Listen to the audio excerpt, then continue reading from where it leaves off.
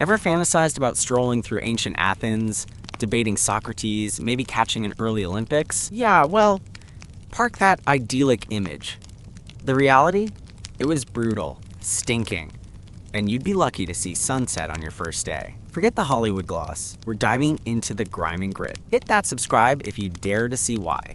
Now, close your eyes. No, really, because when you open them, congratulations. You've just woken up in ancient Greece. The first thing that hits you isn't the Parthenon gleaming on the horizon. It's the smell, a thick, cloying miasma of stale sweat, human waste, animal dung, and something vaguely fishy that's been out in the sun too long. It clings to the back of your throat, making you gag. Your eyes crack open. It's dim. You're lying on something hard. Packed earth, maybe, or rough-hewn wooden planks. A coarse, itchy fabric is scratching at your skin. It's not your PJs. This is real. Too real. You sit up, head swimming. The sounds assault you next. A cacophony.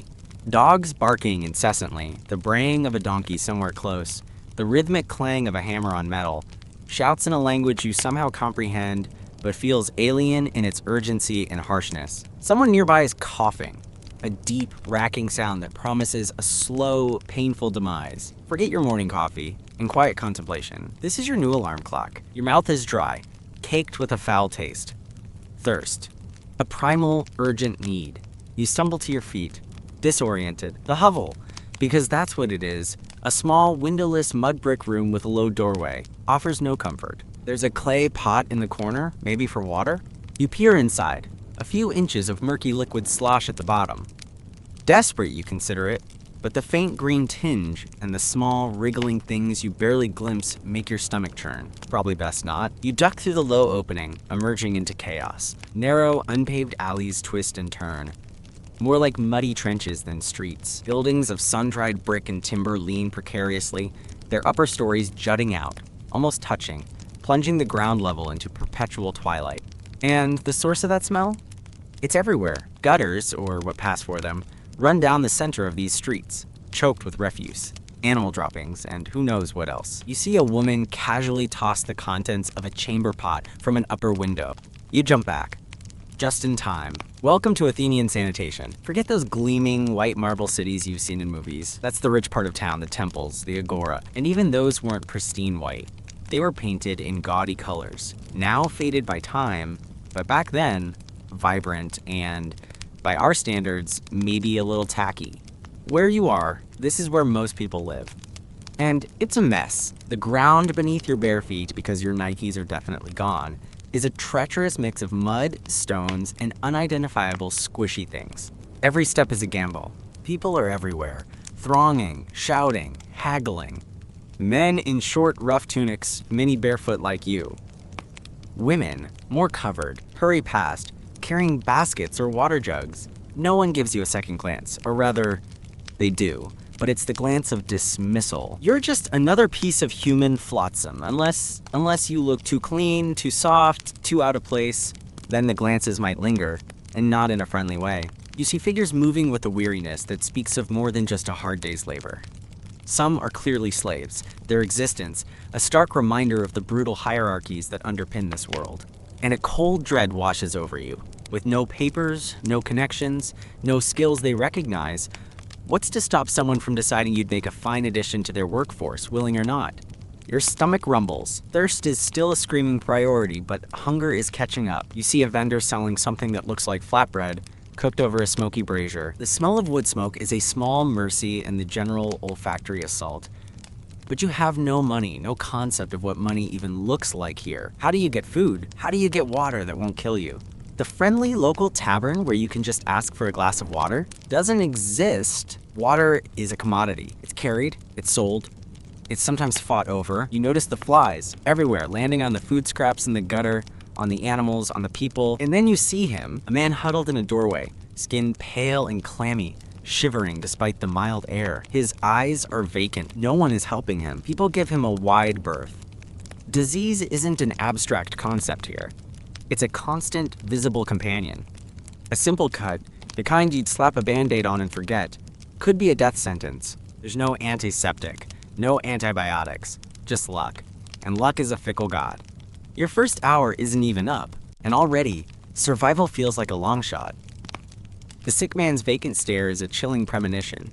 You back away, the image seared into your mind. That could be you. A scratch, a bad drink of water, a fever, and then nothing. No ER, no antibiotics, just a slow fade in a filthy doorway while the world bustles past, indifferent. The urgency of your thirst intensifies, a burning spike in your throat. Forget the murky pot in the hovel. You need a cleaner source, if such a thing exists. You scan the chaotic street. People are carrying amphorae, clay jugs, heading in a general direction. Maybe a public fountain? You decide to follow, trying to blend in.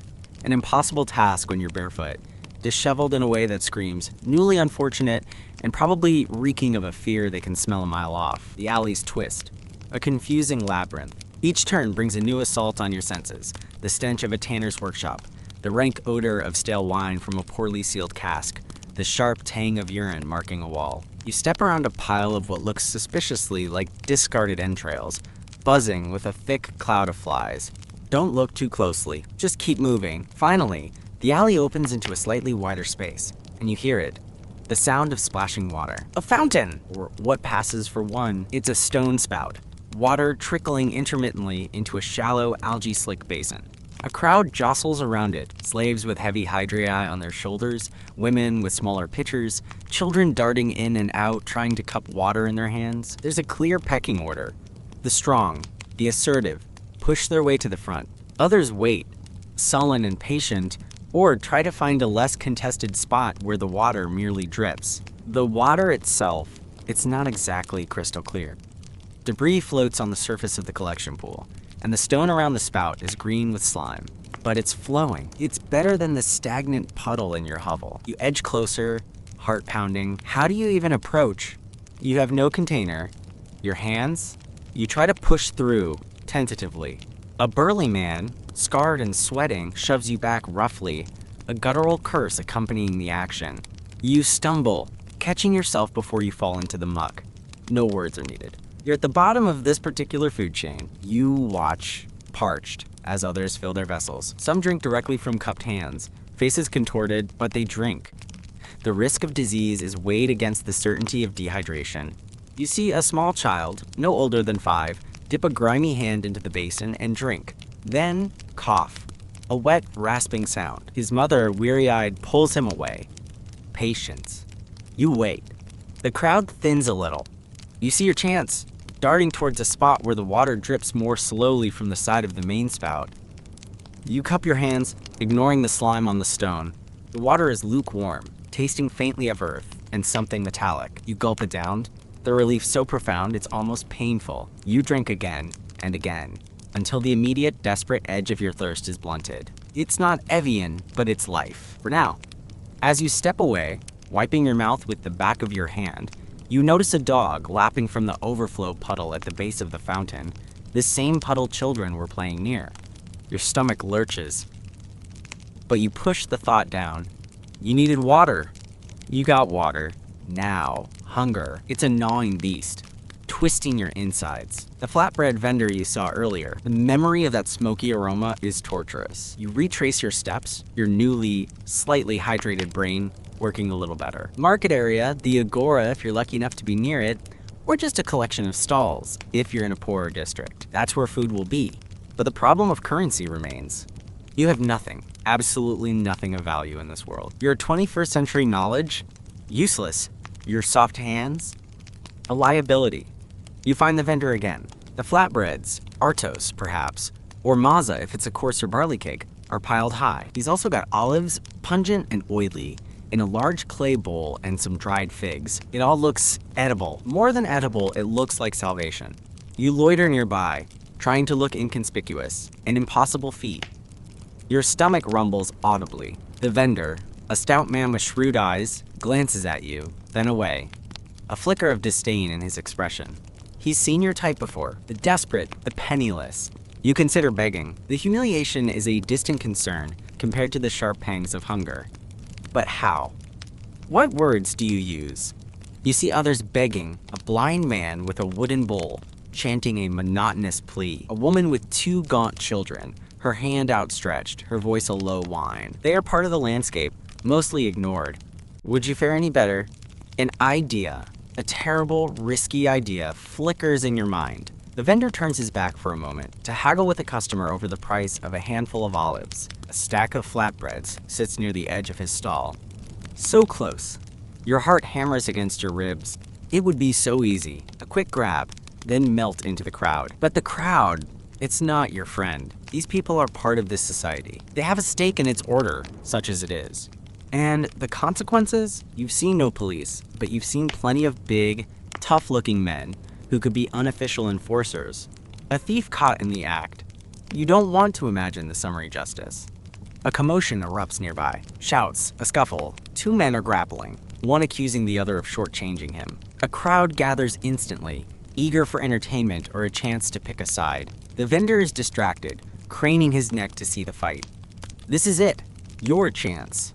Adrenaline surges, but as your hand inches out, you see a young boy, maybe 10 years old, his eyes narrowed, watching you. Not the vendor, but this kid. He's seen your intent. He doesn't say anything, just holds your gaze. There's no judgment, no threat, just observation. But it's enough.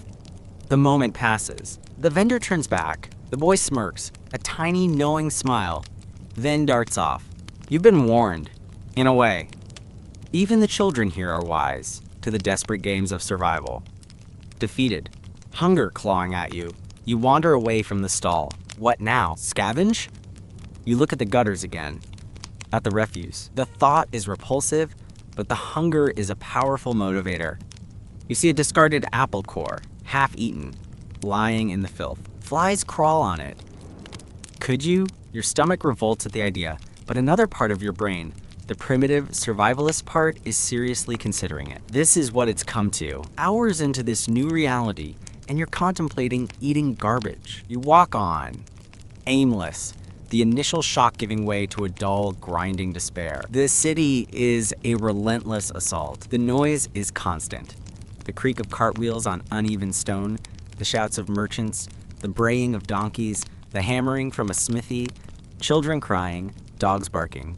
There's no escape from it, no quiet corner to gather your thoughts. Privacy is a luxury you can't even conceive of here. People live their lives in public, their joys, their sorrows, their arguments spilling out into the streets. You pass a doorway from which emanates the sound of someone being violently sick. Further on, you see a man casually urinating against a wall, adding to the already potent stench. No one bats an eye. This is normal. Your modern sensibilities about hygiene and personal space are not just luxuries here. They're alien concepts. You realize you probably stink. You haven't washed. Your clothes are stiff, with dirt and sweat. Whose sweat? You don't want to know. You fit in that regard at least. The sun, filtered through the haze of smoke and dust, climbs higher, beating down on the narrow streets. It's getting hotter. The air grows heavier, more stagnant. You see people seeking shade, huddled in doorways, under makeshift awnings. The pace of life slows a little, a brief siesta from the relentless toil. But even in the heat, the struggle continues. You see a porter, stripped to the waist, muscles bulging, hauling an enormous sack of grain, his face a mask of effort, sweat pouring down his body. His reward? Enough to eat, perhaps. Enough to do it all again tomorrow. You stumble into what seems to be a residential area, if residential can be applied to these tightly packed, ramshackle dwellings. The alleys are even narrower here, barely wide enough for two people to pass. Houses are built one on top of another, often with external wooden staircases that look dangerously rickety. You peer into a darkened interior through an open doorway. It's tiny, a single room, cramped and smoky. A woman is grinding grain with a heavy stone, her movements rhythmic and weary. Children play on the dirt floor. There's no furniture to speak of, just a few pots, some woven mats. This is home for a family. The intimacy is suffocating. Where do they sleep? Where do they cook? Is there anything else I can help you with? Where do they? Well, you've seen where they dispose of waste. The lack of sanitation is not just about the streets. It's inside too. You catch a glimpse of a courtyard shared by several dwellings. A cesspit in the corner, open, buzzing with flies. A mangy chicken pecks at something unidentifiable nearby. The smell here is even more concentrated. more personal. This is the source of so much sickness, you realize. Dysentery, typhoid, cholera. These aren't just words from a history book. They are the invisible predators stalking these streets, far more deadly than any lion in the arena. You think about your comfortable home, your clean bathroom, your refrigerator full of food. It feels like a distant dream, a life lived by someone else. The contrast is so stark, so brutal, it's almost physically painful. How did people endure this? Day after day, year after year. The answer, you suppose, is that they knew nothing else. This was their reality, their normal. You are the anomaly, the one who sees it with horrified, unaccustomed eyes. A sudden, sharp pain in your foot. You cry out, hopping. You've stepped on something sharp, a piece of broken pottery, perhaps, half buried in the grime. You lift your foot. A small bleeding cut, not deep, but it's open. In your old life, you'd wash it, put on antiseptic, a plaster. Here, you stare at the blood welling up, mixing with the dirt already on your skin. The image of the sick man in the doorway flashes back. The flies are already taking an interest. Panic, cold and sharp, pricks at you. This tiny wound, this insignificant injury, could be the beginning of the end. You try to wipe it clean with a piece of your already filthy tunic, succeeding only in smearing the blood and dirt. You need to do something. But what? There are no pharmacies. No doctors you could afford, or even find. You might see temple healers, offering prayers and poultices of dubious efficacy, but that's for those with coin, with connections. You remember stories of ancient remedies, honey, wine, certain herbs. But how would you find them? How would you know what to use? Your knowledge is theoretical, useless. You see an old woman sitting in a doorway, her face a roadmap of wrinkles, her eyes surprisingly sharp. She's watching you, watching your pathetic attempts to tend to your foot. For a moment, you think of approaching her, of begging for help. But what could she do? And why would she help a stranger, another mouth to feed, another burden in a world already overflowing with them? She turns away, dismissive. You're on your own. Utterly, terrifyingly on your own. The sun is starting to dip lower, casting long, distorted shadows down the alleys. The air cools slightly, but the stench remains. The sounds of the city change. Was the narration satisfactory? The daytime clamor of commerce gives way to different noises, more arguments, the sounds of music, a reedy flute, a drum. From somewhere, drunken shouts. The city is not going to sleep. It's just changing its clothes for the night. And the night, you suspect, holds its own terrors. Dark alleys, no streetlights, the risk of robbery, of violence, amplified by the shadows. Your hunger is a constant ache now, your thirst returning. The small cut on your foot throbs. You are tired, so bone-achingly tired you can barely stand. But where can you go? Back to that hovel? Is it even yours? Or were you just an uninvited guest who's overstayed their welcome? The thought of another night on that hard earth, with the scratching fabric and the symphony of city sounds, is unbearable. You see a group of men, rough-looking, gathered around a flickering torch at the entrance to a narrow passage. They're drinking, their laughter loud and coarse. One of them catches your eye, a predatory glint in his. He says something to his companions, and they all turn to look at you. Their expressions unreadable, but definitely not friendly. A wave of pure fear washes over you. You are vulnerable, weak, prey. You turn and hurry away as fast as your throbbing foot will allow, plunging back into the labyrinth of nameless streets. You don't know where you're going, only that you need to get away from those eyes. Every shadow seems to hide a threat, every doorway a potential ambush. The camaraderie you might have imagined, the philosophical discussions under olive trees, the noble pursuit of democracy, all of that is a distant, ludicrous fantasy. This is the reality. A desperate, minute-by-minute struggle for survival in a world that is actively trying to kill you, or at best, is utterly indifferent to your fate. You pass a building that looks slightly more substantial. From within, you hear chanting, a rhythmic, repetitive sound. A temple, perhaps, or some private cult? Religion is everywhere here, woven into the fabric of daily life. Gods and goddesses for every occasion, every fear, every hope. Sacrifices made to appease them, omens sought in the flight of birds, or the entrails of animals. You wonder if there's a god of lost, terrified time travelers? Probably not. Their concerns are more immediate. Good harvests, safe childbirth, victory in battle. Your specific existential crisis is unlikely to make their divine agenda. Light is fading fast.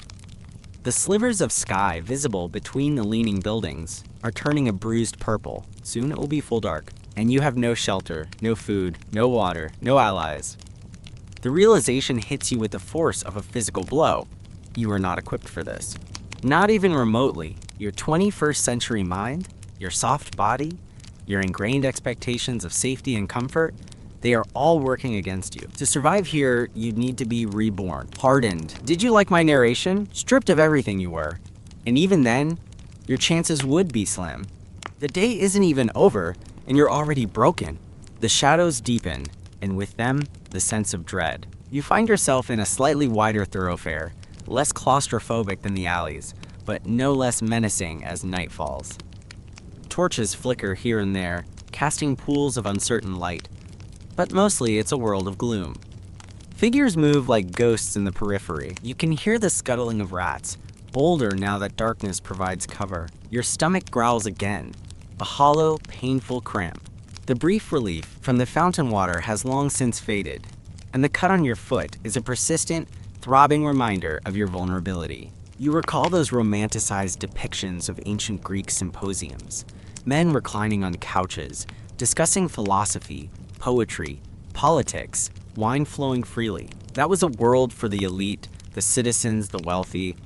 For the vast majority, for slaves, for women, largely confined to the home, for foreigners without status, life was a far cry from that intellectual ideal. You, right now, are far below even the lowest rung of that idealized ladder. You're an outsider, a nobody, with nothing to offer and everything to lose. What about work? Could you find some menial task, sweeping, carrying, something that requires no skill, just a strong back? But even those jobs are likely spoken for, part of an established network. And you, with your strange, unplaceable accent, if you even dared to speak much, and your look of utter bewilderment would stand out. Not in a good way. Suspicion would be the first reaction. Who are you? Where did you come from? In a world where communities were tight-knit, where everyone knew everyone else, or at least their place, a true stranger was an anomaly, and often a threat. You see a baker, his face smudged with soot, closing up his shop. The smell of cooling bread, faint but still detectable, is agony. He glances at you, his expression wary. You wouldn't dare approach. The risk of being chased off, or worse, is too high.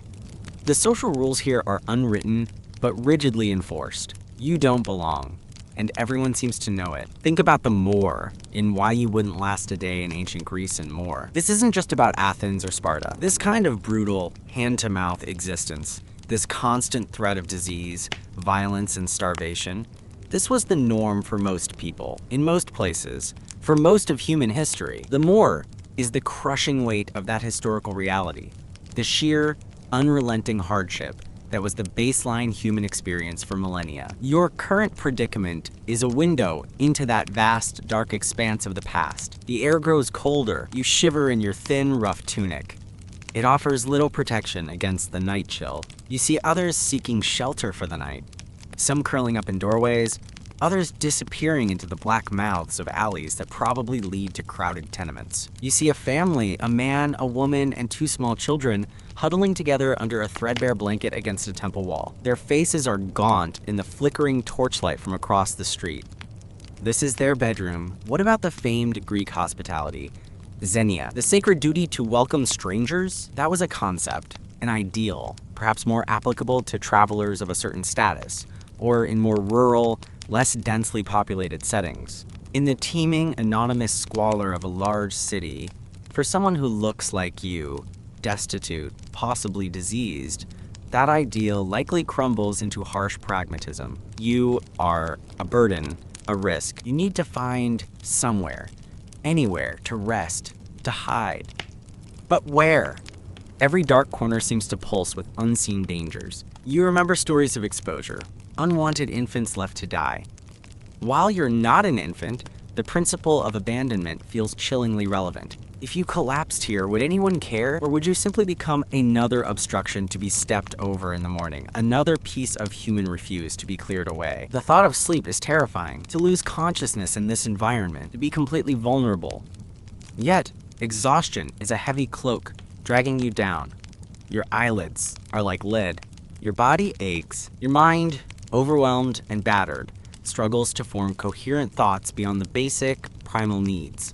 Water, food, safety. You find a recessed doorway, slightly set back from the main flow of nocturnal traffic, if you can call it that. It stinks of old urine and something else, something rotten, but it offers a sliver of concealment. You sink down, huddling against the cold stone, trying to make yourself as small as possible. The ground is hard, uneven. Every sound makes you jump.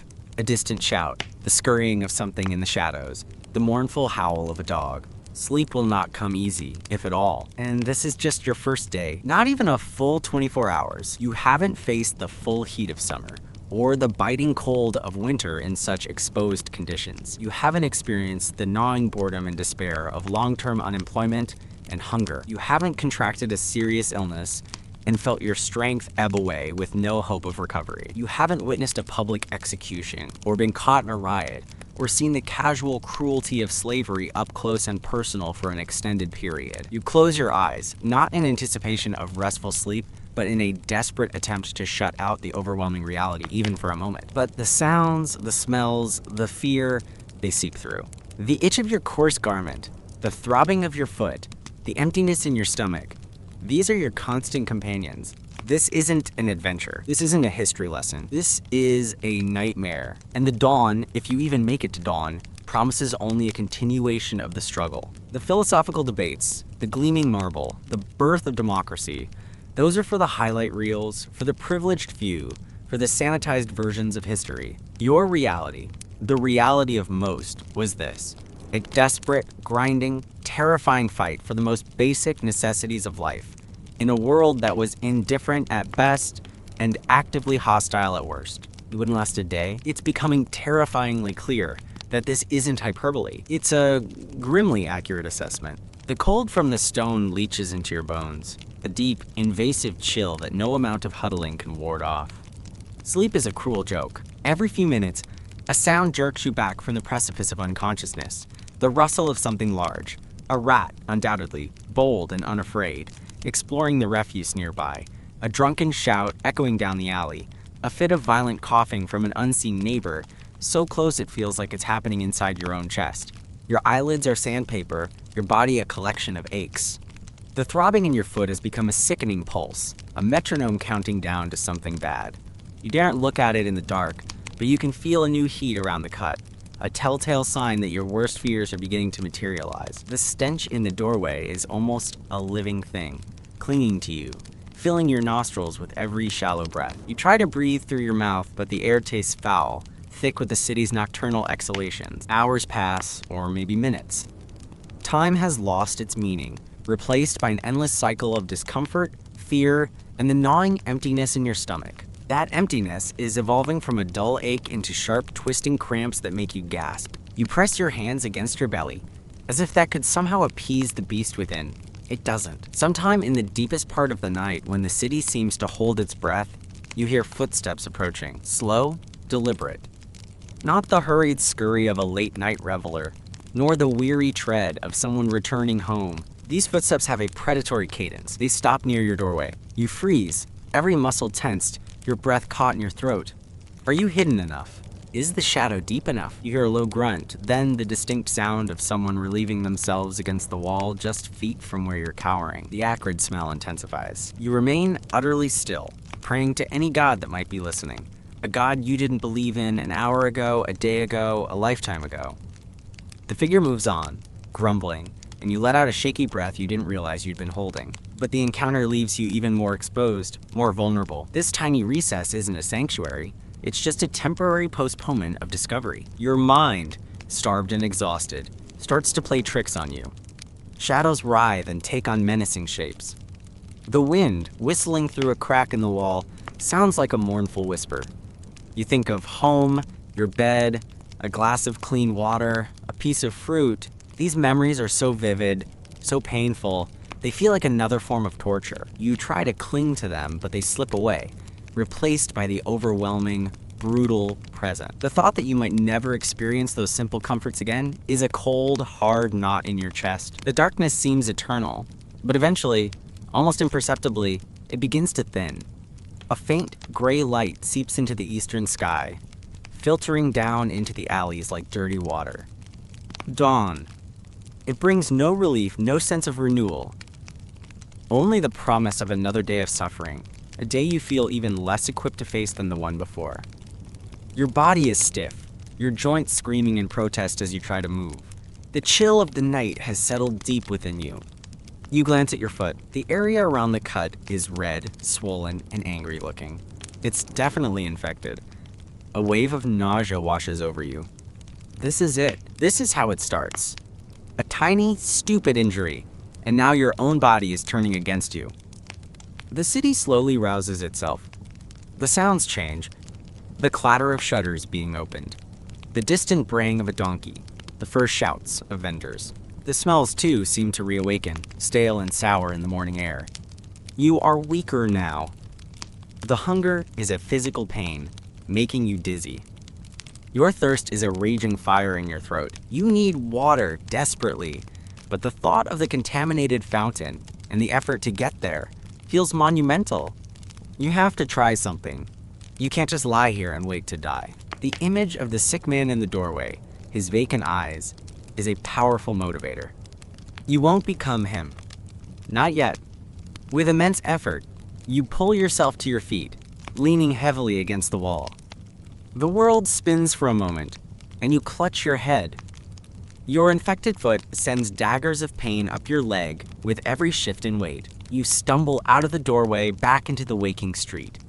People are already moving about, their faces set in expressions of grim determination or weary resignation. No one looks at you, or if they do, it's with that same dismissive glance as yesterday. You are invisible in your misery, a common sight. You need food. The thought of stealing flashes through your mind again, more insistent this time. The consequences be damned. What other choice do you have? You spot a stall where a woman is setting out loaves of coarse bread. Did you enjoy the narration? They look dense, unappetizing by your old standards, but right now, they are the most beautiful things you've ever seen. Your mouth waters. A painful, pathetic reaction. The woman is old, her back bent, her movements slow. Maybe she wouldn't see? You take a hesitant step closer, trying to look casual, like you belong. Your heart is a trip hammer. She turns, her eyes, surprisingly sharp, landing directly on you. There's no kindness in them, only a weary suspicion. She doesn't say a word, just stares, and in that stare you see a lifetime of hardship, of fending off the desperate, of protecting what little she has. You see that she understands your intent perfectly, and, with a certainty that chills you to the core, that she would raise an alarm, and the consequences would be swift and brutal. Defeated again, you turn away, the shame hot on your face, quickly followed by a fresh wave of despair. Begging. It's your only option. You approach a man who looks slightly more prosperous, perhaps a merchant on his way to the agora. He's well dressed. For this place, his tunic cleaner than most. You open your mouth, a croaking sound emerging. Please, you manage. Your voice raspy, unfamiliar even to yourself. Water, food. You hold out a trembling hand. He doesn't even break stride. He looks through you, as if you are a particularly uninteresting stain on the pavement. His lip curls in faint disgust. That's it. No acknowledgement, no flicker of pity, just nothing. The invisibility is worse than outright hostility. It confirms your utter irrelevance. You try again with a passing woman, her face etched with care. She pulls her child closer, hurrying past you as if you are contagious, which you reflect grimly. Looking at your foot, you might well be. Each rejection is a fresh blow. The small store of courage you'd mustered crumbles into dust. You are truly alone, a pariah. The social fabric here is woven tight, and you are not part of its threads. You are a loose end, easily snipped and discarded. The rules of this world are unwritten but absolute, and you don't know them. Your polite entreaties, your desperate pleas, They mean nothing. You don't speak the language of their suffering in a way they recognize or care to respond to. You limp on, directionless. The sun is climbing, already promising another hot, dusty day. Your foot throbs relentlessly. The initial sharp pain has dulled to a deeper, more ominous ache, and you can feel the swelling spreading. You need to clean it, to find something, anything to put on it. But what? And where? You see a dog licking its own wounds by the side of the road. Is that your best option? The thought is horrifyingly desperate. You remember those survival shows where people make poultices from leaves, find clean water sources. But this isn't a pristine wilderness. This is a city saturated with filth. Every plant you see is coated in dust and grime. Every puddle is suspect. Your modern knowledge, which felt so powerful and all-encompassing in your old life, is a useless burden here. You know about germ theory, about antibiotics, about sanitation, and that knowledge only serves to highlight the utter hopelessness of your situation. You know exactly how dangerous that cut is, how easily sepsis can set in, how agonizing and inevitable death from such an infection can be, and you can do absolutely nothing to stop it. The more in this nightmare isn't just about the specific horrors of ancient Greece. It's the crushing realization that for vast stretches of human history, this was normal. This constant, grinding struggle against hunger, disease, and indifference. This wasn't a unique pocket of suffering. It was the default human condition. Your ancestors, somewhere down the line, lived like this. Or worse. They endured. They survived. But they were born into it. They knew the rules. They had the resilience, the immunity, the sheer grit forged in the crucible of this kind of existence. You don't. You are a hothouse plant thrown onto a glacier. You find yourself back near the fountain. The crowd is already thick. The same struggles, the same jostling. You manage, after a painful wait, to cup a little water to your lips. It does little to quench your deep thirst, and the effort leaves you breathless, leaning against the slimy stone, panting. You try to splash some water on your foot, but it's a futile gesture. The water itself is probably teeming with the very things that are now multiplying in your bloodstream. A group of young boys, no older than 10 or 12, are playing nearby, a rough, boisterous game involving a pig's bladder. They bump into you hard. You stumble, crying out as fresh pain shoots up your leg. They laugh, a cruel, unthinking sound, and run off. No apology, no concern, just the casual callousness of those who have never known softness. You are an obstacle, a piece of street furniture, easily knocked aside. The day stretches before you, a vast, barren expanse of suffering. How will you make it through the next hour, let alone the rest of the day? The thought of another night like the last one is unbearable, but what alternative is there?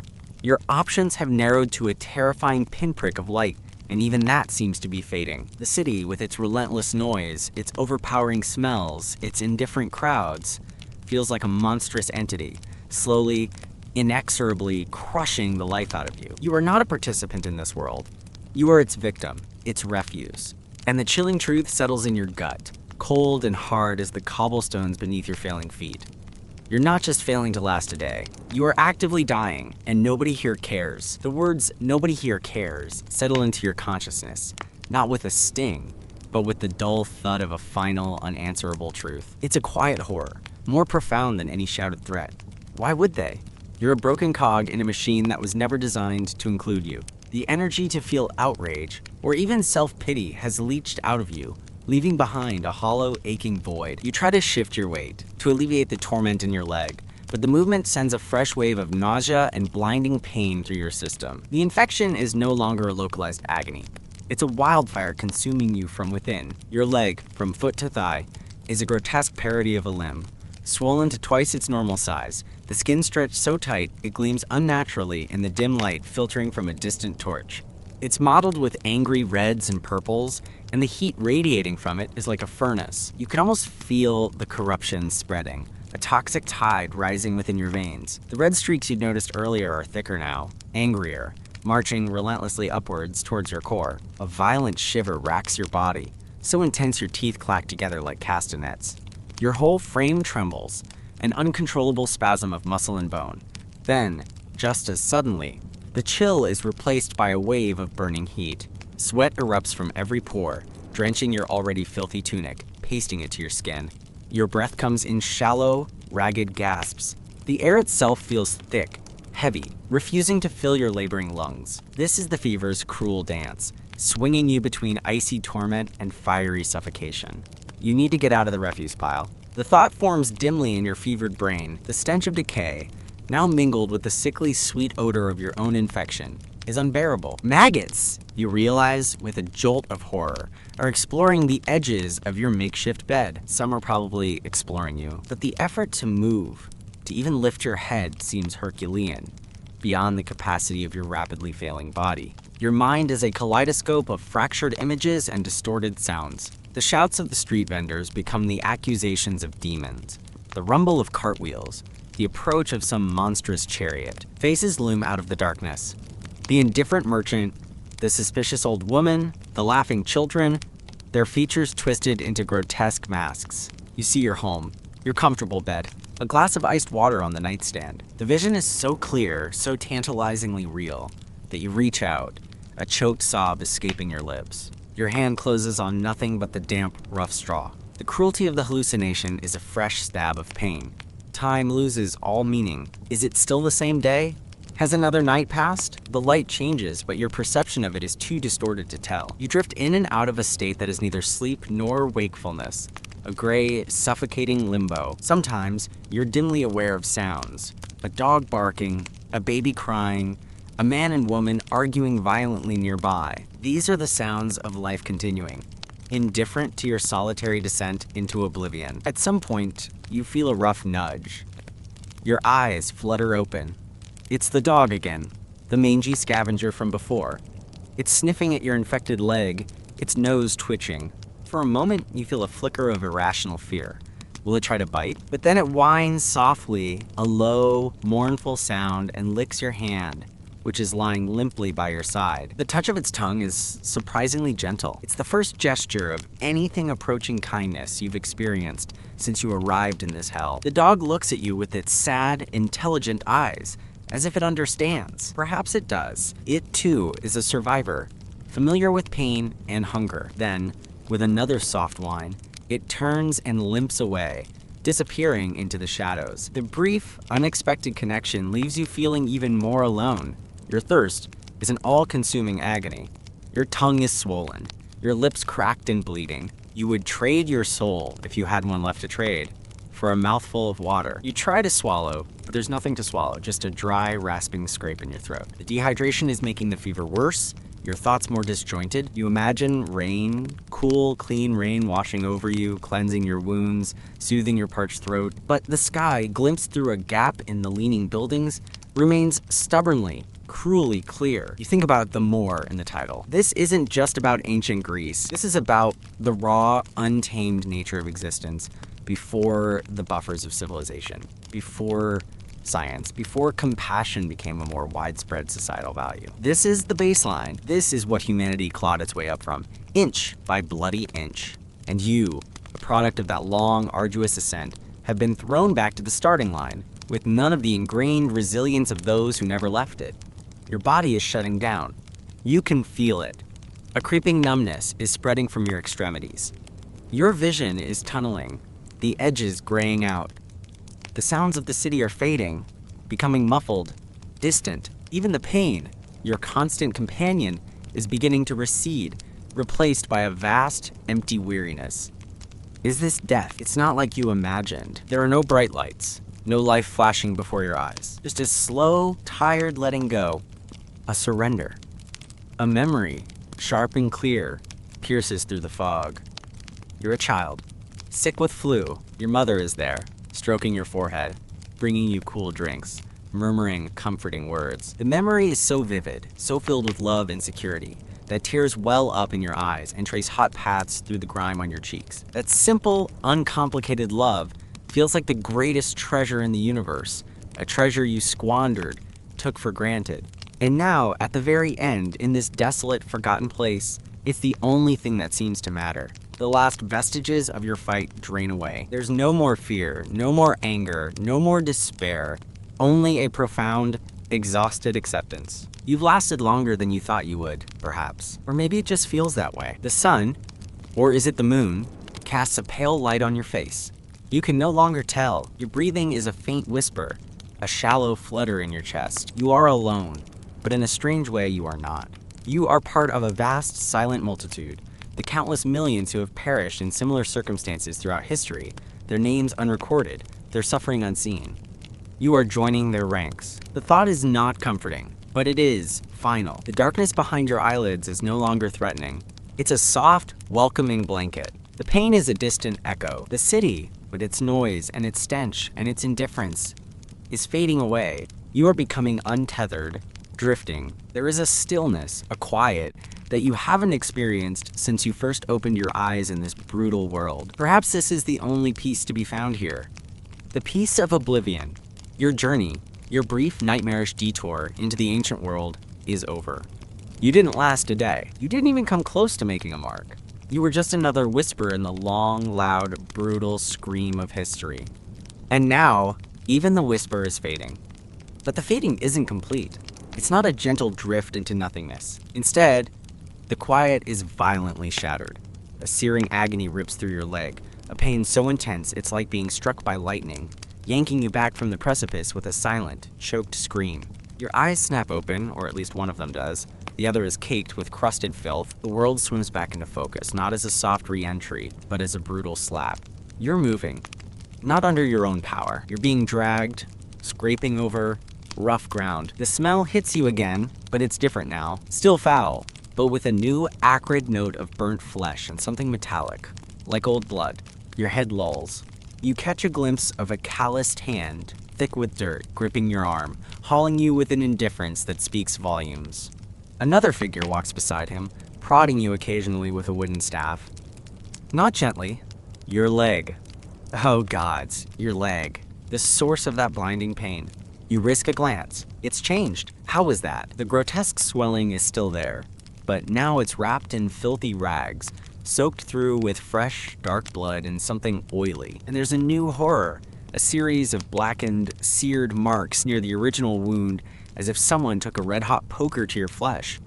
Cauterized. The thoughts sends a fresh wave of nausea through you. Someone found you. Someone decided you weren't quite dead enough, and they treated you in the most brutal, primitive way imaginable. Not to save you out of compassion, you instinctively know. But why? You try to speak, to ask, but only a dry, rasping croak emerges. Your throat feels like it's lined with broken glass. One of the men, dragging you, grunts, glances back. His face a mask of hard lines and missing teeth. He says something in that harsh, guttural tongue. You don't understand the words, but the meaning is clear enough from his dismissive gesture and the way he tightens his grip, hauling you faster. You are cargo. Damaged goods, perhaps, but cargo nonetheless. The journey is a blur of pain and jolting movement. The alleys give way to a more open, sun-baked area. Dust chokes you. The sounds are different here, too. More rhythmic. The clang of metal on stone, the shouts of overseers, the groan of ropes under strain. You're dragged through a gateway into a large, walled compound. The air here is thick with the smell of sweat, stone dust, and despair.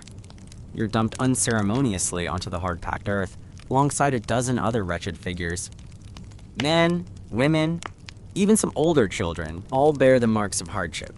Some are gaunt, others scarred.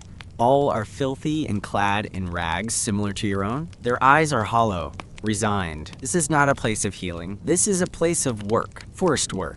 A new figure approaches, taller than the others, better fed, carrying a whip of knotted leather that he idly flicks against his thigh. He looks you over, his gaze cold and appraising, like a butcher inspecting a side of meat. He pokes your injured leg with the toe of his sandal. You cry out. A pathetic whimper. He grunts, says something to one of your captors. There's a brief exchange. Money changes hands. A few dull bronze coins. You've been sold. For less than the price of a decent pot. Probably. The realization hits you with the force of a physical blow.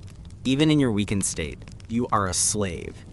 The word tastes like ash in your mouth. All those abstract historical discussions about slavery, the statistics, the moral condemnations, they mean nothing compared to this raw, personal, terrifying reality. Your life, your body, your will.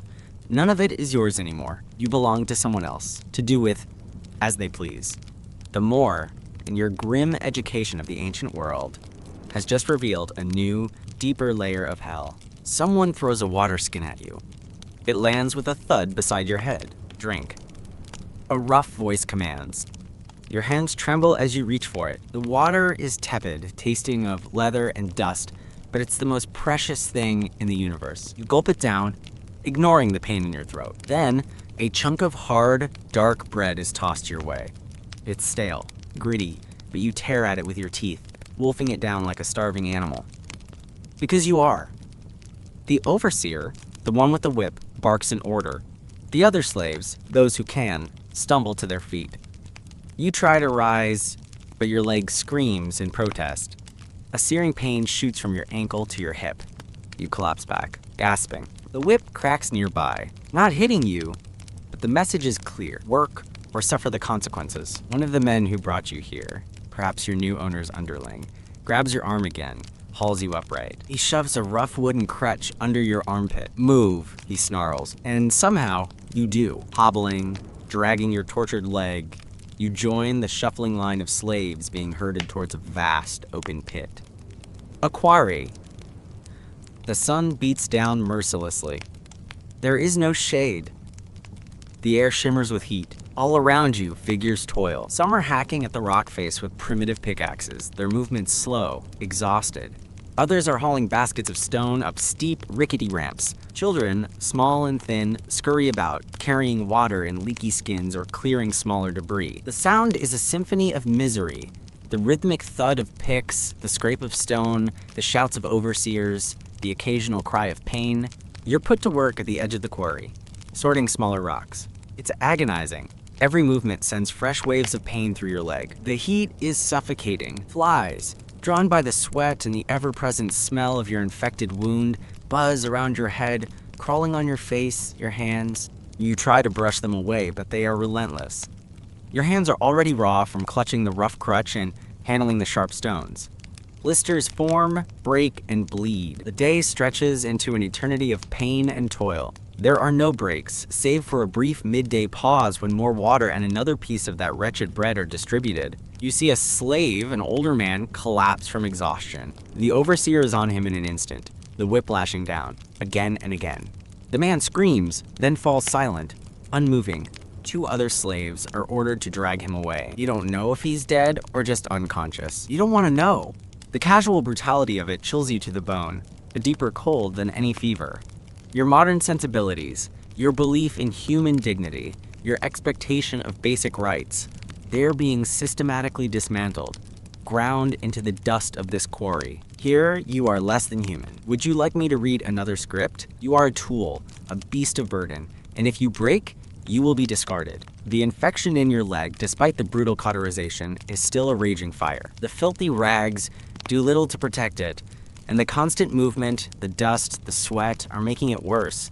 You can feel the throb intensifying, the heat spreading. You know, with a chilling certainty, that the crude, quote, treatment was just a temporary measure, perhaps to make you saleable, or to get a few days' work out of you before you inevitably succumbed. As evening approaches, the light fading, the slaves are herded back towards a different part of the compound. Not individual hovels this time, but a long, low building, more like a barn or a sty. You're shoved inside with dozens of others. The stench is overwhelming. Unwashed bodies, stale sweat, excrement, sickness. There are no beds, just the hard-packed earth, perhaps a thin scattering of flea-infested straw. You collapse into a corner, your body screaming for rest, but knowing there will be little to be found here. Slaves huddle together for warmth, or perhaps for some semblance of company, though few words are spoken. Their faces are masks of exhaustion and despair. You see a woman quietly weeping in a corner, trying to comfort a whimpering child. You see old wounds, fresh injuries, the ravages of malnutrition and disease. This is a pit of human suffering. Food arrives, a thin, watery gruel ladled out into rough wooden bowls. It's barely sustenance, tasteless and unsatisfying, but you eat it ravenously, your body desperate for any fuel. You watch the others. There's a pecking order even here. Among the wretched, the stronger, the more aggressive, get slightly larger portions or push their way to the front. You, weak and injured, are at the bottom. Night falls. There are no lights inside the slave barracks, just darkness and the sounds of suffering. Coughing, groaning, whimpering, the occasional stifled sob. Sleep is impossible. Your leg throbs with a relentless burning pain. The fever is rising again, bringing with it the chills and the sweats, the disjointed, terrifying hallucinations. You see the faces of your loved ones, hear their voices, but they are always just out of reach, separated from you by an impassable chasm of time and circumstance. You wonder how long you can survive this? A day? A week? The physical toll is immense, but the psychological erosion is perhaps even worse. The loss of hope, the crushing weight of utter powerlessness, the constant fear. This isn't just about physical hardship. It's about the annihilation of the self. You think back to your arrival in ancient Greece, your naive shock at the smells and the filth of the city streets. That seems almost idyllic now, a time of relative freedom compared to this. Then you were just lost and desperate. Now you are owned. Your very existence is conditional, dependent on your ability to perform labor, to endure suffering. The more of your lesson is this: the spectrum of human misery is far wider and deeper than you could have ever imagined. And you are exploring its darkest corners. The ancient world wasn't just inconvenient or unsanitary. For a vast number of its inhabitants, it was a relentless, soul-crushing struggle for survival, often under conditions of unimaginable cruelty and deprivation. You drift into a fitful, feverish doze, only to be jolted awake by a scream. One of the slaves, a young man, is thrashing on the ground, his body contorted. An epileptic fit? Or some other sudden, violent illness? No one helps him. The others merely shift away, creating a small, empty space around him. The overseers, if they hear, do not come. He is left to suffer alone, his cries eventually fading into whimpers, then silence. Another casualty.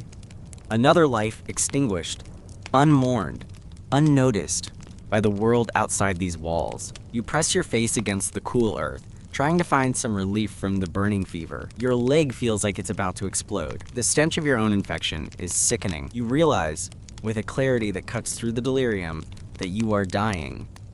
Again, but this time, it's slower, more agonizing, and you are not alone in your misery, but surrounded by it, drowning in it. This is what it means to be expendable. To be a slave in a world that values your life only in terms of the labor it can extract before you break. The dawn, when it finally comes, will bring no hope, only the certainty of more pain, more toil, and the ever-approaching shadow of your own inevitable end. The whisper wasn't quite faded before, but now, it feels like it's being systematically, brutally, and very slowly choked out of you. The gray light of dawn, when it finally seeps through the cracks in the slave hut's dilapidated walls, is not a messenger of hope. It's a summons to another cycle of torment, another day closer to the inevitable. Your eyes, or the one you can pry open, register it with a dull, throbbing dread. The whisper of your life, already so faint, feels like it's being squeezed tighter, the pressure unbearable.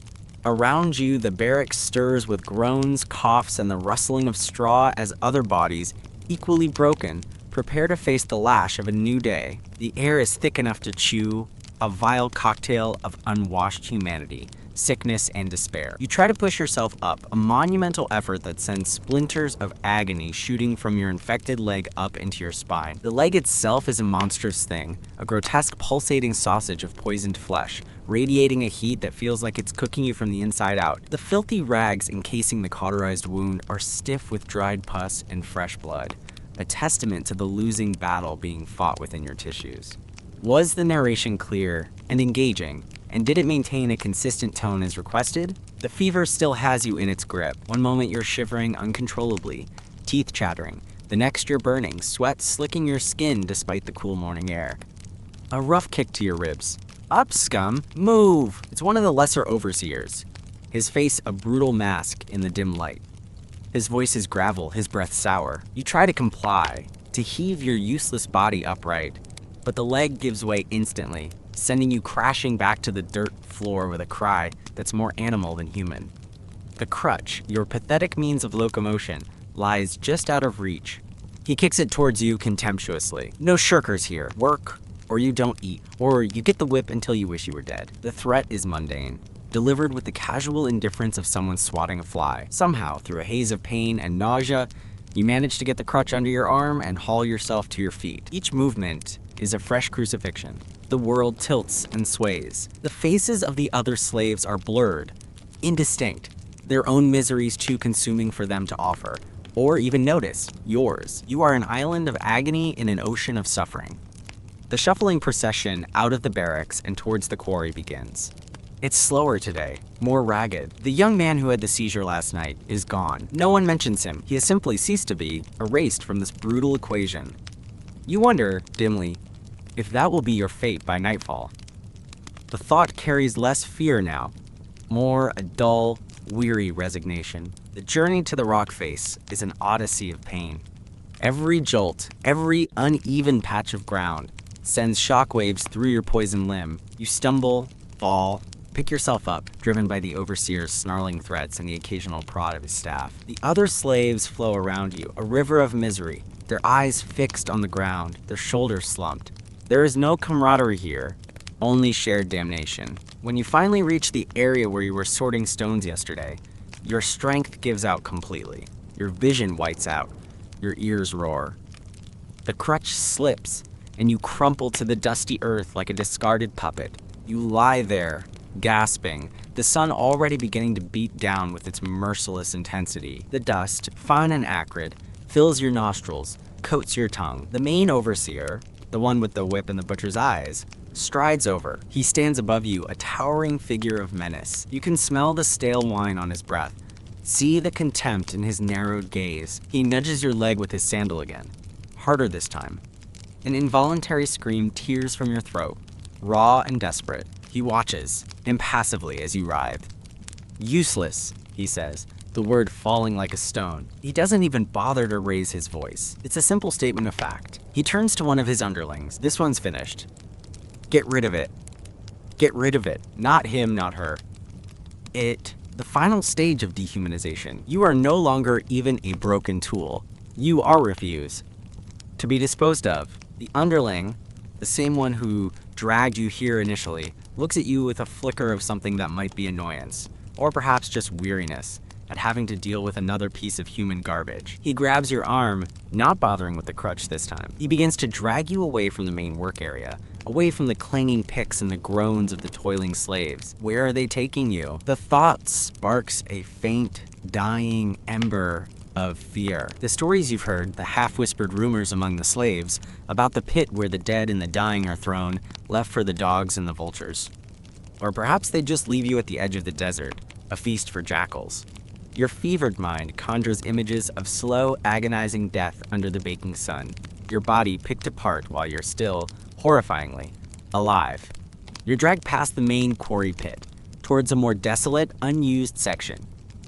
The ground here is littered with larger, discarded boulders and piles of rubble. The stench of decay is stronger here, mixed with the dry, mineral scent of the undisturbed earth. He hauls you a little further, into a shallow depression between two large rocks, effectively out of sight of the main compound. And there, he simply lets go. You fall heavily onto the sharp stones, another burst of pain racking your body. He doesn't look back. He just walks away, his footsteps receding, leaving you utterly alone. This then is it, the final abandonment, not even worthy of a burial pit, just left to rot like an animal carcass. The sun climbs higher, its rays searing your exposed skin. Thirst, a raging inferno, consumes you. Your lips are cracked and bleeding, your tongue a swollen, useless lump in your mouth. You try to lick your lips, but there's no moisture to be found. Flies, bold and numerous, descend upon you. They crawl into your eyes, your ears, your nostrils. They feast on the oozing wound in your leg. You lack the strength to even brush them away. You are becoming part of the landscape, a decaying element in this desolate corner of a forgotten world. Your mind, unmoored by fever and despair, drifts. You see your life, your real life, the one from the 21st century, flickering like a faulty projector. The faces of loved ones, the comfort of your home, the simple dignities you took for granted, access to clean water, medicine, a kind word. It all seems like an elaborate dream, a fantasy concocted to mock your current reality.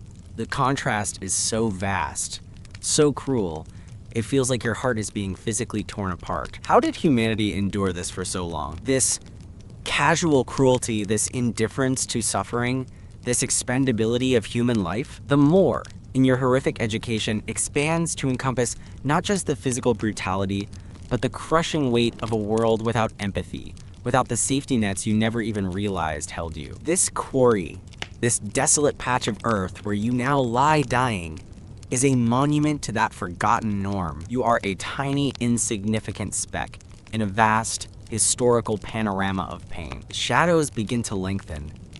Or are they?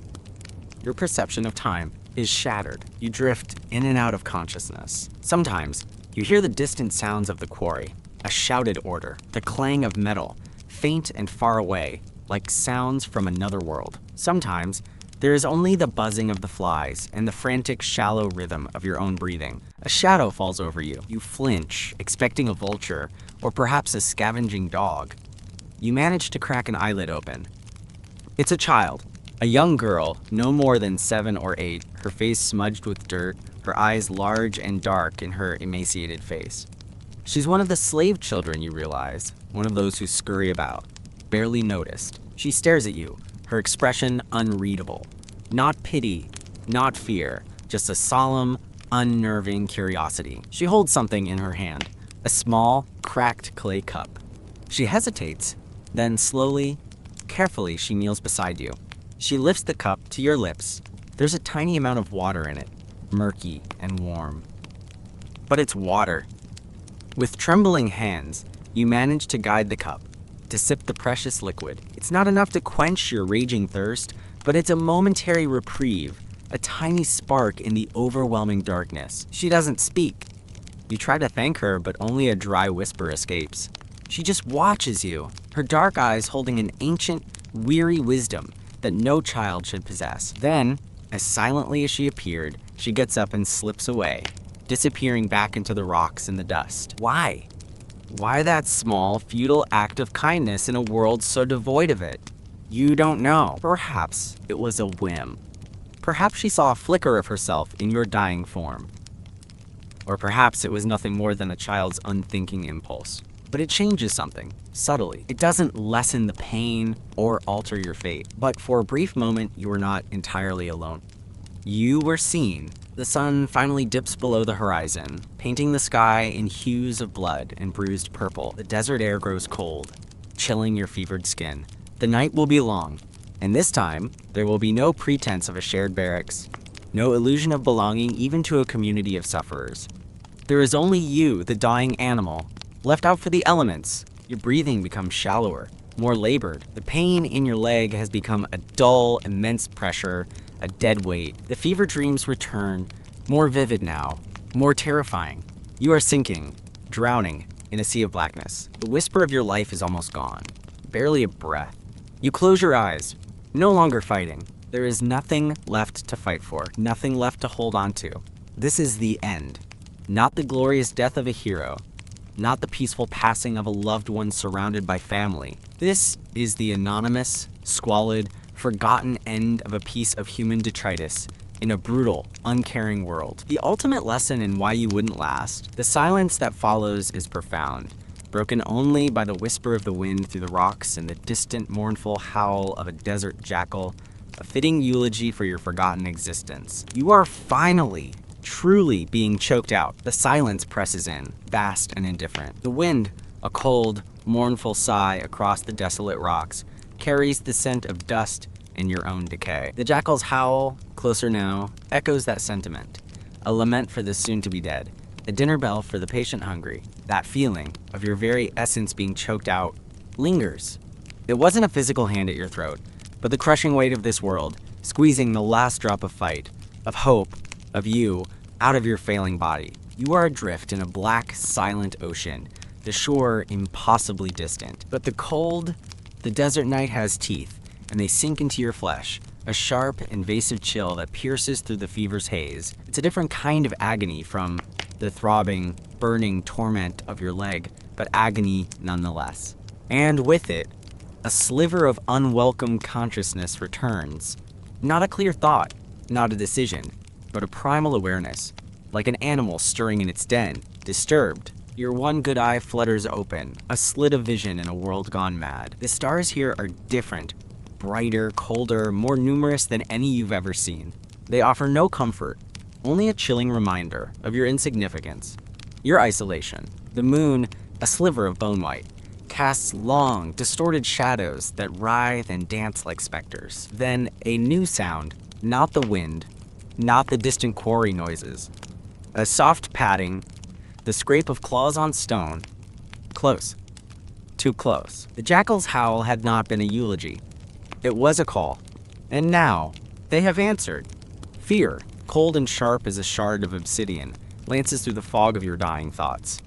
It's a primal, instinctual terror, the terror of prey knowing the predator is near. Your heart, which you thought was ready to surrender, gives a painful, stuttering lurch, a pathetic drumbeat against the silence. You can smell them now, a rank, musky odor mingling with the putrid sweetness of your own gangrenous leg. They are not ghosts. They are real. Did you like my narration of the script? And they are here for you. You try to move, to scream, to do something, but your body is a leaden weight, unresponsive to the frantic commands of your terrified mind. Your limbs are alien, disconnected. The only sound that escapes your lips is a faint, rattling gasp, like air leaking from a punctured lung. A shadow detaches itself from the larger darkness, low to the ground, sleek, its eyes gleaming with a predatory light, reflecting the cold starlight.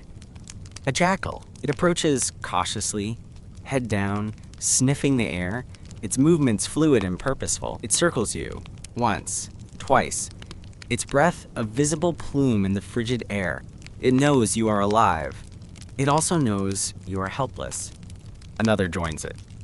And another, a small pack, emboldened by your stillness, your obvious weakness. They are not large animals, not like wolves, but in your current state, they are death incarnate, armed with teeth and hunger. One, braver or perhaps hungrier than the rest, ventures closer. It nudges your uninjured foot with its wet nose. The touch, tentative yet full of menace, sends a jolt of pure, undiluted horror through you. This is how it ends, not with a quiet fading, but with the tearing of flesh, the gnawing of bone, eaten alive, piece by piece, while you watch, while you feel. The child's water. That tiny sip, had it been a curse in disguise? Had it prolonged your consciousness just enough for you to experience this ultimate degradation? The irony is a bitter acid in your soul. The jackal, emboldened by your lack of reaction, moves towards your face. You can smell its carrion breath, see the glint of its teeth. Its eyes, inches from yours, are black pits, reflecting nothing but its own primal need. This is it, the final moment, and then something breaks. Not in your body, but in your mind. Or perhaps it's something deeper, something more ancient than thought. The last, flickering ember of the will to live, buried deep beneath layers of pain and despair, ignites into a desperate, mindless spark. It's not courage. It's not strategy. It's the raw, unthinking instinct of a cornered animal with a surge of adrenaline you didn't know you possessed. A force born of pure terror. You move. It's not a coordinated action. Your body lurches, a grotesque, spastic heave. Your uninjured arm flails out. Your hand, gnarled and filthy, connects with something, the jackal's snout. A surprised yelp. The jackal recoils, startled by the sudden, unexpected movement from what it had assumed was already carrion. It's not a powerful blow, hardly even a slap, but it's enough. Enough to break the spell of its predatory confidence. If only for a second. The other jackals pause, their heads cocked, wary. You've surprised them. You've shown a flicker of fight. You try to scream, to make a noise, any noise, to scare them further. What comes out is a harsh, croaking roar, a sound torn from the very depths of your being. More animal than human. It's a sound of pure, unadulterated agony and defiance. And you keep moving, thrashing, rolling, using your one good arm and your uninjured leg to propel yourself, dragging your ruined limb like a hideous anchor. The pain is beyond description. A white-hot inferno that consumes your senses, but the fear of those gleaming teeth is even greater. You roll into one of the large boulders, your back slamming against the cold stone. It offers a momentary respite, a solid surface against which to brace yourself. The jackals are still there, circling, hesitant now, unsure. They are scavengers, opportunists. They prefer their meals already dead, or at least incapable of fighting back. You, in your desperate, pain-fueled frenzy, are suddenly less appealing. You grab a loose rock, your fingers scrabbling, closing around its sharp, uneven edges. It's heavy, clumsy, but it's a weapon, or at least the idea of one. You wave it feebly, growling, a continuous guttural sound rumbling in your chest. You are no longer a thinking human being. You are a creature, stripped bare, fighting for its last breath. The standoff continues for what feels like an eternity. The jackals whine, pace, their eyes never leaving you. The cold gnaws at you. The pain in your leg is a relentless, throbbing bass note beneath the shrill terror. Every breath is a struggle. Every movement an agony. But you don't stop. You can't. To stop is to die, to be torn apart. Slowly, one by one, the jackals begin to lose interest. The effort, the risk, is perhaps too great for a meal that is still, however feebly, fighting back. They have other options, easier prey. With a final, lingering look, they melt back into the shadows, their soft footfalls fading into the desert silence. You are alone again. But this aloneness is different. It's not the peaceful surrender of earlier. It's the raw, gasping aloneness of having stared death in the face and, somehow, inexplicably, made it blink. The adrenaline recedes, leaving you utterly drained, a quivering wreck. The pain, which had been momentarily eclipsed by the terror, rushes back in, overwhelming, all-consuming. You collapse against the boulder, the rock falling from your nerveless fingers. Sobs rack your body. Dry, broken sounds. You are alive, but for what? The night wears on, an endless expanse of cold and pain. The stars wheel overhead. The wind whispers its mournful secrets. You drift in and out of a delirium, where the jackals return, their eyes burning, their teeth snapping. You fight them in your dreams, thrashing against unseen enemies, until the agony of your leg pulls you back to a bleaker reality. Dawn! Again. The sky bleeds gray, then pink, then a harsh, unforgiving orange. The sun's first rays bring no warmth, only the promise of another day of torment. You are still alive. A fact that seems both miraculous and utterly cruel. Your leg. It was bad before, it's catastrophic now. The movement, the thrashing, has undoubtedly worsened the infection, tearing whatever fragile healing the cauterization might have offered. It's a swollen, discolored horror, oozing a foul-smelling discharge. The stench of it is overpowering, even to your dulled senses. With a certainty that transcends medical knowledge, that it is killing you slowly, agonizingly, but undeniably.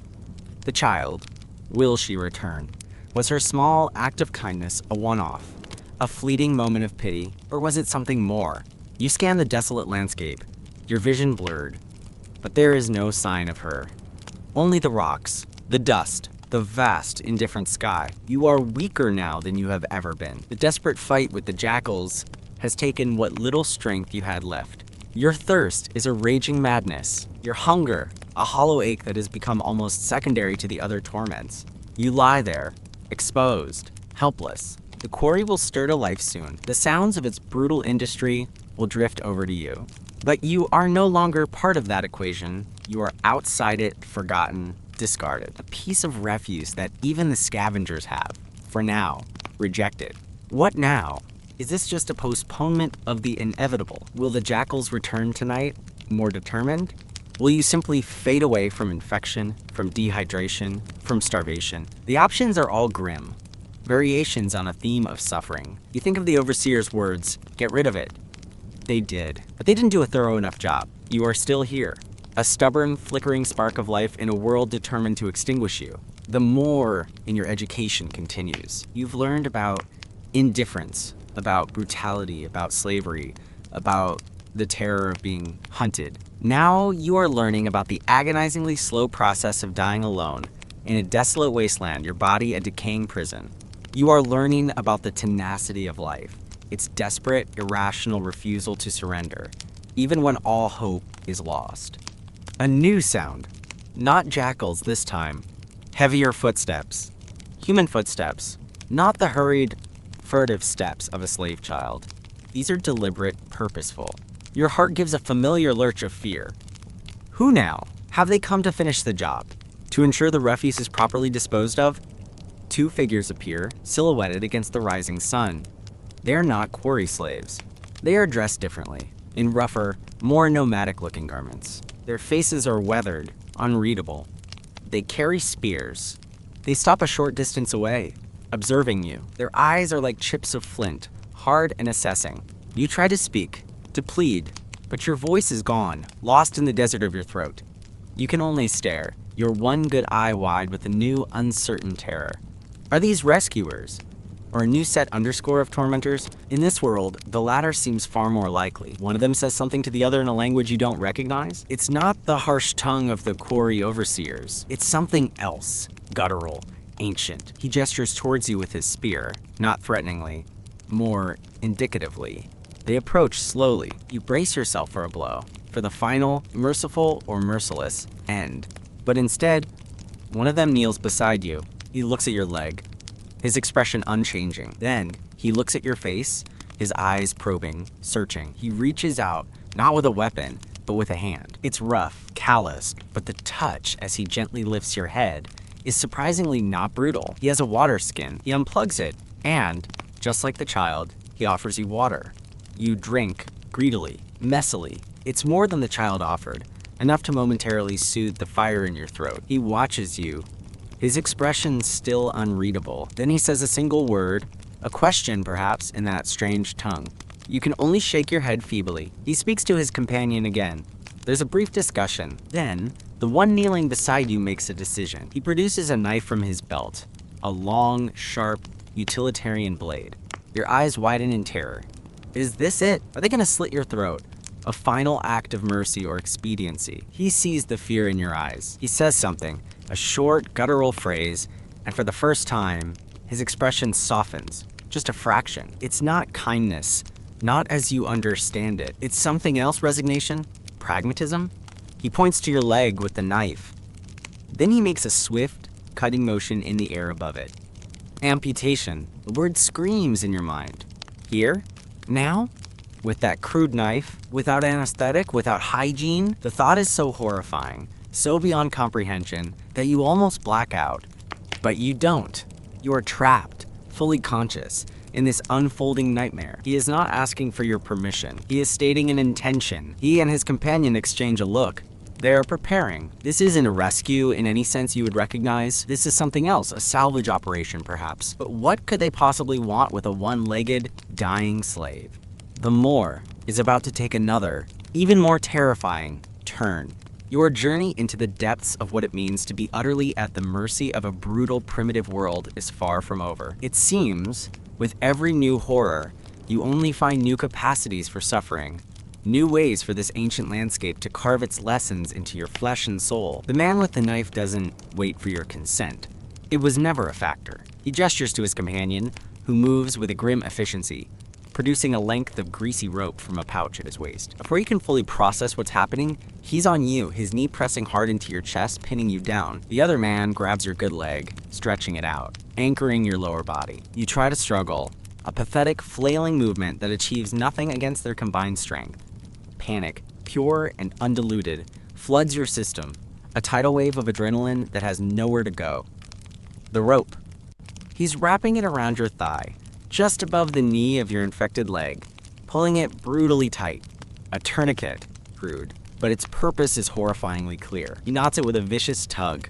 The pressure is immense, a new band of agony constricting your already tormented limb. You gasp, a choked, strangled sound. The man with the knife kneels, positioning himself. He tests the edge of the blade against his thumb, his face impassive. There's no malice in his expression, no sadism. Just a focused, almost workmanlike intensity. This is a job to be done. You are not a person in this moment. You are a problem to be solved, a piece of damaged meat to be trimmed. He places the cold steel against your skin, just below the tourniquet. You see it glint in the morning sun. Your mind screams, this cannot be happening. This is a nightmare.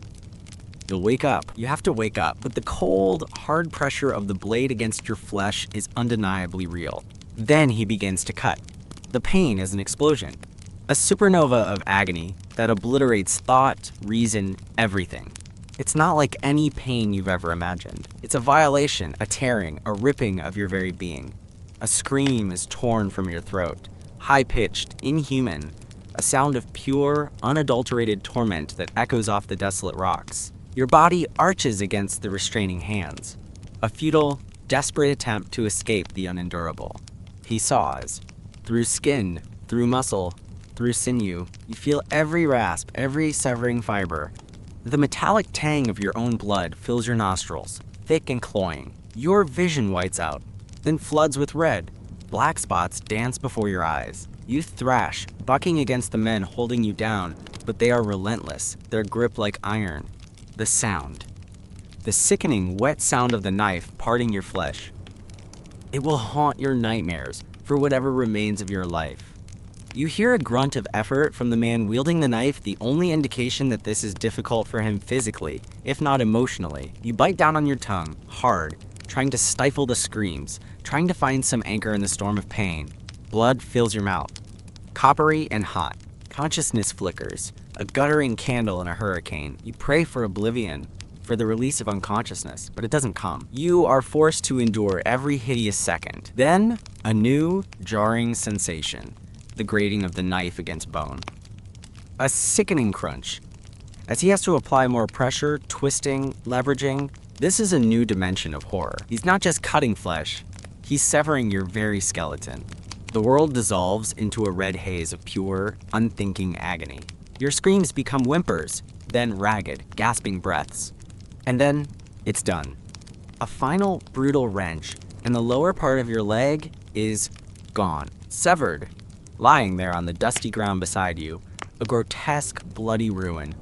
Your leg. Your foot. Gone. The sight of it, even through the blur of pain and tears, is a psychic shock that almost stops your heart. The man who held you down immediately grabs something else. A piece of iron, heated in a small, quickly kindled fire you hadn't even noticed them preparing. It glows a dull, angry red. Cauterization. Again. But this time, on a massive, open wound. Before you can even register this new horror, he presses the searing metal against the stump of your leg. If the cutting was agony, this is hellfire. The smell of your own burning flesh fills the air, a nauseating, acrid stench. The pain is so intense, so all-encompassing, that your mind simply breaks. There's a roaring in your ears, a flash of blinding light, and then, blessed, merciful darkness. You finally pass out.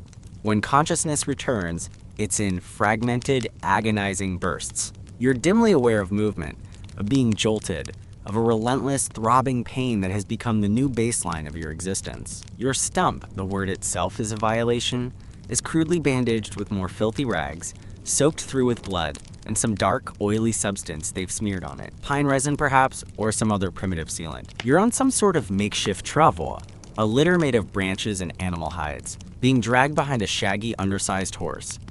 One of the men leads the horse, the other walks alongside, occasionally adjusting your position, his touch rough, impersonal. The sun beats down. Dust chokes you. Every jolt sends fresh waves of torment through your mangled limb. Where are they taking you? Why did they do this? The questions circle in your fevered brain, unanswerable. You try to speak, but your throat is too raw, your tongue too swollen. You are completely at their mercy, a broken piece of cargo. Hours pass. Or maybe days. Time has become a fluid, meaningless concept, measured only in pulses of pain and moments of lucidity. You drift in and out of consciousness. Sometimes you're vaguely aware of them stopping, giving you sips of water, forcing some kind of pasty, tasteless food into your mouth. They are keeping you alive. But for what purpose? The landscape changes.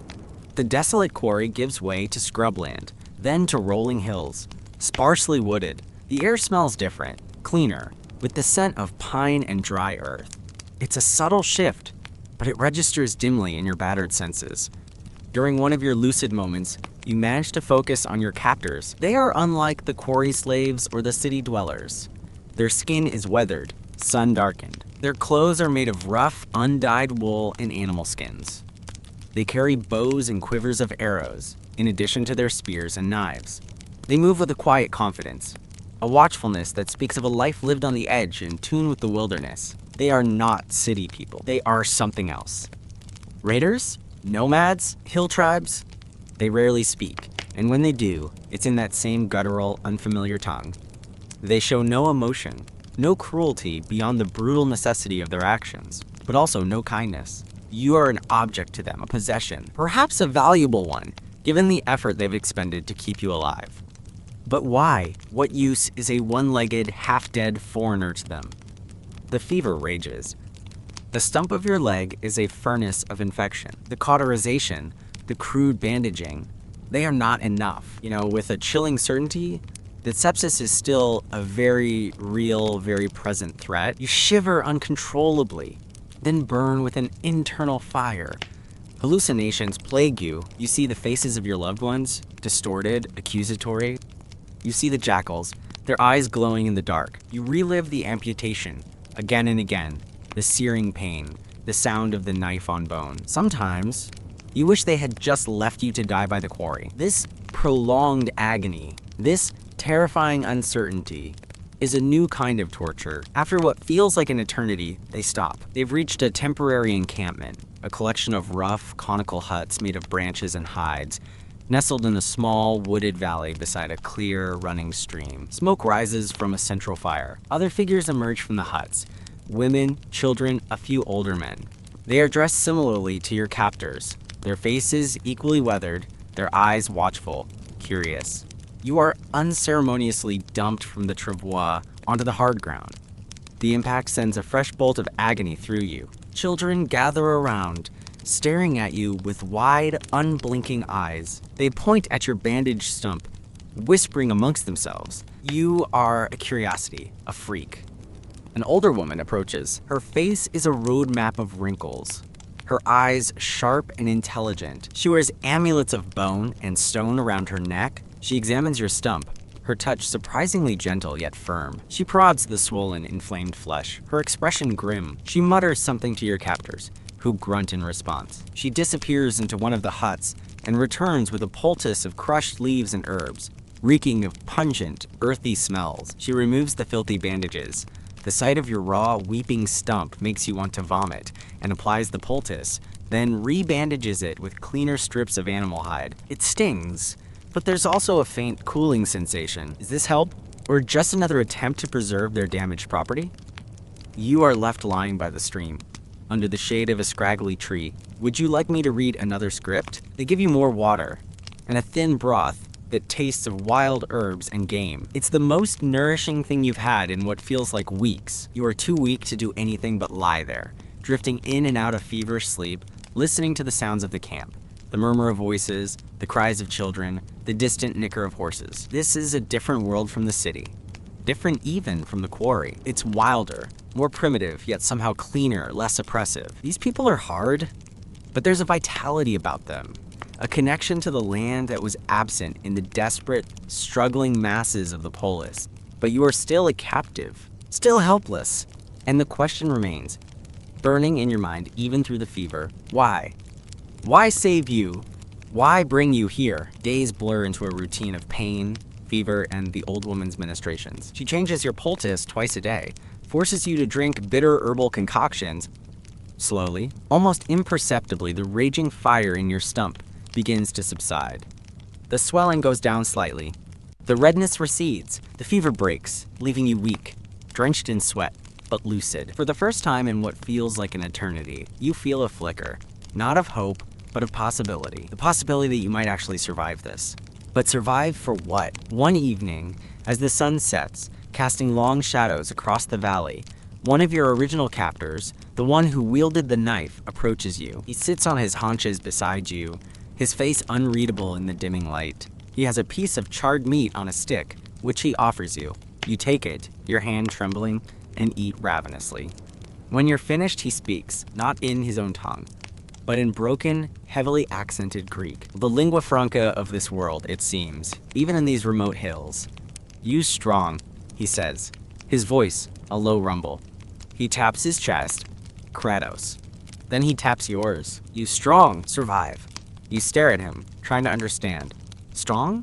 You feel like a shattered wreck, a husk of your former self. "Why?" you manage to croak, your voice raspy from disuse. "Why save me?" He looks at you for a long moment, his dark eyes inscrutable. Then he points towards the mountains that loom in the distance, their peaks shrouded in mist.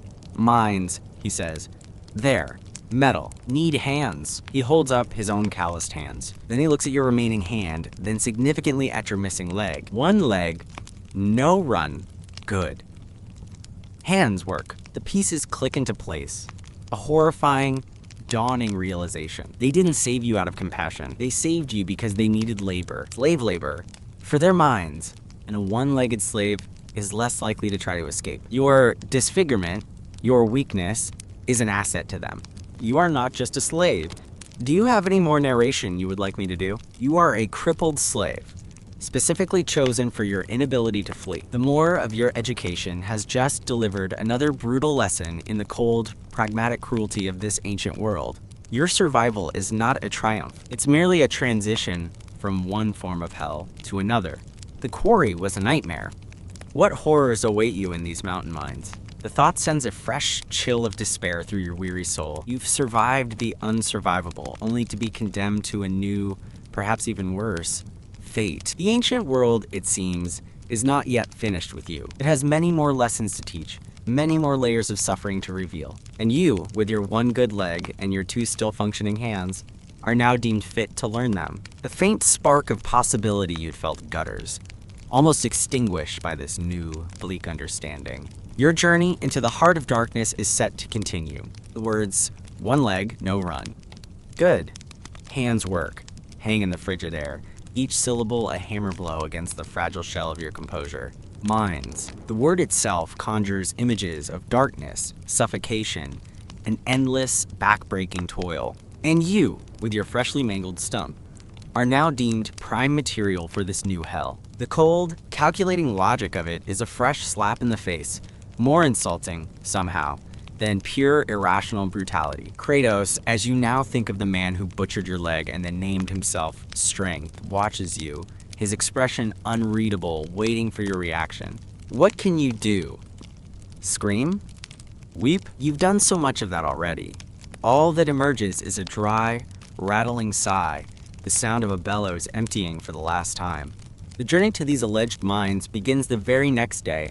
The old woman, her face a mask of ingrained stoicism, inspects your stump one last time.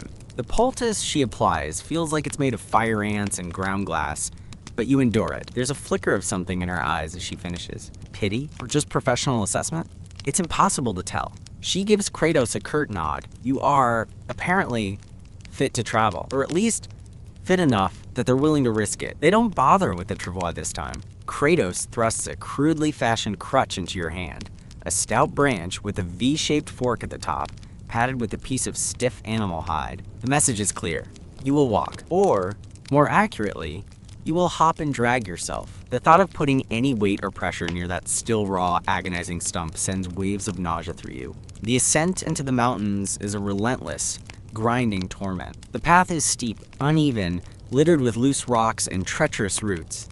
Each step is an exercise in controlled agony. The crutch bites into your armpit, rubbing it raw. Your good leg, forced to bear your entire weight, quickly becomes a pillar of fire, muscles screaming in protest. Your stump, despite the bandaging, throbs with every jolt, sending searing shards of pain up into your hip, into your spine. You fall, constantly. Each time, Kratos or his silent companion hauls you roughly to your feet, their faces impassive, their patience clearly limited. There are no words of encouragement, no offers of assistance beyond the bare minimum required to keep you moving. You are livestock, prodded along the path to slaughter, or in this case, to a different kind of slow death. The air grows thinner, colder. The sun, when it breaks through the sparse, twisted trees, feels weak, offering little warmth. The landscape is stark, unforgiving, gray rock, stunted vegetation, vast, empty skies. You see no other signs of human life, only the occasional soaring bird of prey circling high above, a silent observer of your misery.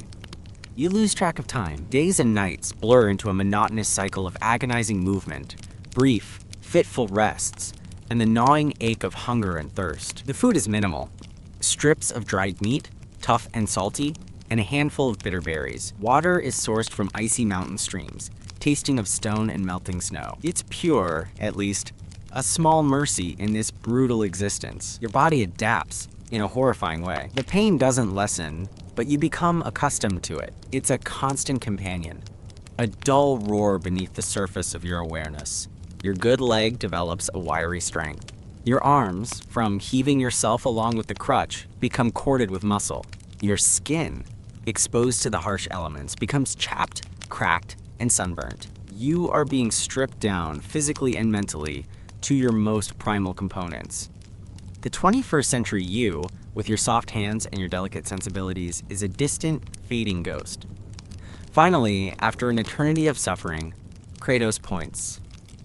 Ahead, a dark gash in the mountainside, a jagged wound in the stone, the entrance to the mine. Even from a distance, you can hear it, a faint, rhythmic clanging, the dull thud of tools against rock. A plume of dark smoke, acrid and chemical smelling, drifts from somewhere nearby, staining the pristine mountain air. This is it, the heart of darkness. As you draw closer, the scale of the operation becomes apparent. It's not a single tunnel, but a complex of them, burrowing into the mountain like the warren of some monstrous insect. A crude settlement has sprung up around the entrances, a collection of miserable hovels, even more wretched than the ones in the nomadic camp, clinging precariously to the steep slopes. The air is thick with stone dust, the stench of unwashed bodies, human waste, and that same chemical tang from the smoke. And the slaves, dozens of them, men, women, even children, their bodies caked in dirt and grime, their clothes tattered rags. Would you like me to narrate another segment? They move with a slow, shuffling gait, their faces gaunt, their eyes hollow and defeated. Some are hauling heavy baskets of ore out of the tunnels, their muscles straining, their breath rasping. Others are chipping at rocks with primitive hammers and chisels. Children, small and emaciated, scurry about, carrying water or tools, their faces old before their time. The sound is a symphony of misery, the clang of metal, the scrape of stone, the coughs and groans of the workers, the occasional sharp cry of pain, quickly stifled. There are overseers here too, members of Kratos' tribe, armed with whips of knotted leather, their faces hard and unforgiving. They patrol the area, their eyes constantly scanning for shirkers, for any sign of resistance. The atmosphere is one of utter, soul-crushing despair. This is not just a place of work. It's a penal colony, a death camp carved into the frozen heart of the mountains. Kratos shoves you forward, towards one of the larger tunnel entrances. The darkness within is absolute, a gaping maw that seems to swallow the light. The air that billows out is cold, damp, and heavy with the smell of wet rock and something else, something metallic and faintly poisonous. You recoil instinctively, but a sharp prod from Kratos' spear in your back urges you onward. Inside, the tunnel is low and narrow. The only light comes from a few sputtering tallow lamps, casting long, dancing shadows that make the rough-hewn walls seem to writhe and shift. The air is thick with dust, making it difficult to breathe. The sound of hammering is deafening, echoing off the close-set walls, a relentless percussive assault on your eardrums. You are led deeper into the mountain, your crutch slipping on the damp, uneven floor. The tunnel branches, twists, descends. You pass other slaves, their faces briefly illuminated by the flickering lamplight, looking like specters from some hellish underworld. They don't meet your eyes. They are consumed by their own private miseries. Finally, Kratos stops in a slightly wider section of the tunnel, a small cavern where a handful of slaves are working. Your new assignment. You are motioned towards a pile of rocks and a large, flat stone. Another slave, an old man with a face like a withered apple, demonstrates your task. You are to take the larger chunks of ore brought out from deeper in the mine and break them into smaller, more manageable pieces using a heavy stone hammer. It sounds simple. It is brutal. The hammer is heavy, awkward. Your one good arm quickly aches with the effort. Your stump, pressed against the cold, damp rock as you try to balance, throbs relentlessly. The dust, fine and sharp, gets into your eyes, your nose, your lungs. You cough, a dry, hacking sound that adds to the cacophony of the mine. The hours crawl by, an eternity of mind-numbing, body-breaking labor. There are no breaks. If you slow down, an overseer is there instantly, his whip cracking menacingly, his voice a harsh snarl.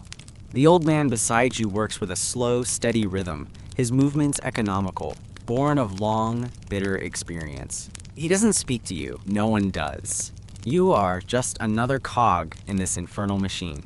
Food, when it comes, is a thin, watery gruel, barely enough to sustain life, ladled into a chipped wooden bowl. You eat it huddled in the darkness, the taste of stone dust mingling with the bland, unsatisfying mush. Water is rationed, brought in leaky skins, tasting of minerals and despair. The living quarters, if they can be called that, are even worse than the quarry barracks. You are herded into a larger cavern with dozens of other slaves, men and women, thrown together indiscriminately. There is no straw, no bedding, only the cold, damp rock. The stench is overwhelming. Unwashed bodies, excrement, sickness, the ever-present metallic tang of the mine. You find a small space against a wall, curl up, and try to find some oblivion in sleep. But it's almost impossible. Your stump aches, the cold seeps into your bones, and the sounds of coughing, groaning, and quiet weeping fill the darkness. Days turn into weeks. Your life becomes a monotonous cycle of darkness, toil, pain, and hunger. You see slaves collapse from exhaustion, their bodies dragged away, their fate unknown, unmourned.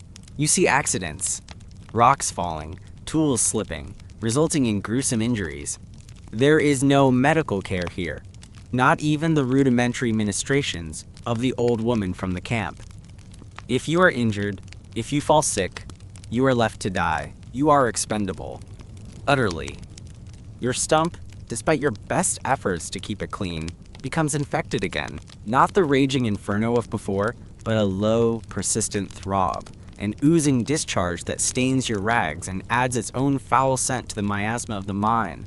You try to clean it with the gritty water, but it's a losing battle.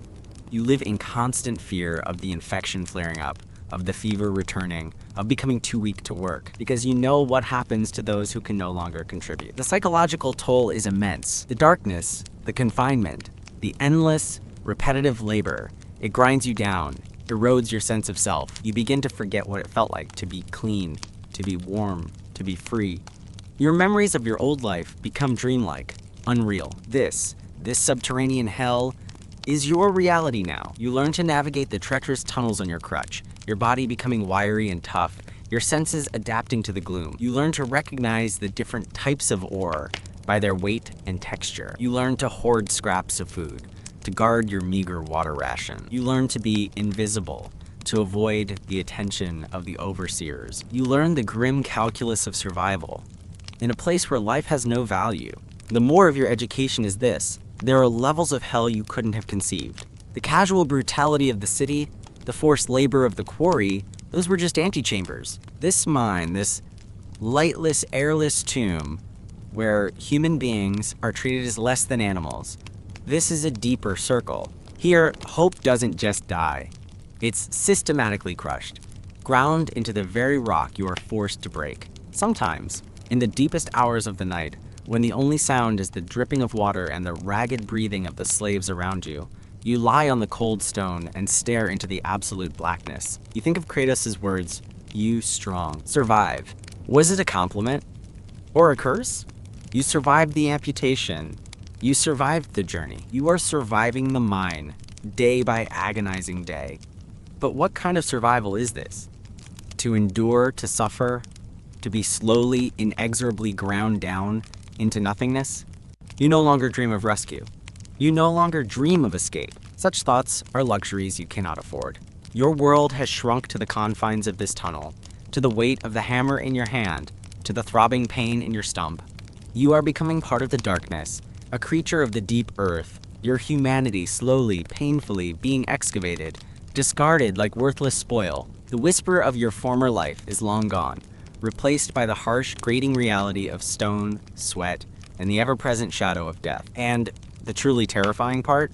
A small, cold corner of your mind is beginning to accept it. This is your life now. This is what you are. This acceptance isn't a peaceful surrender. It's a scar forming over a wound that will never truly heal, a hardening of the soul against a constant barrage of misery. It means the fight, the internal railing against injustice, has largely withered, too costly an expenditure of energy you no longer possess. What remains is a dull, mechanical compliance, a conservation of self for the sole purpose of enduring the next swing of the hammer, the next ration of gruel, the next night spent shivering on cold stone. You are a beast of burden, and the beast knows only the yoke and the goad. Your days, or rather your work cycles, bleed into one another, demarcated only by the brief, inadequate periods of rest in the stinking, overcrowded sleeping cavern. The darkness is your constant companion, even when you are occasionally herded out of the main tunnels for tasks like sorting ore in the dim gray light of the mountain pass. The sun feels alien, harsh, an unwelcome intrusion on the subterranean world that has become your prison and your universe. Your eyes, accustomed to the gloom, ache in its glare. You find yourself almost craving the familiar embrace of the mind's oppressive blackness. Your body has become a grotesque parody of human form. The stump of your leg is a constant, dull ache, sometimes flaring into sharper pain if you knock it, or if the dampness seeps too deeply into your bones. The infection, while not raging, never truly leaves, a low-grade inflammation that saps your strength and taints your blood. The skin around the crude bandages is perpetually raw, irritated. You've learned to move with a grim efficiency on your crutch. A three-limbed creature scuttling through the dark, but every movement is still a negotiation with pain. Your good leg is permanently bowed from the strain, its muscles knotted and unforgiving. Your back is a curve of agony. Your hands, once capable of delicate tasks in another life, are now gnarled claws, calloused and split, the fingernails broken and black with grime and ore dust. The dust, it's everywhere. In your hair, your clothes, your food. It coats your tongue, lines your throat, fills your lungs. You cough constantly, a dry, rasping hack that tears at your chest and brings up phlegm thickened with grit. Many of the older slaves, those who have endured this hell for years, have a distinctive rattling cough, a permanent wheeze that speaks of lungs slowly turning to stone. You see it in their hollow chests, their labored breathing. You know with a cold certainty that this is your future too if you last that long. Silicosis, pneumoconiosis, words you know from your other life, now given terrifying, immediate relevance. Another way this world is slowly, methodically killing you. The work is relentless.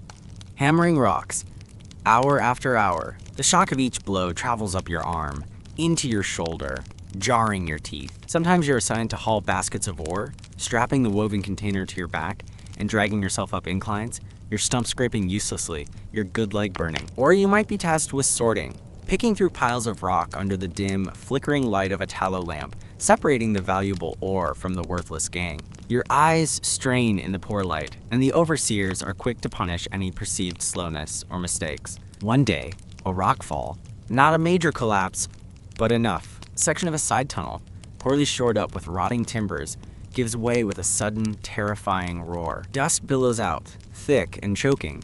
Screams, cut short. The overseers are there in an instant, not to rescue, but to assess the damage to their operation. You are part of a crew forced to clear the rubble. You see them drag out the bodies.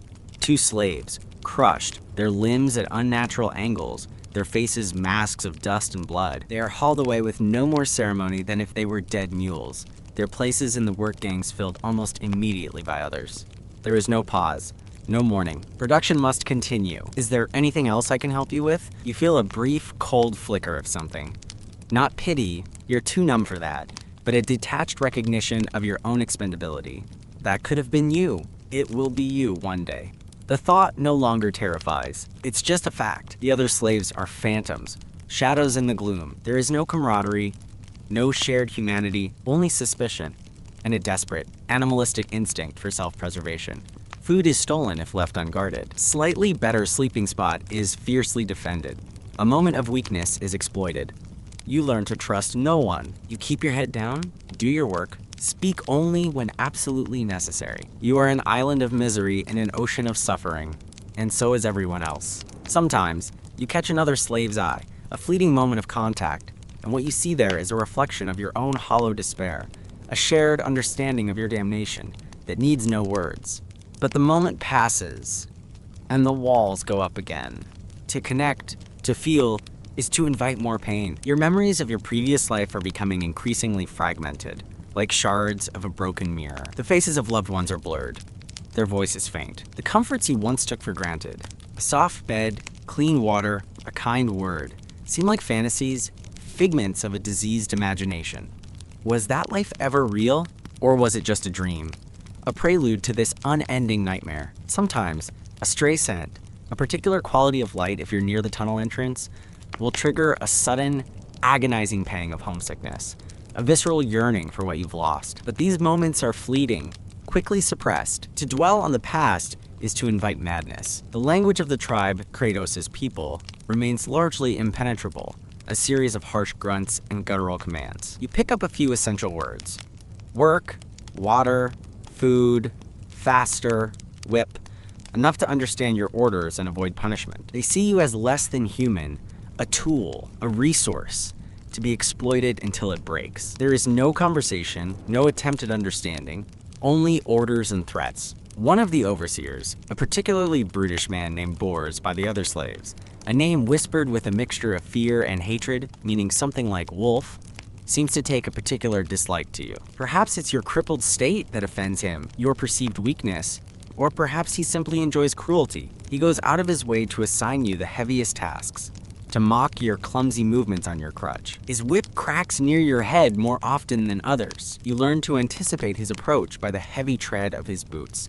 the particular way he clears his throat. When he is near, you work with a desperate intensity, every muscle screaming, your heart pounding, trying to make yourself as small, as insignificant as possible. Was this narration helpful for your project? One cycle, Boris finds you resting for a moment, leaning against the tunnel wall, gasping for breath, the hammer momentarily still. He is on you in an instant, his face contorted with rage. Lazy foreign filth, he snarls, his spittle hitting your face. The whip comes down, not a warning crack this time, but a searing lash across your back. The pain is incandescent, tearing a cry from your lips.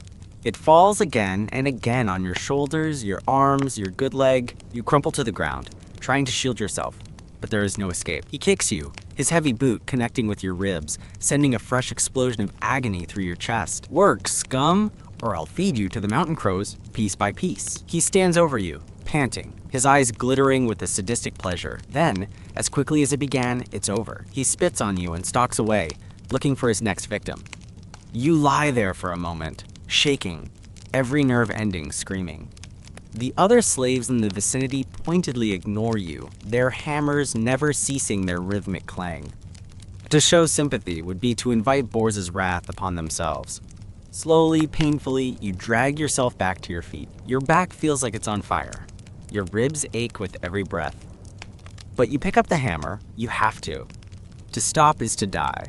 This is another lesson in the more, the capricious, personal cruelty that can erupt at any moment, for any reason, or for no reason at all. The nights are the worst. In the suffocating darkness of the sleeping cavern, with the stench of unwashed bodies and human waste filling your nostrils, there is nothing to distract you from your misery. The pain in your stump throbs in time with your pulse. The coughs and groans of the other slaves provide a constant, mournful chorus. Sleep, when it comes, is shallow, haunted by nightmares of falling rocks, of Bors's whip, of the endless, crushing darkness. Sometimes you wake up with a start, your heart pounding, convinced you are suffocating, the weight of the mountain pressing down on you, stealing your breath. You've seen what happens to those who truly break. One slave, a young woman who had been relatively new to the mines, simply stopped working one day. She sat down amidst the rocks and stared blankly ahead, unresponsive to the overseer's shouts and threats. They whipped her until her back was a bloody ruin, but she didn't move, didn't make a sound. Eventually, they dragged her away. You never saw her again. Her quiet, passive resistance was, in its own way, more terrifying than any violent outburst. It was the ultimate surrender, a complete severing of the will to live. And you wonder, with a cold dread, how close you are to that point. The whisper of your life, the one you thought was choked out in the quarry, then almost devoured by jackals, then nearly extinguished by Kratos' knife, has found a new, horrifying equilibrium here. It's no longer a whisper of hope or defiance, but a stubborn, animalistic clinging to existence, a biological imperative stripped of all higher meaning. You eat, you sleep, you work, you endure, because that is all that is left. Sometimes, during the brief moments when you are outside, perhaps hauling waste rock to the edge of the escarpment, you look up at the sky. If it's clear, you see the stars, cold and distant, or the moon, a silent, indifferent witness. They are the same stars, the same moon that shone on your other life. But they feel different now, alien.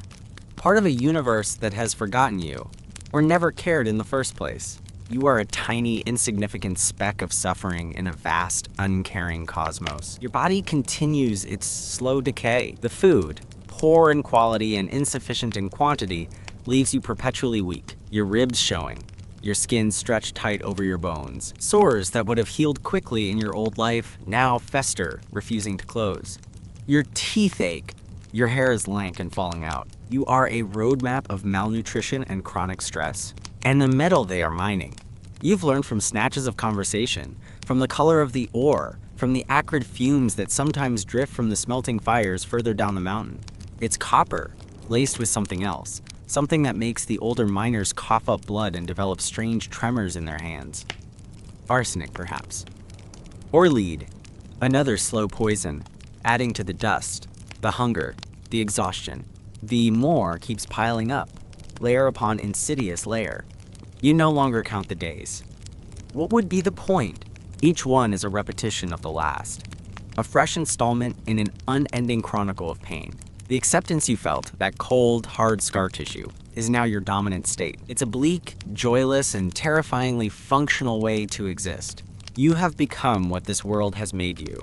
A broken, toiling creature, your humanity buried so deep beneath layers of suffering that you can barely remember what it felt like. You are surviving, but you are no longer truly living. And the most chilling thought of all is that this hollowed out existence, might be all that's left for you until the mountain finally claims you, one way or another. The mines have not just taken your leg, they are slowly, methodically taking your soul. And you are letting them, because you no longer know how to do anything else. The hammer rises and falls, a dead weight in your grip, its rhythm as monotonous as the drip of water in the furthest unexplored galleries of your despair. You are a machine of flesh and bone, poorly maintained, fueled by scraps, destined for the slag heap. The thought doesn't spark rebellion, not even resentment. It's just an observation, like noting the dampness of the rock or the tremor in your own hand. This is the landscape of your soul now, barren, cold, and echoing with the clang of futile labor. Yours is a constant, like the ache in your stump or the dust in your lungs. His shadow falls over you more frequently these days, or perhaps it only seems that way because your awareness, dulled to most stimuli, remains preternaturally sharp to his presence. He doesn't always whip you. Sometimes, he just stands there, watching, his small, piggish eyes narrowed, a faint smirk playing on his lips. It's a different kind of torment. The anticipation, the knowledge that he could, at any moment, unleash his fury for no reason other than the pleasure it affords him. You've learned to keep hammering, your gaze fixed on the rock you're breaking, feigning an oblivious diligence you don't feel. To meet his eye is to invite trouble. To falter is to guarantee it. A new task is assigned. Deeper in the mine, a section of tunnel is deemed unstable. The usual shoring crews, slaves even more broken and expendable than you, have suffered too many losses. So a fresh batch, including you, is sent in. Kratos himself oversees this, his presence a grim reminder of the strength he so values. The strength to endure, to be useful, even at the precipice of death. The tunnel is a nightmare. The ceiling groans under the weight of the mountain, timbers creak and splinter, and small pebbles rain down constantly, a prelude to a larger collapse that feels perpetually imminent. Your job is to help clear fallen rock and wedge new, hastily cut timbers into place. It requires a hideous agility you barely possess on your crutch, scrambling over rubble, trying to find purchase on slick, unstable surfaces, all while balancing heavy wooden beams. Your stump is a screaming agony, repeatedly knocked and scraped. The air is thick with ancient dust, so dense it feels like you're breathing slurry. You work alongside others you vaguely recognize from the sleeping cavern. One is a woman, gaunt and hollow-eyed, who coughs incessantly, a wet, rattling sound that seems to tear her apart from the inside. Another is a boy, barely a man, his face still holding a shadow of youthful softness, now overlaid with grime and terror. He fumbles with a beam, his hands shaking. Horse is there, of course, prowling the narrow passage like a caged animal, his whip a constant threat. He singles out the boy. "Faster, you sniveling rat!" he roars, the whip cracking inches from the boy's head. The boy flinches, nearly dropping the beam. He tries to move faster, but his fear makes him clumsy. He stumbles, the beam clattering loudly. Boards is on him in a flash. "Can I help with anything else?" The whip descends, not once, but repeatedly, each lash punctuated by the boy's thin screams. You keep working, your head down, your hammer. Now a pickaxe, striking the rock. You don't look. You can't. The sounds are enough. The other slaves do the same. Averted eyes, hunched shoulders, the rhythmic clang of tools, the only response to the brutality unfolding mere feet away. This is the etiquette of the damned. You do not interfere. You do not acknowledge. You do not attract the tormentor's gaze. The beating stops. The boy is whimpering, a broken sound. Borsch kicks him contemptuously. Get up! Or you'll be holding up this mountain with your corpse. Slowly, agonizingly, the boy tries to rise. He can't. One of his legs is twisted at an unnatural angle. Broken. Useless. Borsch curses, seeing his new piece of labor already damaged. He grabs the boy by the hair, drags him a short distance, and shoves him against the tunnel wall, out of the main thoroughfare. Stay there, Carrion. We'll deal with you later. The boy lies there, moaning softly. No one goes to him. No one offers a word of comfort. He has already gone, in the calculus of the mind. You feel nothing. A dull thud in your chest, perhaps. The echo of a long, dead emotion. But no pity. No anger. Pity is a weakness. Anger is a suicidal folly. You just keep working. The mountain groans. The dust falls. Later, as your shift ends and you are herded back towards the sleeping caverns, you pass the spot where the boy was left. He is still there, his eyes closed, his breathing shallow. He looks smaller, almost childlike. As you pass, his eyes flutter open. He looks directly at you, his lips move, forming a silent word. Water, perhaps. Or help. You hesitate for a fraction of a second. Your own water skin, containing a few precious, gritty mouthfuls, is at your hip. You could, but Borsch is just ahead, his back momentarily turned. Other slaves are shuffling past, their faces blank. To stop, to offer aid, would be an act of insane recklessness. It would achieve nothing for the boy, and bring certain punishment, perhaps death, upon yourself. You lower your gaze. You keep moving. You drag your ruined leg, lean on your crutch, and walk past him, leaving him to his fate. The machine continues to function. The cog continues to turn. That night, in the stinking darkness, the boy's face swims before your eyes. The silent plea, the flicker of understanding in his gaze, that you too were once less broken, and you, who had walked past, you who had chosen self-preservation over a futile act of compassion, your former self, the one from that other life, would have been horrified, disgusted. That self would have railed against the injustice, would have felt an agony of guilt. But you are not that self anymore. You feel a coldness, a pragmatic clarity. You did what you had to do to survive. The boy was doomed anyway. Your gesture would have been meaningless, a small, bright flame snuffed out instantly in this overwhelming darkness. This is the logic of the mind. This is the wisdom of the damned. Yet something rankles, a tiny, sharp splinter, lodged deep within the scar tissue of your soul. It's not guilt, not in the way you once understood it. It's something colder, more disturbing. It's the recognition of your own transformation. You saw yourself reflected in the boy's desperate eyes, and then you saw what you had become in your own refusal to meet that gaze. The mines haven't just taken your leg and your health. They've taken your capacity for even the smallest, most futile act of human kindness. The seasons turn, marked not by changing foliage. There is little of that in this desolate, rocky hill, but by the subtle shifts in the temperature of the tunnels. The deeper cold of what must be winter seeps into the mine, making the dampness even more bone-chilling. Your rags offer little protection. The coughing in the sleeping cavern worsens, becomes a near-constant chorus. More slaves sicken and die. Their bodies are dragged out, replaced by new arrivals. Fresh faces etched with the same terror and disbelief you once felt. You watch these newcomers with a detached, almost clinical interest. You see their clumsy attempts to navigate the tunnels, their naive hope that hard work or obedience might earn them some leniency. You see the dawning horror in their eyes as the reality of this place sinks in. You see yourself, months ago, and you feel nothing for them. They are ghosts, already consumed. Their suffering is their own, just as yours is your own. Sometimes, a newcomer, desperate for guidance or perhaps just a sliver of human connection, will try to speak to you, ask a question, offer a piece of their meager ration in a pathetic attempt to curry favor. You rebuff them, usually with a grunt or a shake of your head. Words are dangerous. Attachments are fatal. You have learned your lessons well. The ore changes. They hit a new vein, richer in copper, but also laced more heavily with that other sinister mineral. The dust becomes tinged with a faint greenish hue. The acrid smell from the smelters further down the mountain becomes more pungent, catching in your throat, making your eyes water even deep within the tunnels. The older miners, the ones who have survived years of this, shake their heads, their faces grim. They know what this means.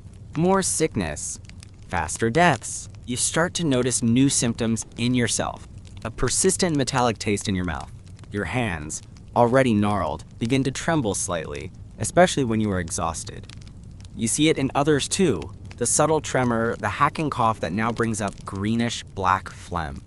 The poison is insidious, working its way into your system. Another layer of decay. Boards, however, seems immune, or perhaps he simply thrives on the increased misery. His cruelty finds new outlets. He devises new torments, new ways to assert his dominance. One day, he forces two slaves, caught trying to steal extra rations, to fight each other for the amusement of the other overseers. They are weak, starving men, and the fight is a pathetic, desperate affair, ending with both of them bloody and broken, the stolen food scattered in the dirt. Boris laughs, a harsh, barking sound that echoes through the cavern. You watch, your face impassive, your stomach churning with a mixture of disgust and a strange, detached fascination at the depths of human degradation. You are glad it is not you. That is the primary emotion.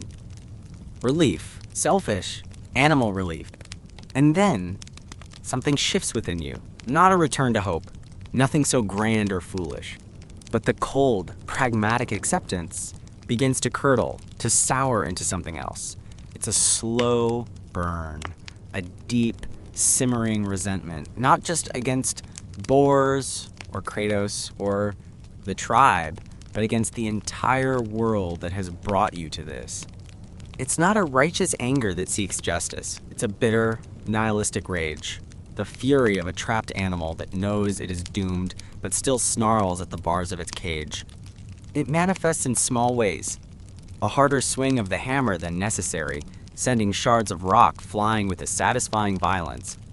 A deliberate, if subtle, slowing of your pace. When Bors's back is turned, you find yourself hoarding not just food, but grievances, nursing them in the darkness, letting them fester and grow. You start to observe the overseers more closely, not with fear, but with a cold, calculating hatred. You note their routines, their weaknesses, the way they interact with each other. You are still a machine, but now there is grit in the gears, a dangerous friction. You even find yourself, one night, speaking to the old man who often works beside you, the one with the face like a withered apple and eyes that have seen too much. He rarely speaks, his silence a wall built over decades of suffering. You offer him a piece of dried, questionable meat you'd managed to pilfer and hide. He looks at you, surprised, then at the meat, then back at you. He takes it, slowly, and eats it without a word. But for a moment, his eyes, ancient and weary, meet yours, and there's a flicker of something there. Not gratitude, perhaps, but a shared understanding. A silent acknowledgement of a common enemy, a common damnation. It's not much. It's certainly not hope, but it's a change. The numbness is still there, the despair is still a vast, crushing weight. But beneath it, something new is stirring.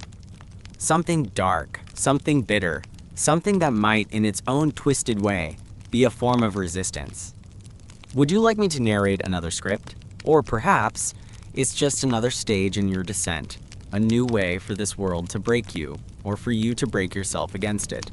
You no longer know. You only know that the hammer feels different in your hand now. It's not just a tool of your enslavement. It's also, in your mind, a weapon, a heavy, clumsy, almost useless weapon, but a weapon nonetheless, and the thought, however futile, sends a cold, grim satisfaction through your ruined body. The soul they tried to excavate might not be entirely gone. It might just be transmuting into something else, something harder, sharper, and infinitely more dangerous to your captors.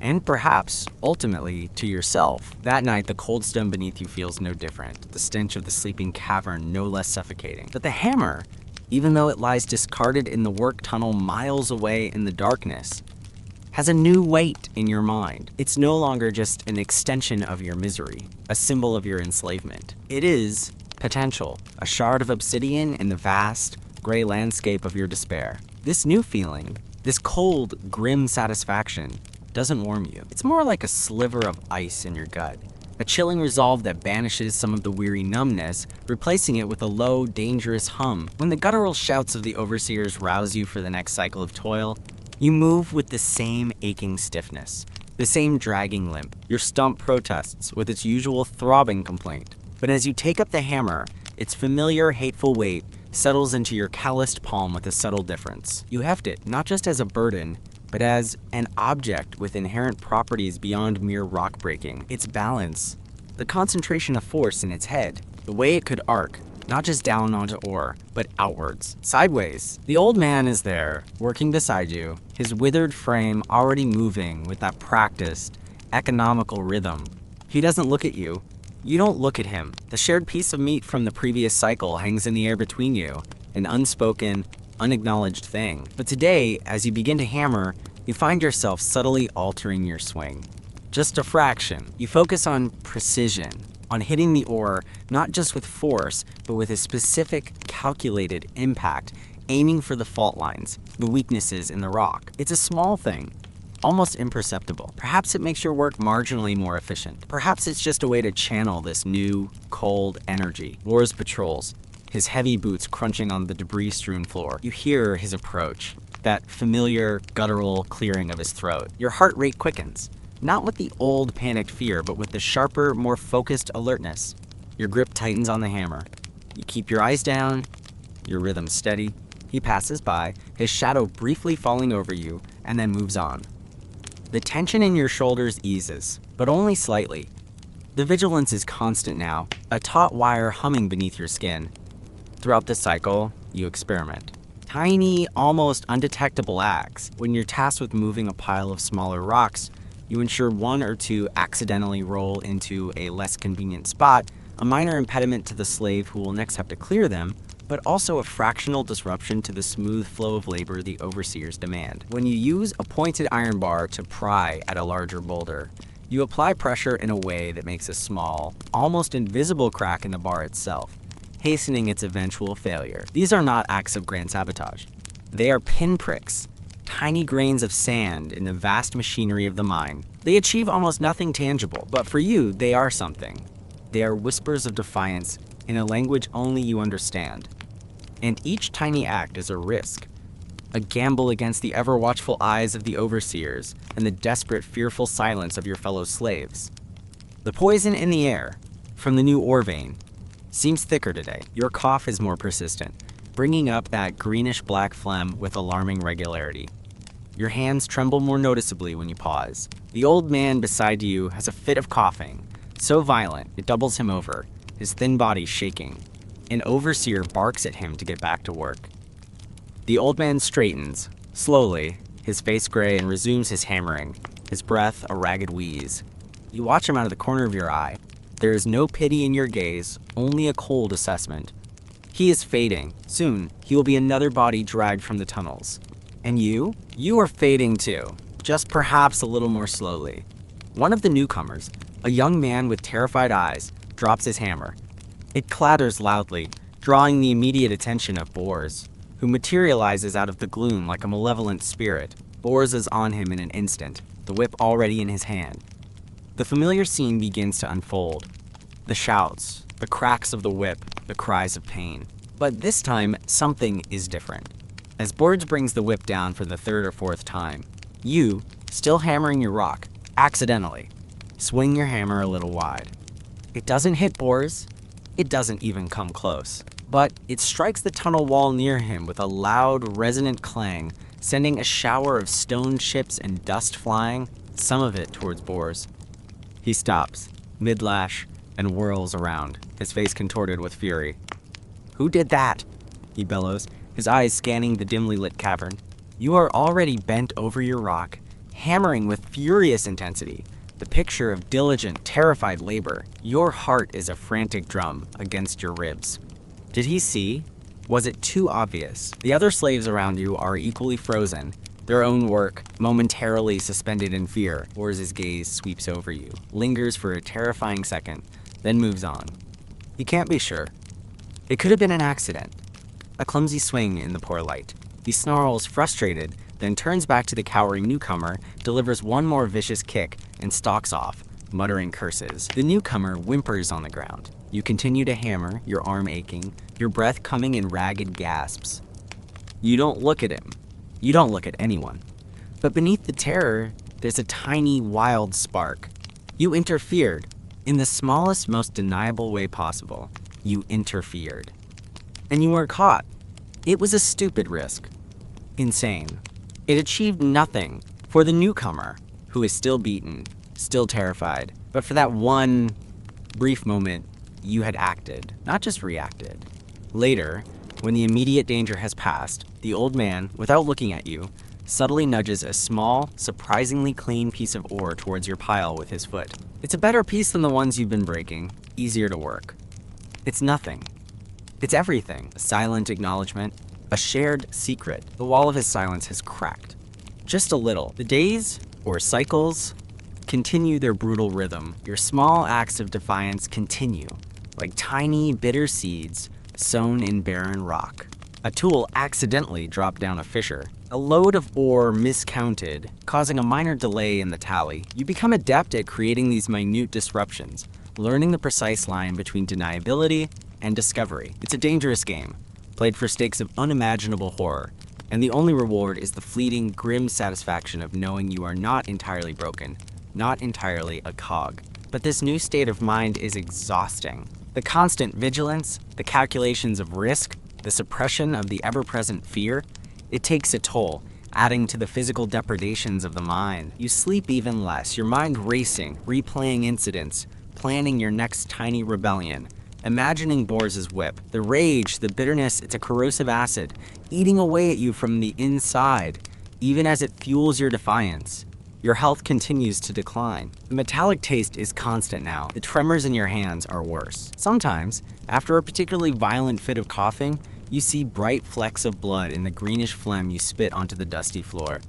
You know what this means. The mountain is claiming you, from the inside out. Your time is running out, measured not in days or weeks, but in lungfuls of poisoned air and heartbeats of strained muscle. This knowledge, perversely, makes you bolder, or perhaps more reckless. If you are doomed anyway, what is there to lose? The thought is both liberating and terrifying. One cycle, Kratos himself is in your section of the mine. He rarely ventures this deep, preferring to oversee the broader operation from nearer the surface. His presence creates a palpable tension. The overseers are more brutal, more eager to impress him with their efficiency. The slaves work with a desperate, fear-fueled haste. Kratos, his face as impassive as granite, watches everything, his dark eyes missing nothing. He stops near where you and the old man are working. He observes your hammering, your one-legged stance, the awkward efficiency of your movements with the crutch nearby. He doesn't speak. He just watches.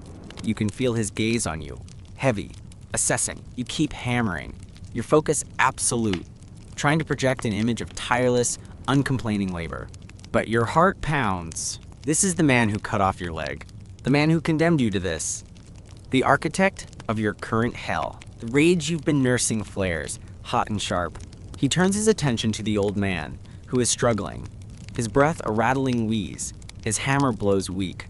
Kratos watches him for a long moment, then says something in his guttural tongue to Bors, who is hovering nearby. Bors grins, a cruel, wolfish expression. Kratos points at the old man, then makes a sharp downward gesture. Dismissal. Or worse. Bors steps forward, roughly shoves the old man away from his workstation. "You're done, old fool," Bors snarls in broken Greek. "No more use." He gestures with his whip towards a dark, narrow side tunnel, one rarely used, rumored to be where they leave the dead or dying, who are too much trouble to haul out. The old man looks at Kratos, then at Bors. His face, already gray, seems to crumple. There is no plea in his eyes, only a vast, weary resignation. He knows. This is the end. He turns, slowly, and begins to shuffle towards the indicated tunnel. And you watch. Your hammer is heavy in your hand. The rage inside you is a blinding inferno. This old man, who shared a silent understanding with you, who acknowledged your tiny act of defiance, is being led away to die like a sick animal. Your new, dangerous soul screams for action. The hammer, you could swing it at Boris, at Kratos. It would be suicide. You would be cut down in seconds. But it would be an act, a final, definitive act of defiance. A refusal to be complicit in this casual, brutal disposal of a human life. Your grip tightens on the shaft, your muscles tense, your breath catches in your throat. This is it, the moment, the culmination of all the bitterness, all the rage. Boris prods the old man with his whip. The old man stumbles, and you do nothing. The moment passes. The inferno inside you gutters, chokes on its own futility. You stand there, frozen, the hammer still in your hand, as the old man disappears into the blackness of the side tunnel, followed by Boris' mocking laughter. Kratos gives you one last, unreadable look, then turns and strides away. The hammering around you resumes, a little more frantic, a little more desperate. You are left standing there, your arm trembling, not from exertion, but from the violence of the impulse you suppressed. The cold, grim satisfaction you'd felt earlier is gone, replaced by a despair so profound, so absolute, it's like drowning in icy water. Your tiny acts of sabotage, your secret rage, your imagined weapon, they are nothing. Meaningless gestures in the face of this overwhelming, implacable brutality. You couldn't even save one old man. You couldn't even make a futile gesture that would have cost you your own miserable life. You are a coward. Worse, you are a pragmatist. You chose survival. Again, and in that choice you feel a deeper level of degradation than any whip or any insult could inflict. The mind hasn't just taken your body. It has shown you the barren, ugly truth of your own soul when stripped bare. You pick up your hammer. It feels heavier than ever before, imbued not with potential, but with the crushing weight of your own impotence. You swing it. The rock breaks, the dust rises. The cycle continues, but something inside you has broken too. Something that the rage had, for a brief time, held together. The more of your education has just delivered its cruelest lesson yet. Even rebellion in this place is a luxury you cannot afford, and the price of survival is a piece of yourself you can never get back. The darkness in the mind suddenly seems to have seeped into you, filling the spaces where your anger, your defiance, once burned. Now, there is only a cold, hollow ache. The transmutation is complete, but what you have become is not dangerous. It is simply empty. The cold, hollow ache isn't a sharp pain that demands attention. It's a vast, echoing cavern where your spirit used to reside. It's the silence after a scream that has finally died in your throat. You are a husk, animated by some lingering, stubborn, biological imperative. But the person you were, even the bitter, rage-filled creature you had become, is gone, replaced by this nothingness. The next work cycle begins like any other. The guttural shouts, the prodding, the stumbling journey through the Stygian gloom towards your designated patch of rock. But when you pick up the hammer, it's just a tool again. Heavy, yes. Awkward, certainly. But the brief, insane notion of it as a weapon, as an extension of your will, has vanished. Your will itself is a phantom. You swing it, the rock chips. Dust rises. Your arm aches. Your stump throbs. These are facts, like the dampness of the tunnel wall or the flickering of the nearest tallow lamp. They evoke no response beyond a dull physiological acknowledgement. Boris patrols. His shadow falls across you. You don't tense in the same way. The sharp, adrenalized fear that used to accompany his presence is muted, replaced by a weary resignation. If he whips you, he whips you. If he doesn't, he doesn't. You continue your work, your rhythm perhaps a fraction slower, a fraction less precise than when rage or fear had fueled your efforts. The meticulous, tiny acts of sabotage, the pinpricks of defiance, they cease. What would be the point? They changed nothing. The old man is gone. You are still here. The mountain still stands. The emptiness manifests as a profound weariness, a fatigue that settles not just in your muscles, but deep in your bones, in the marrow of your being. Your movements become more mechanical, less guarded. You stumble more often, your crutch slipping on loose stones you might have noticed before, when vigilance was a sharpened knife. Each stumble sends jolts of pain through your mangled leg, but the pain is distant, like an echo from another room. You register it, you might even grunt or hiss, but it doesn't ignite the same flare of frustrated anger or desperate self-preservation. The other slaves, those shadows in the periphery, remain just that, The brief, unspoken connection with the old man is a memory that evokes only a faint, dull ache, like a bruise long healed but still tender if pressed. You make no new attempts at connection, rebuff any incidental contact with a blank stare or a slow turn of your head. You are an island, but now the waters around you are not just cold and hostile. They are utterly devoid of current, stagnant and still. Your physical decline continues its inexorable march. The cough is a constant companion, a dry, racking hack that sometimes brings up that foul, greenish-black phlegm, now occasionally streaked with a brighter, more alarming red. You see it on the rock, a stark splash of color in the monochrome world of the mine, and you feel a detached curiosity. So, it's happening. The poison is winning. The thought doesn't spur you to try harder to live, nor does it make you wish for a quicker end. It's just another observation. Your hands tremble more frequently, a fine, persistent tremor that makes gripping the hammer an exercise in frustrating imprecision. You drop it sometimes, the clang echoing embarrassingly in the tunnel. Borges' roar is usually quick to follow, sometimes accompanied by the lash, sometimes just a string of curses and a contemptuous kick. You endure it. You pick up the hammer. You continue. One day, a section of the tunnel collapses further down the mine, a more significant fall than before. The ground shudders even where you are working. A wave of dust, thick and choking, rolls up the passage, shouts, then screams, then a new, more terrible kind of silence. Overseers rush past, their faces grim. Kratos himself appears, his expression unreadable as he strides towards the disaster. You and the other slaves in your section are left under the guard of a single, nervous overseer, the work halting as the implications of the collapse sink in. Some slaves whisper fearfully. Others stare blankly. You feel a flicker of something, a morbid interest. How many? How bad? But it's quickly subsumed by the overwhelming apathy.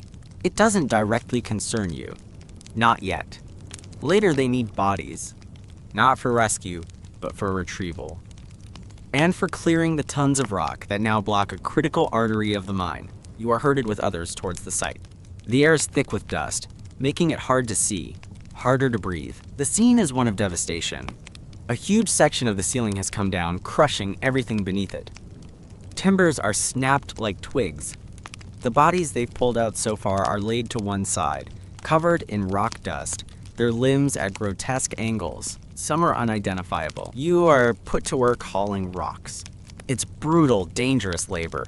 The remaining ceiling groans ominously. Smaller rocks still skitter down. The overseers, driven by Kratos' silent, impatient presence, are merciless, pushing the slaves to their limits. You work beside a woman whose face is a mask of terror. She keeps looking up, her eyes wide, expecting the mountain to fall on her any moment. You don't look up. If it falls, it falls. What can you do? A rock, dislodged from above by the vibrations of the work, strikes your shoulder. Not a large one, but heavy enough, sharp-edged. It tears through your ragged clothing, bites into your flesh. Pain, sharp and immediate, lances through you. You stumble, dropping the basket of rocks you were carrying. Bors is there, of course. He sees you fall. He sees the blood welling from the new wound. Useless, he snarls, his face close to yours, his breath foul, crippled and now careless. Get up, or you'll join them. He gestures with his whip towards the row of corpses. You push yourself up, your shoulders screaming. The world swims for a moment. The emptiness inside you offers no resistance, no spark of defiance. You are simply a damaged machine. You retrieve your basket, scoop up the fallen rocks with your good arm, and continue. The blood trickles down your back, warm and sticky. You don't bother to staunch it. What's one more wound? The old, pragmatic calculus of survival still operates, but on a more primitive level. You eat because your body demands it. You sleep because exhaustion claims you. You work because the alternative is a swift, brutal end. But the why of it, the ghost of a reason to endure, has evaporated. You are a leaf in a torrent, swept along, with no agency, no direction other than the one imposed upon you. The days, or rather the endless, indistinguishable cycles of labor and brief, insufficient rest, grind on.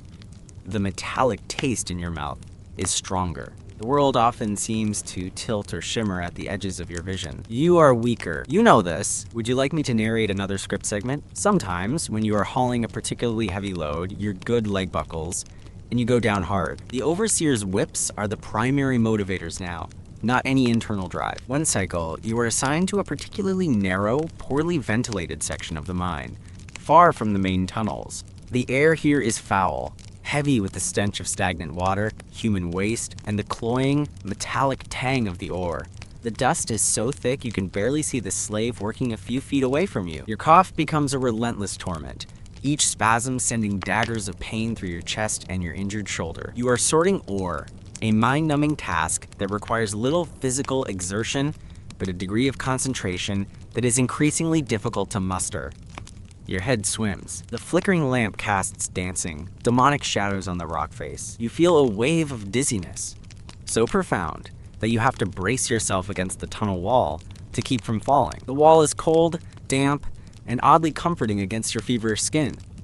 You close your eyes for just a moment of respite from the swirling darkness, the suffocating dust. When you open them, Bors is standing directly in front of you, his face inches from yours. His eyes are narrowed, glinting in the lamplight. He says nothing, he just looks at you. You expect the blow, the shout, the whip. It doesn't come. Instead, he reaches out a callous, grimy hand and roughly grabs your chin, forcing your head up. His thumb presses hard against your jaw. He studies your face, his expression a mixture of contempt and a strange, almost clinical curiosity. He's looking at your eyes, perhaps, or the pallor of your skin, the way your breath rasps in your throat. "You are dying, aren't you, foreign dog?" he says, his voice a low growl, almost conversational. It's not a question, it's a statement of fact. You meet his gaze. There is no fear in your eyes, no defiance, no pleading, only the vast, empty landscape of your soul. You don't answer. What is there to say? He holds your gaze for another long moment, then shoves your head back against the wall with a grunt. "Good," he says, a cruel smirk twisting his lips. "Die slowly. Suffer. It is what you deserve." He turns and walks away, his laughter a harsh, grating sound that echoes in the narrow passage. His words, his touch, the casual confirmation of your impending death. They wash over you, leaving no ripple. He is right. You are dying. You have been dying since you arrived in this accursed land. This is just the final chapter. The emptiness inside you is so complete, it absorbs even the certainty of your own demise. You push yourself off the wall. You pick up another piece of ore. Your hands tremble. Your vision blurs. But you continue to sort. There is nothing else to do. The machine, however broken, however close to collapse, continues to run until it simply stops. The more of your education is this: there is a state beyond despair, beyond rage, beyond even the will to survive. It is a state of utter nullity, where your own life, your own suffering, becomes an abstraction, a distant spectacle. You are a ghost haunting the ruins of your own body, a silent witness to your own slow erasure. And in this final, desolate lesson, there is a perverse kind of peace. The peace of absolute surrender. The peace of the void. The mine has finally hollowed you out completely, and what remains is little more than dust and echoes. You're almost part of the rock now, cold, silent, and unfeeling. The journey into the heart of darkness has reached a new, deeper, and perhaps terminal stratum. The hammer continues to rise and fall, but its impact on the ore is feebler, the rhythm more erratic. Each swing is a monumental effort, drawing on reserves of energy that are no longer there. Your arm, thin and corded, trembles visibly with each blow. The rock chips away in pathetically small fragments. You are barely making a dent. The dust, your constant companion, now feels less like an irritant and more like a shroud, settling on your skin, in your hair, a premature burial garment. Bohr's words, "You are dying. Die slowly. Suffer." Echo not with malice, but with a dull, factual finality in the cavern of your mind. There's no argument to be made, no protest to be lodged. It is simply true. The void within you accepts this truth as readily as it accepts the cold dampness of the tunnel wall or the gnawing emptiness in your belly. The world around you has begun to recede, to lose its sharp edges. The flickering light of the tallow lamp seems dimmer, the shadows deeper and more consuming. The cacophony of the mine, the clang of hammers, the scrape of shovels, the distant rumble of ore carts, The shouts of overseers, the groans and coughs of slaves. It all blends into a monotonous, undifferentiated drone, like the sound of a distant, uncaring sea. Sometimes, for brief, disorienting moments, you forget where you are, what you are doing. You are simply a point of dull sensation in a universe of oppressive gloom. Your body is a museum of decay. The wound on your shoulder from the falling rock has become infected, a hot, throbbing punctuation mark to Bors's pronouncement. You do nothing for it. There is nothing to do. It oozes a thin, yellowish pus that stains your rags and adds another layer to the miasma of smells that clings to you. Your stump is a constant, low-grade fire. The skin around the crude bandages inflamed and weeping. That was a very dark script. What is this for? The cough tears at your lungs with increasing violence, each spasm leaving you breathless, swaying on your feet, the world tilting precariously. The greenish-black phlegm is now consistently, brightly, flecked with red. You see it, you register it, and then you spit it onto the floor with the same indifference you might show to a piece of worthless rock. The other slaves, those phantoms in the gloom, begin to give you a wider berth. Perhaps it's the smell of sickness, the visible decay. Perhaps it's the aura of impending death that now clings to you more obviously than the dust. They avoid your gaze, shuffle away if you stumble too close. You are becoming taboo, a memento mori they don't wish to acknowledge, lest your fate be contagious. You don't blame them. You barely notice. Their avoidance is just another aspect of the receding world. Food, when it comes, is a struggle to consume. The gritty, tasteless gruel churns in your stomach. The metallic taste in your mouth overwhelms any other sensation. You force some of it down, driven by a primal instinct that operates independently of your conscious will, but much of it remains uneaten, a testament to your failing systems. Water, precious as it is, tastes of rust and despair. One cycle, you are tasked with hauling a basket of ore up a short, steep incline. It's a task you've performed countless times, your good leg straining, your crutch finding purchase. But today, the basket feels impossibly heavy. Your muscles scream in protest. Your vision tunnels. Halfway up, your good leg simply gives out. You crumple, the basket spilling its contents. Rocks scattering down the slope with a mocking clatter. You lie there for a moment, gasping, the dust swirling around you. The emptiness inside you is so profound that even this failure barely registers as an event. It simply is. An overseer is there quickly, not Bors this time, but a younger, equally brutal one. The whip cracks. Get up, filth. Useless. You try to rise. You push with your arms, try to get your good leg under you. But there is no strength. Your limbs tremble and refuse to obey. You are like a beetle on its back, legs waving feebly. The overseer whips you again, a searing line of fire across your back. You cry out, a thin, reedy sound, more animal than human. He kicks you in the ribs, the same spot Bors favored. The pain is a distant explosion. He sees it then. The utter incapacity, the visible signs of your imminent collapse. He stops whipping, his face a mask of disgust. He spits on you. Worthless, he mutters, then turns and shouts for another slave to clear the mess and take the load. You are left there, sprawled on the rocky incline, the spilled ore-like accusations around you. No one helps you. No one even looks at you. You are an obstacle, a piece of broken machinery to be stepped around. After what feels like an eternity, but might only be minutes, you manage to drag yourself to the side of the tunnel, out of the main thoroughfare. You lean against the cold, damp wall, your breath coming in shallow, ragged gasps. Your body is on fire, yet you shiver. This is it then, the point where you are no longer even minimally useful, the point where your existence becomes a net liability to the mind's relentless calculus of profit and loss. You remember the boy with the broken leg, left by the tunnel wall. You remember the old man, led away to a dark side passage. Your turn has come. The cycle ends. The other slaves are herded out. You remain. No one tells you to move. No one prods you with a whip. You are simply left. The sounds of the working mine recede, replaced by the dripping of water, the scuttling of unseen creatures in the darkness, the sound of your own labored breathing. The lamps are taken away, plunging you into a deeper, more absolute blackness than you've experienced since your earliest days in the deepest tunnels. You are alone, utterly and completely alone in the cold, silent heart of the mountain. The void within you merges with the void around you. There is no fear, no panic, only a profound, weary stillness. This is the more they promised, the ultimate destination of this journey. Not a blaze of defiant glory, not even a whimper of protest. Just a slow, cold fade into the indifferent stone. Time loses all meaning. Is it hours? Days? You drift in and out of a hazy consciousness. Sometimes you are dimly aware of thirst, a burning dryness in your throat. Sometimes the pain in your body flares, pulling you back to a sharper awareness of your wretched state.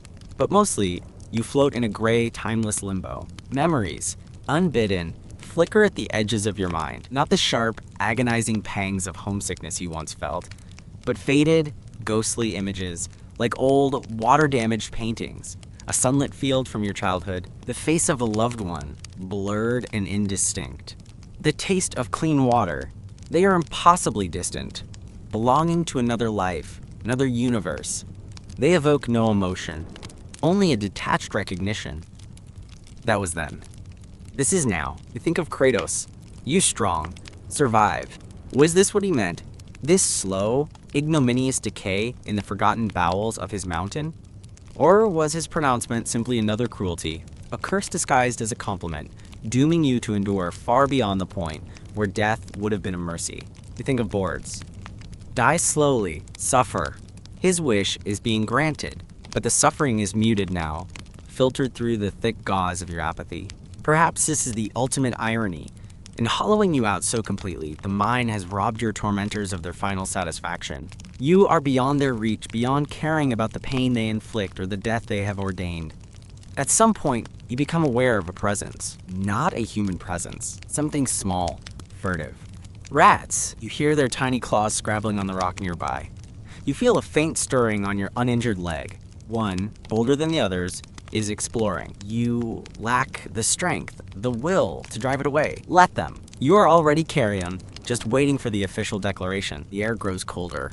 Or perhaps it's just the chill seeping deeper into your bones, your internal furnace finally sputtering out.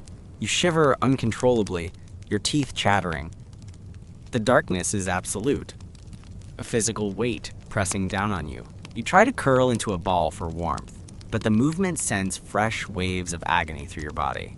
You give up, lie still. Is this how it ends? Alone, in the dark, food for rats, forgotten by the world? It seems a fittingly bleak conclusion to this chapter of your existence. No dignity, no remembrance, just a slow, anonymous fade into the geological strata. A sound, distant, heavy footsteps, a flickering light approaching. Not rats this time. Humans. Your heart, that stubborn, battered muscle, gives a faint, tired flutter. Is it boars coming to gloat? Or Kratos to inspect the final product of his mind's efficiency? Two figures appear, their faces indistinct in the guttering light of a single torch. They are not overseers you recognize. They are lower caste slaves, the ones assigned the most unpleasant tasks. The carrion crew. They stop a few feet away, their expressions impassive, hardened by their grim duties. They look at you, assess your state with practiced eyes. One of them speaks, his voice flat, devoid of emotion. Still breathing, the other grunts, not for long. They don't approach you with whips or curses. They approach you with a rough, woven sling, the kind used to haul rocks or bodies. They are efficient, businesslike. They roll you onto it, roughly, with no regard for your injuries or your pain. You are a sack of broken bones and failing flesh. You try to speak, to protest, but only a dry, rasping croak emerges from your throat. It doesn't matter. They are not listening. They lift the sling, your body lolling within it. The movement is agony. Every nerve screams, but the scream is trapped inside the hollow cavern of your being. They begin to carry you. Where? Not back towards the main workings of the mine, you sense. They are moving deeper, into even less frequented tunnels, passages that smell of decay and ancient, undisturbed dust. The journey is a blur of jolting pain, darkness, and the rhythmic tread of their feet. You realize, with a detached clarity that is almost surreal, that they are taking you to the place where the mind discards its dead and its nearly dead. The place the old man was led. A charnel pit, perhaps. Or just a forgotten gallery where bodies are left to decompose, to become part of the mountain. This, then, is the more, not just dying, but the process of being disposed of. An object to be tidied away. The ultimate dehumanization. Even your death is not your own. It is a logistical problem for the mind to solve. The air changes. It becomes colder, damper, with a new foul stench overlaying the familiar odors of the mine. The stench of rot, of putrefaction. They stop. One of them grunts, a sound of exertion. You feel yourself being lifted, then tilted. You are sliding down a short, steep slope of loose rock and debris. You land with a jarring thud at the bottom, in what feels like a shallow depression. The impact forces the last of the air from your lungs in a wheezing gasp. You lie there, stunned, broken, unable to move. You can hear the two slaves retreating, their footsteps fading, the torchlight diminishing, then disappearing altogether. Once again, you are plunged into absolute darkness. But this darkness is different. It is heavier, colder, and it stinks of death. You are not alone.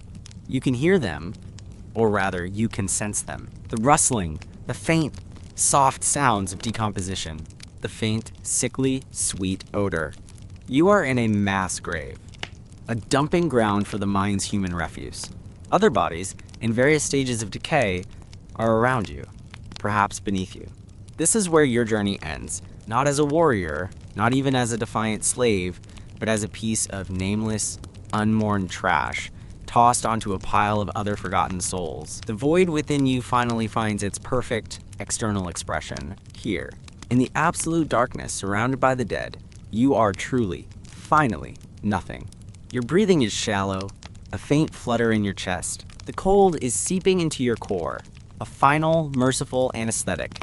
The pain is distant, fading. The world, which had already receded, now dissolves completely. There are no more thoughts, no more memories, no more sensations beyond a vast, encroaching coldness. You close your eyes, or perhaps they were already closed. It makes no difference in this lightless tomb. You are sinking into the cold, into the dark, into the silence. The last vestiges of your former self, the faint echoes of your old life, the bitter taste of your enslavement, all of it is fading, dissolving like mist. Is this death? It is quiet. It is empty. It is the end. The whisper of your life, so long tormented, so long suppressed, finally, irrevocably ceases. The mountain has claimed you. And the more is this utter, final, and indifferent oblivion. You wouldn't last a day. You lasted far, far too long. And this is your reward. Silence and the dark. Silence and the dark. For how long? You couldn't say. Time in that lightless, airless space had ceased to be a measure. It was an eternity compressed into a moment, or a moment stretched into an eternity. The oblivion was a blanket, heavy and suffocating, yet also, in its own way, a release. The pain was gone. The fear was gone. The gnawing hunger, the relentless coughing, the tremor in your limbs, all stilled. There was only the dark, the silence, and the profound, cold peace of non-existence. But the universe, in its infinite cruelty, is rarely so neat. The silence, it turned out, was not absolute. It began as a faint pressure in your ears, a distant, muffled roar that you slowly, agonizingly, began to recognize as the sound of your own blood, a sluggish, protesting current still trying to circulate through your ruined veins. And the dark began to have texture, a cloying, damp weight against your face, the sharp, unyielding pressure of bone against your ribs, not your own. Pain, that old, familiar tormentor, was the first true messenger from the world of the living, or rather, the world of the dying. It started as a dull throb in your infected shoulder, a distant signal fire, then a sharper stab from your stump, protesting the awkward angle at which it was wedged. And then, the cold. Oh, the cold. It wasn't the bracing chill of the deeper tunnels. This was a damp, seeping cold, the cold of decaying flesh, of earth that had never seen the sun. It sank into your bones, not with the promise of oblivion, but with the agonizing insistence of returning sensation. Your eyelids, crusted shut, fluttered. It took an immense effort, a concentration of will you didn't know you still possessed, to pry them open. Not that it made much difference. The blackness was absolute, but you could feel the rough, damp earth beneath you, the yielding, yet unpleasantly firm, pressure of other forms, other bodies, the stench, which your dormant senses had mercifully ignored, now slammed into you with the force of a physical blow. Rot, sweet, cloying, an indescribable miasma of decay that filled your nostrils, coated your tongue, and made your stomach, empty as it was, heave in a dry, racking retch. You were lying on them, and they were lying on you. Macabre embrace of the discarded, limbs intertwined, cold flesh against your colder flesh. You tried to move, a primal instinct to recoil, but your muscles, atrophied and unresponsive, barely twitched. Panic, a sensation you thought had been extinguished forever, flickered, a tiny, terrified spark in the vast emptiness of your soul. You were buried alive. Not with earth, but with the dead. Then came the other sounds. Not the roar of your blood, but smaller, sharper, more immediate. A furtive rustling, a tiny, insistent scratching. And then, a different kind of touch. Light, skittering, across your exposed hand. Your eyes, useless as they were, strained in the darkness. Another touch, on your cheek this time, accompanied by the faint, tickling brush of whiskers. Rats, the carrion eaters. They had found you. Or rather, they had found the fresh meat amidst the old. The spark of panic flared into a desperate, silent scream that had no voice. This was the more, not just to die, but to be consumed, piece by piece, while some horrifying sliver of awareness remained. The thought, the sheer, visceral horror of it, galvanized something deep within you, something beyond reason, beyond despair. A biological imperative so fundamental, it bypassed the ruined landscape of your mind. Move. You strained, every fiber of your being focused on that single command. Your good arm, pinned beneath another body, felt like lead. Your good leg, trapped at an awkward angle, sent jolts of agony up to your hip. But the touch of those tiny questing feet on your face, the imagined nip of sharp teeth, was a torment greater than any physical pain. With a grunt that tore at your raw throat, you heaved. The bodies around you shifted, a grotesque avalanche of limbs and torsos. The pressure on your arm eased slightly. You pulled, inch by agonizing inch. The sound of tearing fabric, the soft, wet sigh of decomposing matter disturbed. The stench intensified, gagging you. Something sharp, a protruding bone perhaps, scraped against your already infected shoulder. You cried out, a broken, gurgling sound. But you kept pulling. The rats, momentarily disturbed, scurried away, their tiny claws clicking on unseen surfaces. But they wouldn't stay away for long. Your arm came free, trembling, useless, but free. You used it to push, to lever yourself. The pile of bodies was not deep, you realized. They were dumped, not carefully buried. If you could just get higher. Your fingers, scrabbling for purchase, found something solid. Not flesh. Rock, the edge of the pit. Hope, or something akin to it, a desperate, animalistic urgency, surged through you. You clawed at the rock, your nails breaking, your skin tearing. You kicked with your good leg, trying to find purchase on the shifting mass beneath you. Each movement was an eternity of agony. Your head swam.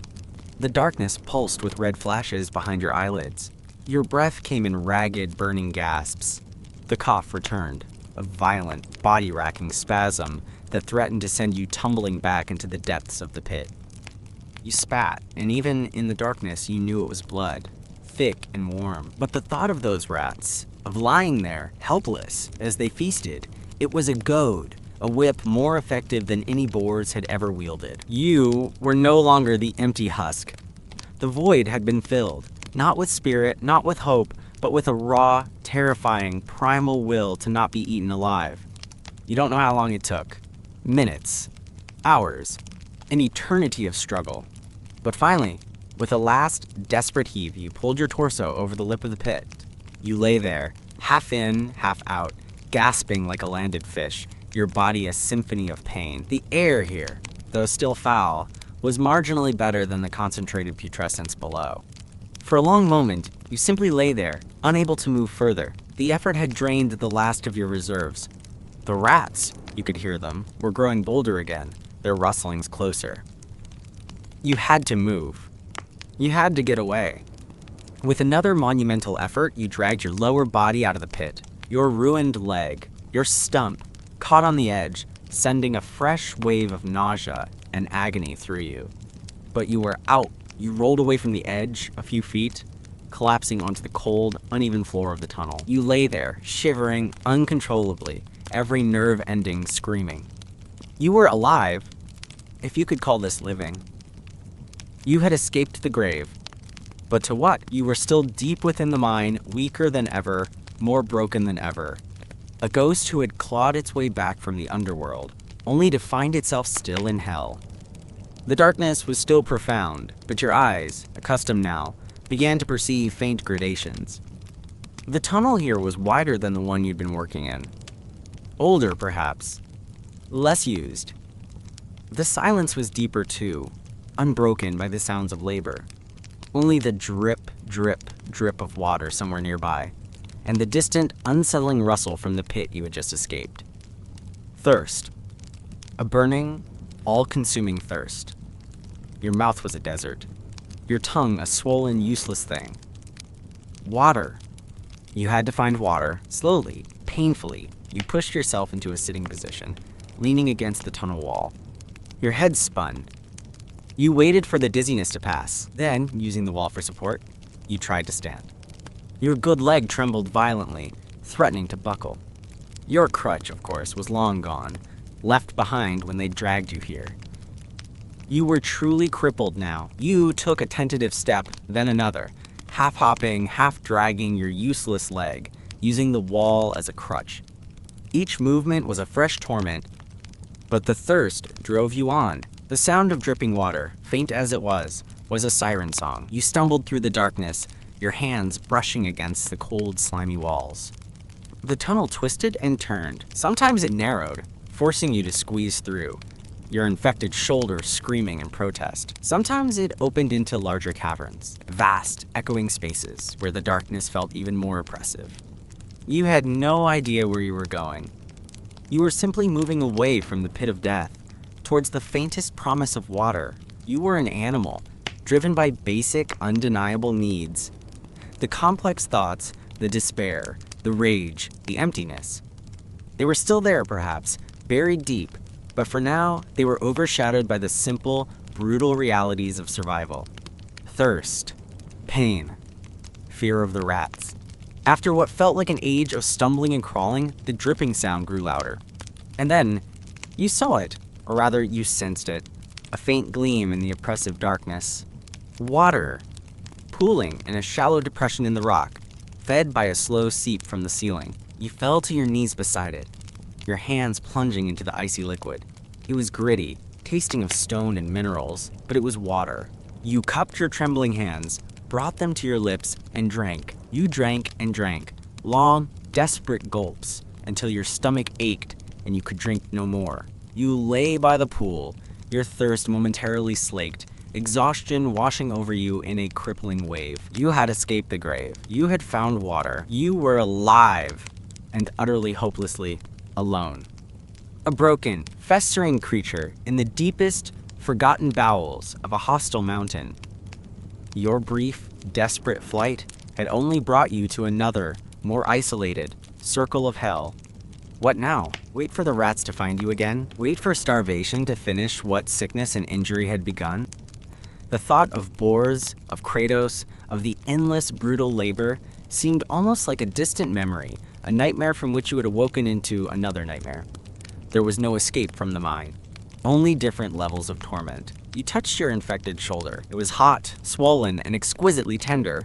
The metallic taste in your mouth was stronger than ever. Your cough, when it came, was wet and heavy, bringing up more blood. You were a walking corpse, a temporary reprieve from the grave you had so recently vacated. A new sound, not rats, not dripping water, footsteps, heavy, deliberate, coming closer. Your heart, that tired, abused organ, leaped into your throat. Not the carrion crew this time. Their work here was done. Overseers? Slaves? Who would venture this deep into these forgotten tunnels? You had no strength to flee, no will to fight. You simply lay there, by the edge of the fetid pool, a broken thing caught in the beam of an approaching light. The light grew stronger, resolving into the flickering orange glow of a torch. Two figures emerged from the darkness. They were not mind slaves. Their clothing, though rough, was different. Their faces, hard and weathered, were unfamiliar. They carried not whips or hammers, but short, heavy clubs, and one had a crude, hide-covered shield. They were warriors of the tribe, the ones who guarded the mine's perimeter, who hunted escaped slaves, who dealt with intrusions. They saw you. Their eyes, glinting in the torchlight, widened slightly, not with surprise, but with a kind of predatory interest.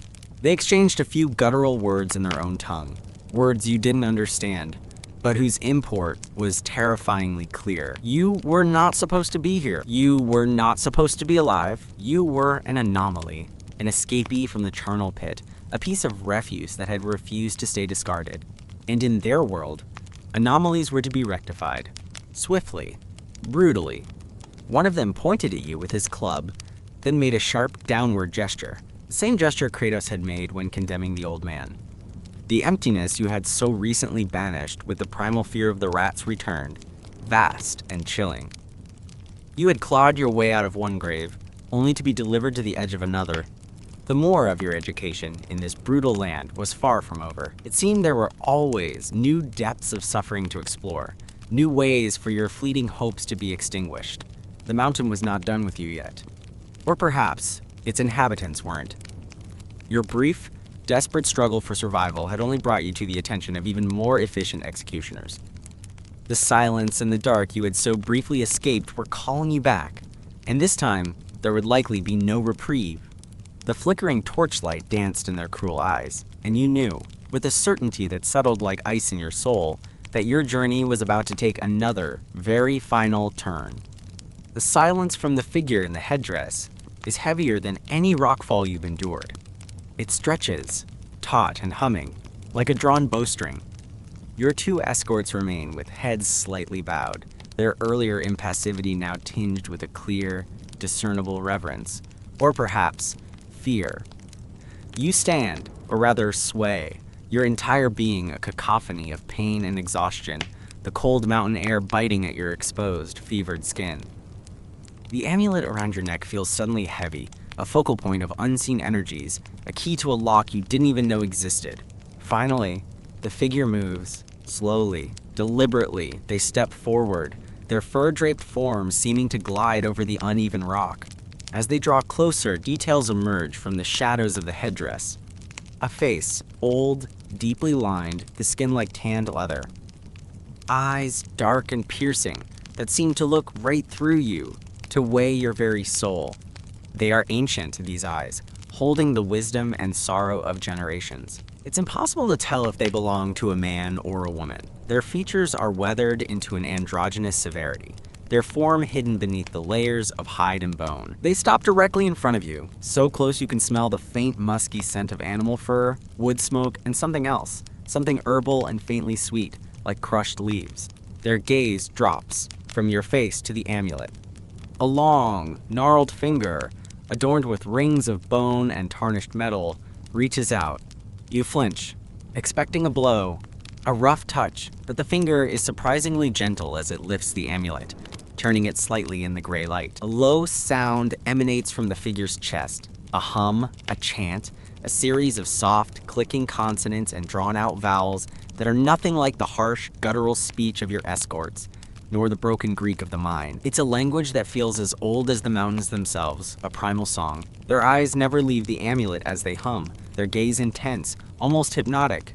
You stand there, frozen not by fear alone, but by a profound, overwhelming sense of the uncanny. This is beyond anything you could have imagined. The brutal, straightforward cruelty of the mine was, in its own terrible way, understandable. This is something else. Something ancient, steeped in ritual and belief systems you cannot begin to comprehend. The figure releases the amulet, letting it fall back against your chest. Their eyes lift to yours again, and then they speak, not in the strange, chanting tongue, but in heavily accented yet understandable Greek. The words are raspy, as if dragged up from a deep well. "You carry the Skyfire stone," they say, their voice a low rumble. It's not a question. It's a statement, heavy with significance. It has chosen you, or you have stolen it. Their eyes narrow, searching your face. Your mind, sluggish and battered, struggles to respond. Skyfire stone? Is that what this trinket is? You try to speak, to explain, but your throat is raw, your tongue thick. Only a hoarse croak emerges. The old mother of the wailing village, she gave it to me. You manage to rasp, the words scraping your throat. For protection. The figure considers this, their head tilted slightly. The old mothers see much, they concede, their gaze unwavering. They remember the old ways, the old debts. If she gave it, then it was given, not stolen. A subtle shift in their posture, a slight relaxation of the tension that had radiated from them. They turn to your two escorts, speaking to them in their own tongue. The words are sharp, authoritative. The warriors grunt in acknowledgement, their deference absolute. The figure then turns back to you. You are broken, they state, their eyes cataloging your wretched condition with unnerving accuracy. The mountain has chewed you and spat you out. The Skyfire Stone may have saved you from the Eater of Souls in the deep dark, but it cannot mend shattered bone or cleanse poisoned blood on its own. A shiver runs through you, not just from the cold. Eater of Souls? Is that what they call the charnel pit, or the entity they believe presides over it? The casual way they speak of such horrors makes your skin crawl. We will take you to the singing caves, the figure announces. There the stone will speak, and we will listen. How do you find the pacing and tone of this narration? And perhaps, their eyes gleam with an unreadable light, the mountain spirits will decide if you are to live, or if your flesh is merely a vessel to return the Skyfire to its rightful place. Singing caves? Mountain spirits? This is a new lexicon of terror, a spiritual dimension to your suffering that you hadn't anticipated. The pragmatic brutality of Kratos and Bors is almost preferable to this unnerving, ritualistic uncertainty. At least with them, you knew the rules, however cruel. Here, you are adrift in a sea of superstition and ancient beliefs, your fate hanging on the whims of unseen entities and the interpretation of a shaman. Your escorts move, one of them, with surprising gentleness, takes your good arm, draping it over his shoulder, offering his own body as a support. The other positions himself on your other side, ready to steady you. They are no longer just guards. They are attendants of a sort. You are no longer just an escaped slave. You are the bearer of the Skyfire Stone, an object of immense, if terrifying, significance. The journey begins again, not down, not up, but along the mountainside, following a narrow, treacherous path that winds through stunted trees and over loose scree. The shaman, or whatever they are, leads the way, their movements surprisingly agile for one so ancient seeming. They carry no torch. They navigate the dim light with an unnerving, animalistic surety. The air grows colder as you ascend further. The wind whips at your rags, carrying the scent of snow from higher peaks. Your body screams in protest with every step. The brief sustenance of water and dried meat is long gone, and a gnawing hunger combined with a profound, bone-deep weariness threatens to overwhelm you. Several times, your vision dims, the world tilting precariously, and you feel yourself begin to fall, only to be caught and supported by your escorts. They say nothing, their faces impassive, but they do not let you drop. You pass strange rock formations, twisted and sculpted by wind and time. Some of them look vaguely like petrified creatures, their forms hinting at monstrous, forgotten beasts. The shaman occasionally pauses before one of these, murmuring their strange, clicking chant, perhaps paying respects or seeking passage. The world around you feels alive, imbued with a primal, watchful presence. You are acutely aware of your own alienness, your own insignificance in this vast, ancient landscape. After what seems like an eternity of agonizing progress, the shaman stops. You are at the base of a sheer cliff face, a towering wall of granite that seems to stretch endlessly upwards. There appears to be no way forward, but the shaman moves towards a dark fissure in the rock, a crack barely wide enough for a person to squeeze through. They disappear into it. Your escorts guide you towards the opening. The air emanating from it is cold, damp, and carries a strange, faint, high-pitched humming sound. The singing caves. You hesitate at the threshold. To enter this place feels like stepping into another world, a world even further removed from the reality you once knew. But there is no choice. One of your escorts gently but firmly prods you forward. You squeeze through the narrow opening, your injured shoulder scraping against the rough rock, sending fresh bolts of agony through you. The passage beyond is dark, but not completely. A faint, phosphorescent glow emanates from veins in the rock itself, casting an eerie greenish light. And the humming sound is louder here, a chorus of high, resonant tones that seem to vibrate in your very bones. It's not unpleasant exactly, but deeply unsettling, like the music of another dimension. The passage opens into a vast cavern. The source of the light and the sound becomes clear. The walls are lined with huge, crystalline formations, glowing with that same ethereal green light. And as the wind, funneled through unseen openings high above, passes over them, they vibrate, producing the strange, unearthly music that gives the caves their name. It's a place of breathtaking, terrifying beauty. It feels sacred, ancient, and profoundly alien. In the center of the cavern, there's a natural stone platform, and upon it, a circle of smaller, smoother stones. The shaman is already there, standing within the circle, their arms raised, their head tilted back, chanting in the resonant, clicking tongue. Your escorts lead you to the edge of the platform, then release you. They step back, their heads bowed, leaving you to face the shaman alone. The chanting intensifies. The humming of the crystals seems to swell in response. The air crackles with an unseen energy. The shaman's eyes open, fixing on you. They are no longer the eyes of an old human. They are something else, something wilder, more ancient. The Skyfire stone has come home, they intone, their voice echoing strangely in the vast cavern. Now, we see if the vessel is worthy, or if it must be broken to release the light. You stand there, swaying on your feet, the fate of your miserable existence hanging in the balance, dependent on the interpretation of a glowing rock, the song of crystals, and the judgment of this enigmatic, terrifying figure. The more of your education has led you from the brutal pragmatism of the mine to the mystical heart of a primal, unforgiving wilderness. And as the shaman begins a new, more powerful chant, and the cave around you seems to pulse with an ancient elemental power, you realize that your chances of survival have not necessarily improved. They have merely become stranger, and infinitely more unknowable. The cold dread that settles in your gut is different now, tinged not just with fear of pain and death, but with a deeper, more existential terror of forces beyond your comprehension, forces that are about to decide your fate. Was there anything specific you liked about my narration, or anything you would like me to change? The shaman's chant changes, the clicking consonants becoming sharper, the guttural drones deeper,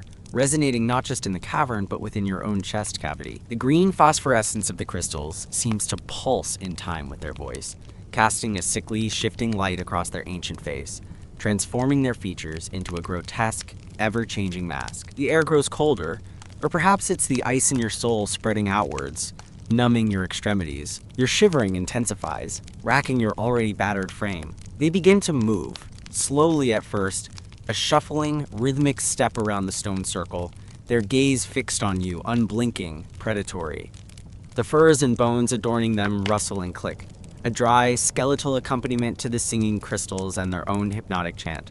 You try to focus, to understand what is happening, but your mind is a maelstrom of pain, exhaustion, and fever-induced delirium. The world swims, the glowing crystals elongating and contracting like living things. The shaman raises their hands, gnarled fingers splayed. The chanting becomes a series of sharp, explosive cries, like the call of some unknown raptor. As they cry out, the humming of the crystals seems to spike. A piercing, high-frequency whine that grates on your nerves, drills into your skull. You clap your hands over your ears, a useless gesture against a sound that feels like it's originating inside your own head. The pain in your shoulder, your stump, your ribs, it all flares, a synchronized chorus of agony. You stumble, your good leg threatening to give way. You want to fall, to collapse, to let the darkness take you. But some stubborn, terrified part of you remains upright, swaying, a condemned prisoner before their executioner. The shaman is closer now, circling you within the ring of stones. You can smell them again, the fur, the smoke, the herbs. But now there's a new scent, sharp and acrid, like burning minerals. They stop directly in front of you. Their eyes, those ancient piercing orbs, seem to suck the very light from the cavern. They reach out, not to the amulet this time, but to your face. A grimy thumb presses against your forehead, surprisingly strong, pushing your head back. Their other hand hovers over the Skyfire stone on your chest. The chanting softens, becomes a low, guttural murmur, almost a growl. You feel a strange heat emanating from their palm, a dry, intense warmth that seems to draw something out of you. Your vision blurs completely, the green light of the cavern dissolving into a swirling vortex of black and red. You feel lightheaded, detached, as if your spirit is beginning to unmoor from your ravaged body. Is this it? Is this how they break the vessel? A silent, spiritual execution? Then, a new sensation. The amulet on your chest, the Skyfire stone, begins to warm. Not unpleasantly at first, just a gentle heat, like a sun-warmed pebble. But it grows, rapidly, becoming hotter, then hotter still, until it's a burning coal against your skin. You gasp, a raw, involuntary sound, trying to pull away, but the shaman's grip on your forehead is like iron. The heat from the amulet is unbearable, searing your flesh. You can smell burning hair, your own. The pain is exquisite, eclipsing all other torments. And yet, through the agony, you feel something else. A strange, powerful thrumming, emanating from the stone, vibrating through your sternum, into your very bones. It's as if the stone is alive, awake, responding to the shaman's ritual, to the energy of the singing caves. The shaman's chanting rises again, louder, more urgent. Their eyes are closed now, their face contorted in a mask of intense concentration. The green light from the crystals flares, bathing the cavern in an almost blinding emerald glow. The humming of the caves becomes a deafening roar, a symphony of alien frequencies. And then you see it, or you experience it, not with your eyes, for they are screwed shut against the pain and the light, but in your mind, a flash, a vision. You are falling through an endless star-dusted sky, not the dark, oppressive sky of the mountains at night, but a vast, cosmic ocean of swirling nebulae and distant, glittering galaxies. The Skyfire stone is not on your chest. It is you, or you are it, a blazing meteor hurtling through the void. There is no fear, only an incredible, exhilarating sense of speed and power, of ancient purpose. Then, impact. A world of fire and cataclysm, mountains rising like jagged teeth, oceans boiling, the very earth groaning and splitting. You are driven deep, deep into the molten heart of a nascent world, a spark of celestial fire trapped in cooling rock. The vision shifts. Eons pass in moments. The rock grinds, transforms. You are part of the mountain, a silent, patient consciousness locked in stone. You feel the slow crawl of glaciers, the relentless bite of wind and rain, the rise and fall of forests, the passage of strange, primeval creatures. Another shift. Human hands, rough, calloused, digging, chipping. You are found, not understood, but revered, a thing of power, of mystery, passed from generation to generation, adorned, worshipped, feared. You see faces, fleeting glimpses of those who have carried you, their hopes, their fears, their rituals. The old mothers of the Wailing Village, their faces like ancient maps, their eyes knowing. The visions are overwhelming, a torrent of sensation and information, too much for your shattered mind to process. You feel your own identity dissolving, merging with the ancient alien consciousness of the Skyfire stone. You are nothing. You are everything. The shaman screams, a single, piercing cry that cuts through the roaring of the caves, the thrumming of the stone, the chaos in your mind. The burning heat on your chest intensifies to an unbearable peak, and then, just as suddenly, it recedes, leaving behind a dull, throbbing ache and the sickening smell of scorched flesh. The visions vanish. You are back in your own body, in the cold, glowing cavern, the shaman's hand still on your forehead. You gasp, sucking in air that feels thick and heavy, like liquid. Your entire body is trembling, not with cold or weakness, but with the aftershocks of an immense, terrifying power. The shaman removes their hand. You sag, your legs finally giving out, and you crumple to the stone floor, landing hard on your knees. You are too weak to even cry out. You can only kneel there, head bowed, gasping. The world slowly, agonizingly, reasserting its grim reality. The singing caves are quieter now. The intense green glow has softened. The deafening roar subsided to its former unsettling hum. The shaman stands over you. They're breathing heavy, their face slick with sweat. They look drained, but also strangely exhilarated. They watch you for a long moment, their expression unreadable. Then they speak, their voice raspy but firm.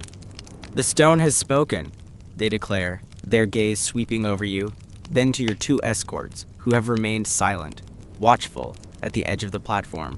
It remembers its journey. It remembers the sky and the deep earth. It remembers the old mothers. They look back at you, their eyes sharp, analytical. The vessel is damaged, greatly, but the fire within it still burns. The stone has accepted the offering of your pain. It has tasted your fear, your endurance. An offering? Your suffering, your near-death experience in the charnel pit, the agony of the ritual. Was that all just an offering to this piece of rock? The thought is so monstrous, so alien, it leaves you reeling. The mountain spirits are ambivalent, the shaman continues, their brow furrowed. They see your foreignness. They smell the stench of the metal eaters upon you. Metal eaters. That must be what they call the mine operators, Kratos and his ilk. But they also feel the stone's resonance. It sings a song of survival, a song they understand. Survival. That word again. It seems to be the only constant in this brutal, unforgiving world. The shaman turns and retrieves something from a pouch at their belt. A small, carved wooden bowl and a leather flask. They pour a dark, thick liquid from the flask into the bowl, then approach you. "Drink," they command, holding the bowl to your lips. You recoil instinctively. What is this? More torment? A poison to finish what the ritual started? The shaman's eyes narrow. This is not a request, Skyfire Bearer. The stone has accepted you for now. But your body is failing. This will either mend you enough to serve, or it will speed your journey to the ancestors. Either way, the will of the spirits will be done. Serve? Serve what? Or whom? The implications are terrifying. You are no longer just a slave, or a piece of refuse. You are now something else, something tied to this stone, to these people, to these incomprehensible beliefs. The liquid in the bowl smells pungent, earthy, with a bitter, medicinal undertone. You look into the shaman's eyes, searching for some hint of deception, of malice. You see only an unwavering, implacable resolve. You are trapped. There is no escape. With a deep, shuddering breath, you part your lips. The shaman tilts the bowl. The liquid is thick, viscous, and tastes foul. A bitter, burning concoction of herbs, roots, and something else. Something vaguely metallic. You gag, but force yourself to swallow. It burns its way down your throat, settling like a hot coal in your stomach. Almost immediately, a strange warmth spreads through your limbs, different from the burning heat of the amulet. This is a deeper, more pervasive warmth, accompanied by a peculiar lightness in your head. The pain in your body doesn't vanish, but it recedes, becomes distant, muffled, as if wrapped in thick felt. The shaman watches you intently as you drain the bowl. When it's empty, they take it back, their expression still unreadable. "Rest now, vessel," they say, their voice softer, almost gentle. "The caves will sing to you. The stone will dream within you. When the sun next kisses the highest peaks, we will see what the spirits have decided." They turn and walk away, disappearing back into the shadowy recesses of the cavern, leaving you alone on the stone platform with your two silent escorts. They do not approach you. They simply stand, like statues, their faces hidden in the gloom. You are left kneeling, the strange warmth spreading through your body, the humming of the crystals, a constant, vibrating presence. Your mind is strangely clear, yet also detached, as if you are observing yourself from a great distance. The exhaustion is immense, but it's no longer the frantic, agonizing fatigue of before. It's a heavy, sinking weariness, a surrender to the inevitable. You lie down on the cold stone, curling into a ball, your cheek pressed against the smooth, cool surface. The amulet, the Skyfire stone, is still warm against your chest, a constant, throbbing presence. You close your eyes. The green phosphorescence of the cavern seeps through your eyelids, creating shifting patterns of light and shadow. The singing of the crystals lulls you, a strange, unearthly cradle song. You drift, not into sleep, not exactly, but into a state between waking and dreaming. A liminal space where the boundaries of reality blur. Images flicker behind your eyelids, the swirling cosmic void, the fiery birth of mountains, the faces of the old mothers, the predatory eyes of the shaman. They are no longer terrifying, just present, part of the tapestry of this new, strange existence. How did you find the narration? The more of your education has taken you beyond the brink of death and into the heart of a primal mystery. You are no longer just a survivor. You are a vessel, a skyfire bearer, an unwilling participant in a drama whose rules and stakes are utterly alien to you. Your fate is no longer in your own hands, if it ever truly was. It rests now with glowing stones, singing caves, mountain spirits, and the enigmatic will of a shaman. As you drift deeper into the strange, medicated calm, a single chilling thought surfaces. What does it mean to serve? And what will happen if the spirits decide, come sunrise, that you are not worthy, or that your body must indeed be broken to release the light within the stone? The brief respite from immediate terror is replaced by a cold, gnawing uncertainty, a fear of the unknown that is, in its own way, as profound as any you have faced before. The singing caves hold your fate, and their song is one of ancient power and utter indifference to your individual will. You are a pawn in a game you don't understand, and the next move is not yours to make. The world swims in shades of sickly green and pulsating darkness. The song of the crystals is a constant, a high, thin vibration that resonates deep in your skull, behind your eyes, in the marrow of your bones. It's not music as you understand it, but a raw frequency, the sound of the earth's deep nerves exposed and thrumming. You float, untethered, in the strange warmth that spreads from your core, a gift from the shaman's bitter draft. The pain, your constant companion for so long, has not vanished, but it has retreated. A snarling beast now chained just out of reach, its growls muffled. Your thoughts are like water weeds, drifting, tangling, breaking apart. Fragments of the Skyfire Stone's memories, the cosmic fall, the molten heart of the world, the endless march of stone time. They eddy and swirl with your own broken recollections. The face of the old mother, her eyes like polished river stones. Bors' sneer, Kratos' pronouncement of your strength, a bitter cosmic joke. The rats in the charnel pit, their tiny needle-sharp teeth. It all merges into a single incoherent dreamscape, where past, present, and the stone's ancient history are one. The amulet on your chest is a dull, throbbing heart, its heat a constant reminder of the ritual. You can feel the outline of the burn it left, a brand marking you as something. A vessel. A bearer. The skin there is tight, tender even through the potion's haze. You are marked, claimed. Time is a river, and you are a leaf upon its surface, with no sense of its passage. Is it minutes? Hours? The green glow of the cavern is eternal, unchanging. How do you feel about the narration? The two escorts, you sense them rather than see them, are still there, unmoving sentinels at the edge of your awareness. Their presence is a weight, a reminder that your respite, if it can even be called that, is conditional, temporary. At some point, a shift, not in the light, for there is none but the crystal's eerie gleam, but in the air, a subtle change in temperature, a faint stirring that wasn't there before. Or perhaps it's something within you, the potion's effects beginning to wane, or some internal clock ticking towards a grim appointment.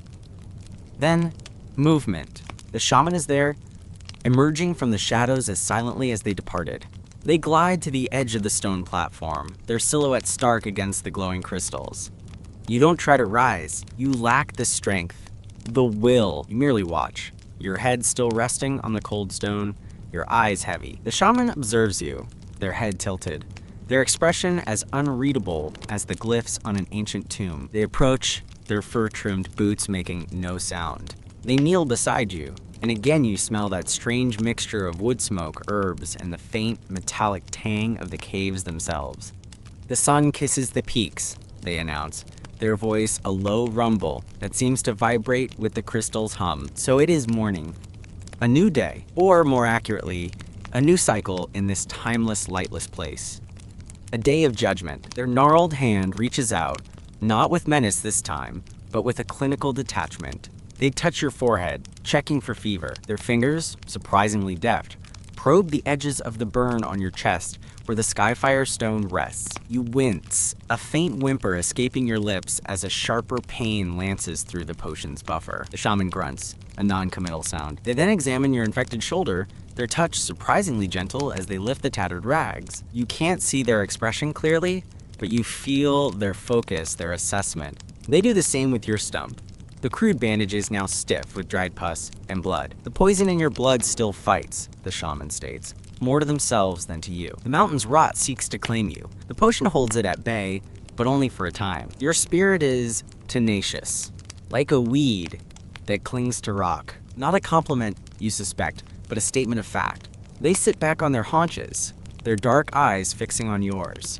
The silence stretches, thick with unspoken possibilities, with the weight of your uncertain fate. The singing of the crystals seems to intensify, a chorus of anticipation. The spirits have considered, the shaman says at last, drawing out the word as if tasting it. They are not pleased by your weakness, by the taint of the metal eaters. But the Skyfire stone, it sings a strong song through you. A song of endurance. A song of having fallen from the sky and survived. Your heart, that battered muscle, gives a faint, hopeful flutter. Survival. Is that enough? You will not die today, the shaman declares. The words hang in the air. Simple, direct, yet carrying the weight of a god's decree. Relief, so potent it's almost painful, washes through you, leaving you weak and trembling. But the shaman isn't finished. But your old life is dead. The slave, the foreigner, the broken thing left for the eater of souls. That one is gone. You are now of the stone. They tap the amulet on your chest. You are its voice, its hands, its feet in this world, for as long as it chooses you, and for as long as your vessel holds. Voice? Hands? Feet? What does this mean? The questions burn in your mind, but you lack the strength, the clarity, to ask.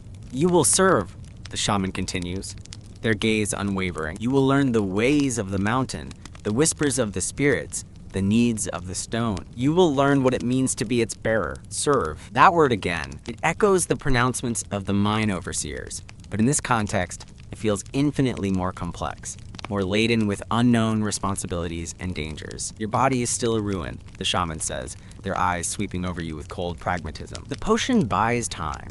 Nothing more. You must become stronger, or the stone will seek another.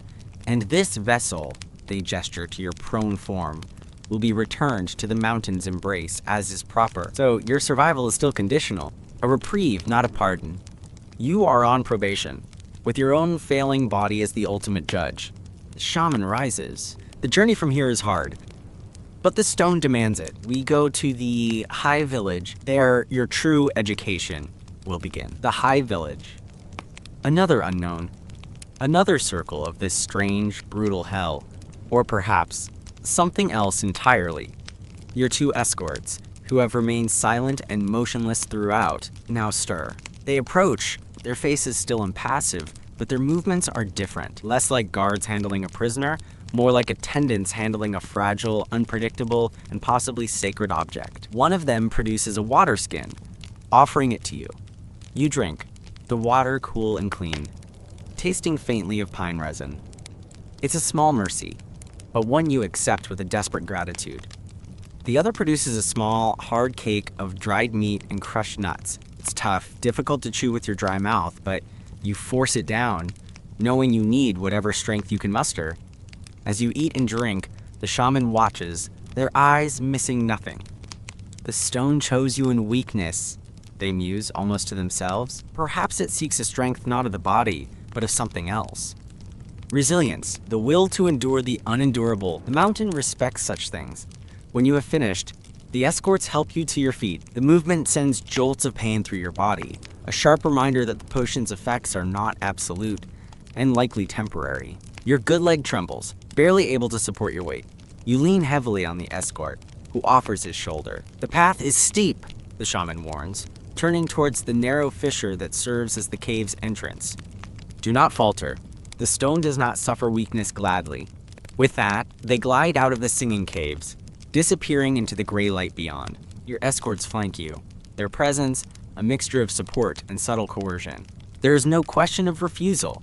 You are swept along by a current far stronger than yourself. You squeeze back through the narrow opening, the rough rock scraping your injuries, the faint greenish glow of the singing caves receding behind you, replaced by the stark, unforgiving light of the mountains. The air is thin, Cold, biting. The wind whips at your rags, chilling you to the bone. The shaman is waiting, a little way up a steep, barely discernible path that zigzags across the face of the cliff. They look back, their eyes like chips of obsidian. The Skyfire stone has returned to the world of the living, they call out, their voice surprisingly strong against the wind. Now its bearer must prove they are worthy of the light. And so you begin to climb. Each step is an agony. Your lungs burn. Your vision swims. The world tilts and sways. Your good leg screams in protest. Your stump throbs. Your shoulder is a ball of fire. You stumble, you falter, but your escorts are there, their strong hands gripping your arms, hauling you upwards. Their faces impassive, their determination absolute. They are not just helping you, they are compelling you, forcing you to match their relentless pace. You are climbing towards an unknown fate in an unknown village, to serve an unknown purpose, dictated by a glowing stone and its enigmatic shaman. The more of your education is a brutal ascent, both literal and metaphorical. You have escaped the grave, you have survived the ritual, but you are still a prisoner, bound not by chains of iron, but by chains of superstition, of obligation, of a destiny you never chose. As you climb, the amulet on your chest feels heavy, a palpable weight. Sometimes, you fancy you can feel it thrumming faintly, a subtle vibration against your skin, as if in response to the effort, to the wind, to the vast, indifferent mountains that surround you. Is it guiding you, judging you, or simply waiting for you to fail so it can be passed to a stronger vessel? The path is treacherous, littered with loose stones. Below, the drop is sheer, dizzying. One misstep, one moment of weakness, and it would all be over. Would you like me to read another script? Part of you, the part that still yearns for the oblivion of the charnel pit, almost wishes for it. But another part, the stubborn, weed-like core that the shaman identified, keeps putting one foot in front of the other, keeps leaning on the escorts, keeps breathing the thin, icy air. The High Village. What awaits you there? More rituals? More tests? Or simply a slower, more elaborate form of servitude? The shaman offers no answers, only strides onward, a relentless figure against the stark skyline. Your journey into the heart of this alien darkness is far from over. It has merely entered a new, more perplexing, and perhaps even more dangerous phase. The mountain has not yet finished with you, and the Skyfire Stone, it seems, has plans of its own. The wind is a razor, slicing through your rags, finding every exposed inch of your fevered skin. Each breath is a gasp of icy air that sears your lungs, already raw from days of dust and exertion, and now the thinness of this higher altitude. Your head pounds in rhythm with the desperate thumping of your heart, a frantic drumbeat against the vast, indifferent silence of the peaks. The path, if you can even call it that, is a cruel joke. A scattering of loose shale and treacherous footholds angling impossibly upwards across a sheer rock face. Below you, the world drops away into a dizzying abyss of cloud and shadow. Far, far below, if you dared to look, you might imagine the faint scar of the mine, a distant, insignificant wound on the mountain's flank. But you don't dare. Your focus, what little of it remains, is entirely consumed by the next agonizing step. The shaman, a silhouette of fur and bone against the bruised gray sky, moves with an unnatural, gliding surety, never looking back, never faltering. They are less a guide, more a relentless, primal force pulling you upwards, a dark star to which your miserable orbit is now tethered. Your escorts are the iron grip of that gravity, one on each side. Their calloused hands are like vices on your arms, hauling, dragging, steadying. When your good leg buckles, which it does with increasing, humiliating frequency, they don't coddle you. They don't speak. They simply adjust their grip, their bodies taking your weight with an impassive strength, and force you onwards. Their faces are stone, weathered, and unreadable, their eyes fixed on the path, or perhaps on some distant point only they and the shaman can perceive. You are a burden, a piece of damaged cargo, but a sacred one, it seems. And sacred cargo must reach its destination, no matter the cost to the cargo itself. The potion's warmth is a fading memory, a cruel trick of temporary relief. Now the pain returns with a vengeance, a pack of wolves tearing at your flesh. Your shoulder throbs, a festering sun of agony. Your stump is a raw, screaming nerve ending, chafing against the rough bindings with every jolting movement. The burn on your chest, where the Skyfire Stone seared you, is a brand of fire, a constant, agonizing reminder of the ritual in the singing caves, and of the alien consciousness that now seems to slumber, or perhaps watch, from within the amulet. Sometimes, you swear you can feel it. A faint, almost imperceptible thrum against your sternum, a pulse that is not your own. Is it the stone, or just the delirium of pain and exhaustion? It makes no difference. It's another layer of the uncanny, another thread in the tapestry of your unfolding nightmare. You try to think, to make sense of what is happening, but your mind is a blizzard. Skyfire bearer.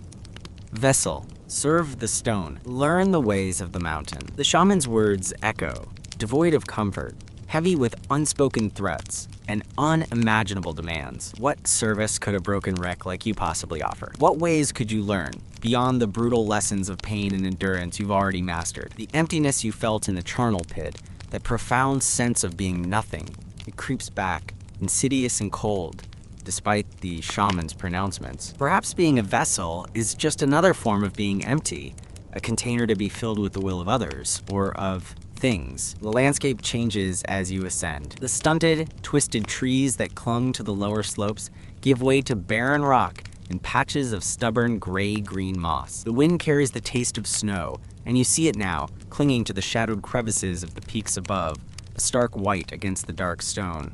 The air is cleaner here, sharper, but also thinner, making every breath a conscious effort, every movement a monumental task. The world feels stripped bare, reduced to its essential elements: rock, sky, wind, and your own insignificant, suffering self. You lose track of time. The climb is an eternity of pain, punctuated by moments of near collapse, of blackness threatening to engulf you. Each time, the escorts haul you back from the brink, their grip relentless, their silence more damning than any curse. You see the sun, a pale, distant disk, track slowly across the vast expanse of the sky, but it offers no warmth, no comfort, only a stark illumination of your misery and the terrifying scale of the wilderness that has claimed you. Once, during a brief, gasping halt on a narrow ledge, one of your escorts produces the water skin. The water is icy, shocking your system, but it clears your head for a moment. You look at him, at his impassive, weathered face. Is there anything behind those eyes? Pity? Contempt? Or just the blank acceptance of duty? You try to speak, to ask something. Where are we going? Why? But the words die in your throat, a dry croak. He simply takes the water skin back, his expression unchanging, and then, with a slight nod from his companion, they are hauling you upwards again. There are no answers here. Only the climb, only the will of the shaman, and the silent, unknowable demands of the Skyfire stone.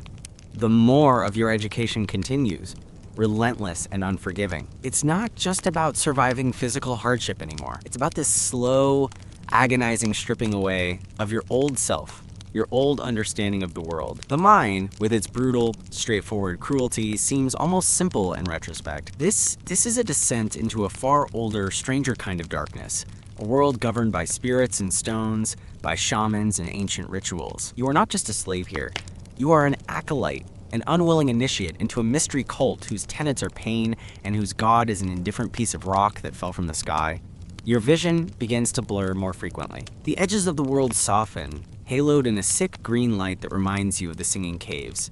Are you hallucinating? Or is the stone, the mountain, the shaman's potion somehow altering your perception, tuning you to frequencies you were never meant to receive? You see faces in the patterns of the lichen on the rocks, hear whispers in the sighing of the wind through unseen crags. The mountain is alive, and it is watching you, and it does not seem pleased. Then, just as you feel the last vestiges of your strength ebbing away, just as the blackness threatens to claim you for good, the shaman stops. They are standing on a wider ledge, looking out over a vast, bowl-shaped valley that opens up below, a hidden crease in the mountain's skin. And in that valley, clinging to its steep sides, are structures. Not the crude lean-tos of a temporary camp, but more permanent dwellings, built of stone and turf, their roofs low and angled against the wind. Smoke, thin and pale, rises from a few of them, a fragile sign of life in this desolate, high-altitude wilderness. This must be it, the High Village. It is not a place of comfort or welcome. It looks hard as the rock from which it is built, as unforgiving as the wind that scours it. The dwellings are clustered together, hunkered down, as if bracing themselves against the elements, or perhaps against something else. There are no visible signs of cultivation, no fields, no domesticated animals that you can see from this distance, only the stark, gray-brown structures and the vast, brooding presence of the surrounding peaks.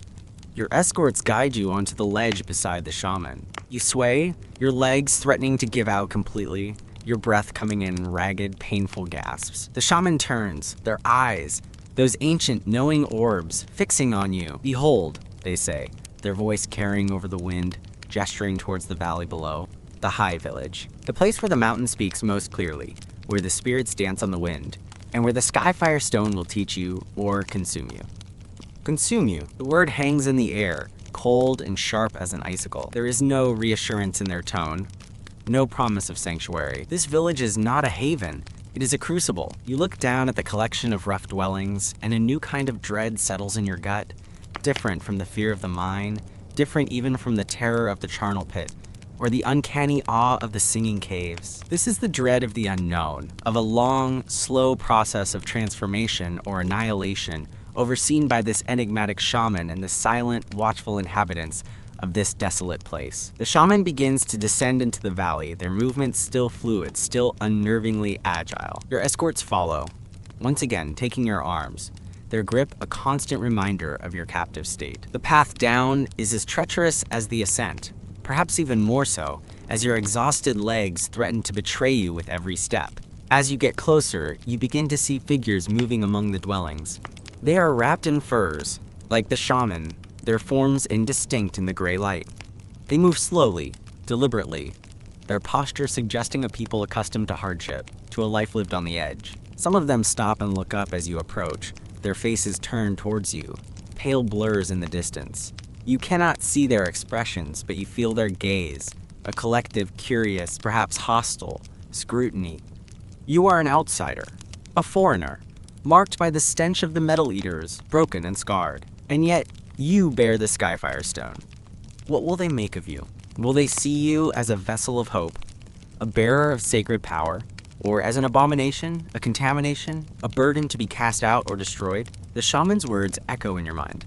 The stone will teach you or consume you. The High Village, you realize with a chilling certainty, is where that lesson, that consumption, will take place. Your journey into the moor has brought you to the very heart of this tribe's strange, brutal world. And as you stumble downwards, towards the unwelcoming embrace of the village, you know that whatever awaits you there, it will be a continuation of your harsh education, a further stripping away of everything you once were, everything you once knew. The silence of the mountains is replaced by the silent, watchful gaze of its people, and you are utterly, terrifyingly, at their mercy. The Skyfire Stone on your chest feels colder now, heavier, a millstone dragging you down into a future you cannot imagine, and desperately fear. The ground beneath your faltering feet is a treacherous mix of loose scree and impacted frozen earth. Each downward step into the valley is a carefully controlled lurch, sending jolts of raw agony through your stump and up into your hip, where the bone feels like it's grinding in its socket. Your shoulder, a swollen mass of infected tissue, burns with a wet, tearing sensation every time your escorts adjust their grip, their calloused hands like iron clamps on your arms. They are not gentle. Their focus is singular, delivering you, the Skyfire's chosen baggage, to the High Village. Your comfort, your pain. These are trivialities in the face of their duty.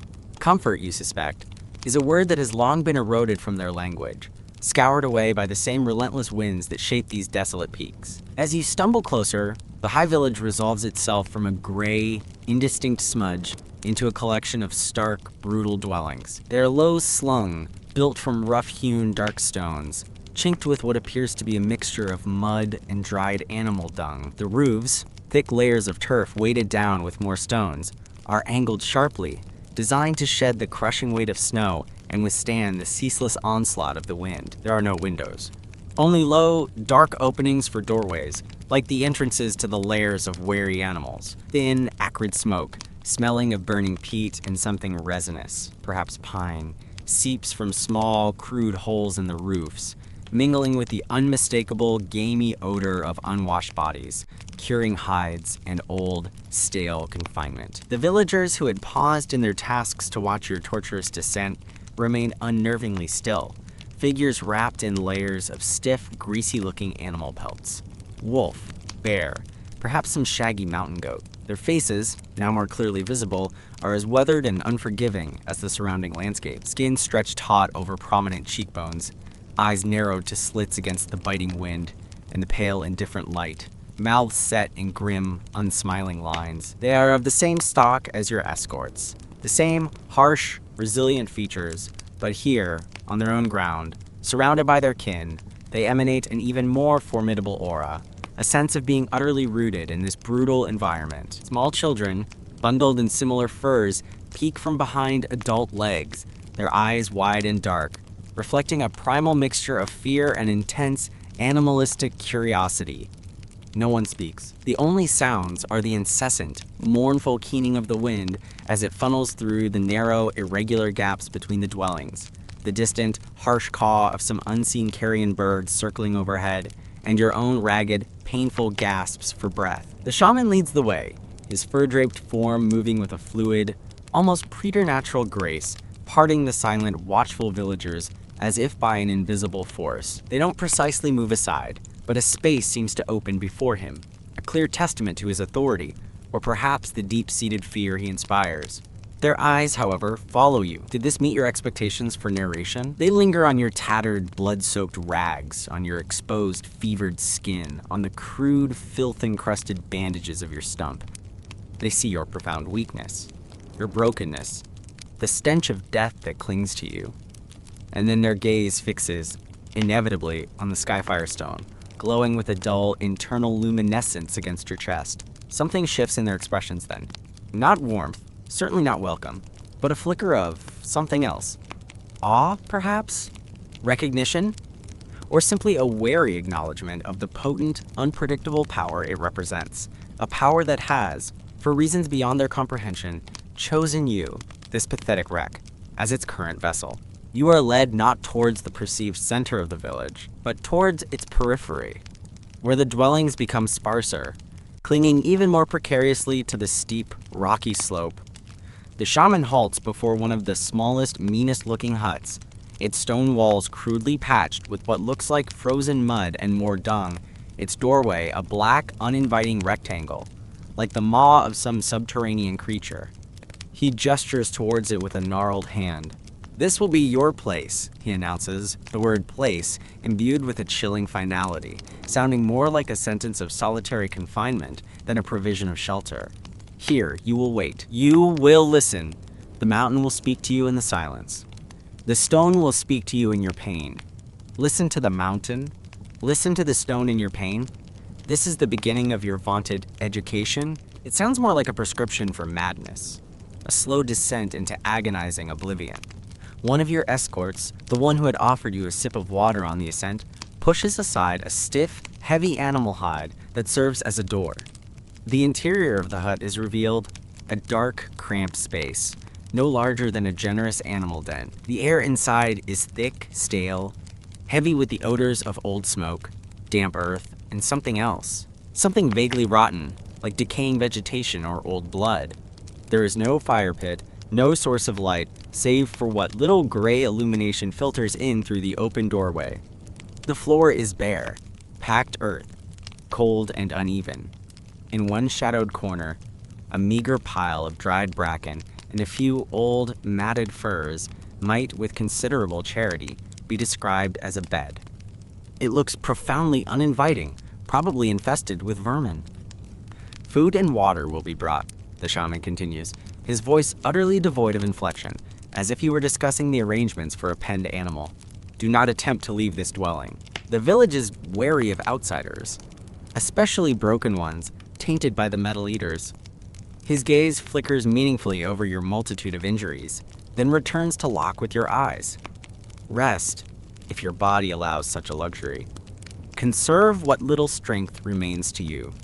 Your trials are far from over. They have merely changed their shape, their texture. With that pronouncement, he turns and strides away, his fur-clad form melting back into the gray tapestry of the village, leaving you in the custody of your two silent escorts. They guide you, or rather unceremoniously shove you, through the low doorway. You stumble into the near darkness, your eyes struggling to adjust from the pale outdoor light. The heavy hide flap falls back into place with a dull thud, plunging the interior into an almost Stygian blackness, save for a few faint slivers of gray light that manage to penetrate through the numerous cracks in the ill-fitting stones of the wall. Your escorts do not enter. You see their silhouettes for a fleeting moment against the hide door before they too move away. You hear the crunch of their heavy boots on the stony ground outside, their footsteps receding into the general murmur of the wind. And then, silence.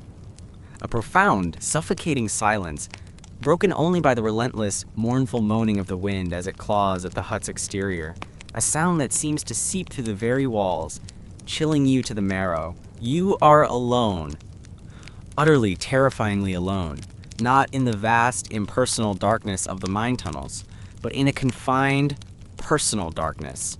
A cage of cold stone and deep shadow. The brief, desperate surge of adrenaline that got you through the climb, the faint, treacherous numbing effects of the shaman's potion, they are all rapidly fading now, abandoning you to the full, unmitigated, and excruciating reality of your physical condition. The pain crashes back in, a monstrous, overwhelming tidal wave of pure agony. Your shoulder feels as if it's being actively torn apart from within, the infection pulsing, throbbing, sending tendrils of nauseating heat and sickness through your entire body. Your stump is a raw, butchered ruin, screaming with every ragged beat of your heart, chafing against the filthy bindings with an unbearable friction. The burn on your chest, where the skyfire stone seared your flesh, aches with a deep, persistent, searing pain. You collapse onto the packed earth floor, your legs no longer capable of supporting even your wasted frame. You curl into a fetal position, shivering uncontrollably, not just from the bone-deep cold that permeates the hut, but from the raging fever that consumes you from within. Hot, futile tears well in your eyes, spilling onto the cold dirt. Not tears of sorrow or even self-pity, you are far beyond such luxuries, but tears of sheer, overwhelming, unendurable physical misery. You bite down hard on your lower lip, tasting the metallic tang of your own blood, desperately trying to stifle the groans and whimpers that threaten to escape your tortured throat. The shaman had said to listen to the stone in your pain. What is it saying now? That you are pathetically weak? That you are inevitably dying? That you are an utter fool for clinging so desperately to this wretched, tormented existence? You lie there for what feels like an eternity, drifting in and out of a feverish, pain-saturated stupor. The darkness is almost absolute, the silence broken only by your own harsh, shallow breaths, and the occasional, involuntary sob that escapes your control. You are acutely, intimately aware of every throb, every ache, every searing stab of pain that racks your body. This is your place. This is where your education begins, by being left to fester and decay, it seems. After a long, indeterminate passage of time, marked only by the shifting intensity of your agony, the hide flap is pushed aside. A figure stands silhouetted against the muted gray light. A woman, judging by her slighter build and less bulky furs, though she is still a formidable, weathered presence. She carries a rough, unadorned wooden bowl and a small, greasy water skin. She doesn't speak. She doesn't even look directly at you. She simply enters the hut, her movements economical, almost furtive, as if she too is wary of this contaminated space, or its occupant. She places the bowl and water skin on the dirt floor near your head, then retreats as silently and swiftly as she arrived.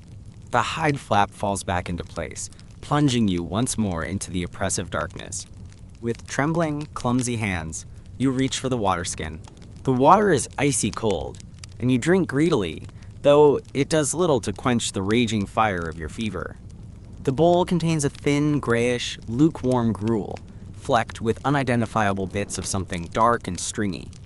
It smells profoundly unappetizing, like boiled leather and dirt. But it is food, sustenance of a sort. You force yourself to eat, scooping it up with your fingers, that taste bland, earthy, and faintly bitter. It sits heavy and cold in your stomach, a leaden lump. This is your provision. This is your care. A silent, almost contemptuous delivery of meager rations in a dark, cold, filthy hole. The more of your existence in this land is a stark, unrelenting lesson in deprivation, in the absolute, crushing indifference of this new world to your suffering your very existence. You drag yourself towards the pile of bracken and old furs in the corner. The furs are stiff with age and grime, emanating a rank, animal smell, and you are certain they are teeming with lice and other parasites, but they offer a marginal, desperate barrier against the penetrating cold and dampness of the earth floor. You curl up, pulling them around your shaking body, your teeth chattering uncontrollably as waves of ague-like tremors rack your frame. Through the numerous small cracks in the stone walls, you can hear the muted sounds of the village going about its harsh existence. The wind, always the wind. A constant mournful sigh, the occasional sharp cry. Perhaps a child, or a tethered animal. Is there anything else I can help with? The low murmur of voices, too indistinct to understand the words, but their tone is consistently harsh, guttural, like the language of your escorts. It is not a comforting sound. It is the sound of a hard, brutal, unforgiving life, a life lived perpetually on the very precipice of survival. You think again of the shaman's chilling words. The stone will teach you or consume you. Lying here, in this dark, fetid hut, your body a decaying wreck, your spirit battered and bruised, almost beyond recognition, consumption seems by far the more likely, the more imminent outcome. What teaching can possibly come from this agonizing neglect? Only the slow, dawning, soul-crushing realization of your own utter insignificance, your own complete and utter disposability in the grand, brutal scheme of this mountain tribe. The Skyfire stone on your chest feels like a lead weight, a cold, dead thing pressing you down into the earth, suffocating you. It offers no comfort, no guidance, no hint of the power it supposedly contains, only a dull, persistent ache from the burn beneath it. Is this its way of speaking to you through the relentless, unceasing torment of your failing body? If so, its vocabulary is brutally limited. Its message one of pure, unadulterated, and seemingly endless misery. Sleep, when it finally, fitfully comes, is not a release, but a terrifying descent into a fever dream hellscape. You are surrounded by swirling, sickly green lights, the deafening roar of the singing caves, the accusing, pitiless eyes of the villagers, the ancient, predatory gaze of the shaman. You are falling again, endlessly, through a vast, starless, cosmic void, the Skyfire stone blazing on your chest like a malevolent eye, a beacon attracting unseen, monstrous things from the deep primordial darkness. You jerk awake with a strangled gasp, your heart hammering against your ribs like a trapped bird, your body slick with cold, clammy sweat. The pain a fresh, sharp, undeniable reality. The days, if they can even be measured in this timeless, lightless gloom, begin to blur into a monotonous, agonizing cycle of throbbing pain, fitful, nightmare-haunted sleep, and the silent, almost contemptuous delivery of your meager, unpalatable rations. Sometimes it's the same grim-faced woman who brings your food and water, sometimes a different figure, equally silent, equally forbidding. No one speaks to you.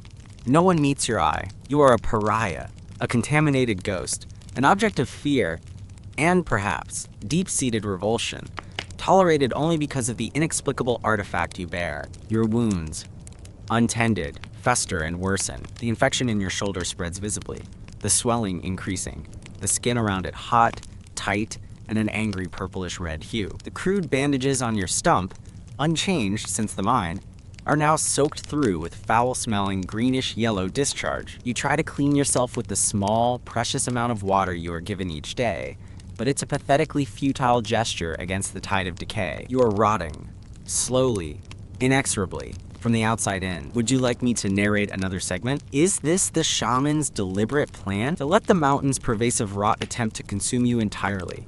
To see if the Skyfire stone, or some deeply buried spark of your own will, is strong enough to fight it off without aid? It's a brutal, passive form of trial by ordeal, a test of sheer, naked endurance that seems specifically designed to break you, body, and spirit. Occasionally, through the chinks in the rough stone wall, you catch fleeting, distorted glimpses of village life. Gaunt figures moving with a grim purposefulness, carrying bundles of firewood gleaned from some unseen, distant copse, or what look like crudely made snares for trapping small, desperate game. Children, surprisingly resilient despite the harshness, playing some rough, silent game with pebbles and bones, their infrequent laughter sharp and almost startling in the oppressive quiet. You see the unrelenting harshness, the constant, grinding toil required merely to exist in this unforgiving, high-altitude wilderness. There are no visible luxuries here, no softness, no hint of joy, only the grim, daily, unending struggle against the elements, against starvation, against the ever-present, brooding threat of the wilderness that surrounds and defines them. And you realize, with a chilling, bone-deep certainty, that these people, this tribe, they are like the mountain itself, hard, ancient, unforgiving, and utterly, terrifyingly indifferent to the suffering or survival of any single individual, especially an outsider like yourself. You are not one of them. You will never be one of them. You are merely the bearer of the stone, a temporary, inconvenient, and probably distasteful vessel for something they revere, or perhaps deeply fear. Your own life, your own excruciating pain, is secondary at best if it registers on their scale of concerns at all. The education of the Skyfire Bearer, it seems, is a lonely, agonizing, near-silent vigil in the dark, a slow, inexorable descent into despair, punctuated only by the barest minimum of sustenance required to prolong the agony. The future the shaman spoke of, the service you are supposedly destined to perform, seems impossibly distant, a cruel, mocking mirage. First, you must somehow survive this. You must survive the relentless rot, the consuming fever, the crushing weight of profound solitude and abject neglect. You must somehow survive the High Village itself, this cold, indifferent purgatory. And as you lie there, shivering uncontrollably in the damp, fetid darkness, the Skyfire Stone, a cold, heavy, indifferent presence on your burning, infected chest, you are no longer sure you can, or even in the deepest, most honest recesses of your battered soul, if you truly want to. The mountain is speaking, just as the shaman promised it would, and its voice is the soft, persistent, undeniable sound of your own slow, agonizing, and utterly lonely decay. That decay is a living thing now, a parasitic vine coiling through your veins, its tendrils reaching into every cell, every nerve ending. The fever is its breath, hot and foul, clouding your thoughts, baking your brain within your skull. You drift in a hideous limbo, a gray stinking fog of pain and nausea, where the boundaries between your failing body and the cold, damp earth of the hut floor seem to dissolve. Sometimes, you think you are the earth, cold, inert, slowly being consumed by the frost and the rot. Other times, you are a single, screaming nerve, exposed and raw, thrashed by an unseen, merciless hand. The Skyfire Stone on your chest is a relentless pressure, a dead weight anchoring you to this misery. Its burn is a constant, agonizing throb, a brand that pulses with the rhythm of your racing, erratic heartbeat. You try to remember the visions it showed you in the singing caves, the cosmic fall, the molten earth, the endless passage of stone time, but the memories are fractured, distorted by the fever, like reflections in a shattered, dirty mirror. They offer no solace, no understanding, only a terrifying sense of alien immensity, of forces so vast and ancient that your individual suffering is less than a grain of dust, a fleeting, insignificant scream in an eternal, uncaring silence. Time ceases to have any meaning. The slivers of gray light that seep through the cracks in the stone walls shift and change, but whether it's the passage of hours or days, you cannot tell. Each moment is an eternity of pain, each breath a struggle, each beat of your heart a nail hammered into the coffin of your hope. The silence of the hut is broken only by the incessant, mournful howl of the wind outside, a sound that seems to mock your suffering, and by your own pathetic, involuntary whimpers, the occasional dry, racking cough that tears at your lungs, and the faint, disgusting squelch of pus seeping from your wounds. The smells are overwhelming, the sharp, metallic tang of infection, the cloying sweetness of decaying flesh, your own, the rank, animal odor of the filthy furs, the damp, earthy smell of the hut itself, all mingled with the acrid scent of stale smoke in your own unwashed, fever-sweat-soaked body. You are drowning in your own filth, your own decay. Your dreams, when the fever drags you under, are no escape. They are extensions of your waking torment, vivid, grotesque tapestries woven from pain, fear, and the alien whispers of the stone. You are back in the charnel pit, the rats swarming over you, their teeth not just biting, but burrowing, carrying tiny, glowing green embers from the singing caves deep into your flesh. You are climbing an endless obsidian mountain, its peak wreathed in storm clouds that crackle with emerald lightning, and with every agonizing step, pieces of you flake away, turning to dust, revealing the cold, hard stone beneath. Was there anything specific you liked or disliked about the narration? The shaman's face appears, his eyes like burning coals, his mouth chanting words you don't understand but which resonate with a terrifying primal power, words that seem to peel the skin from your bones. Sometimes, the stone itself seems to speak in these fever dreams, not in words, but in raw, overwhelming sensations. You feel the crushing pressure of millennia, the slow, grinding transformation of rock, the incandescent heat of the Earth's core, the chilling emptiness of the void. You are a meteor again, falling, burning, but this time there is no exhilaration, only terror, only the certainty of utter annihilation upon impact. You wake with a silent scream caught in your throat, your body drenched in sweat, the amulet, a searing brand against your sternum, its weight almost unbearable. The silent delivery of food and water continues, a grim, perfunctory ritual. The same gaunt, fur-clad woman, or sometimes a stoic, unreadable man, appears like a ghost, places the meager offerings on the dirt floor, and vanishes without a word, without a glance. The gruel is always the same, thin, gray, tasteless, or perhaps your fever has destroyed your ability to taste anything but the bitterness of your own impending death.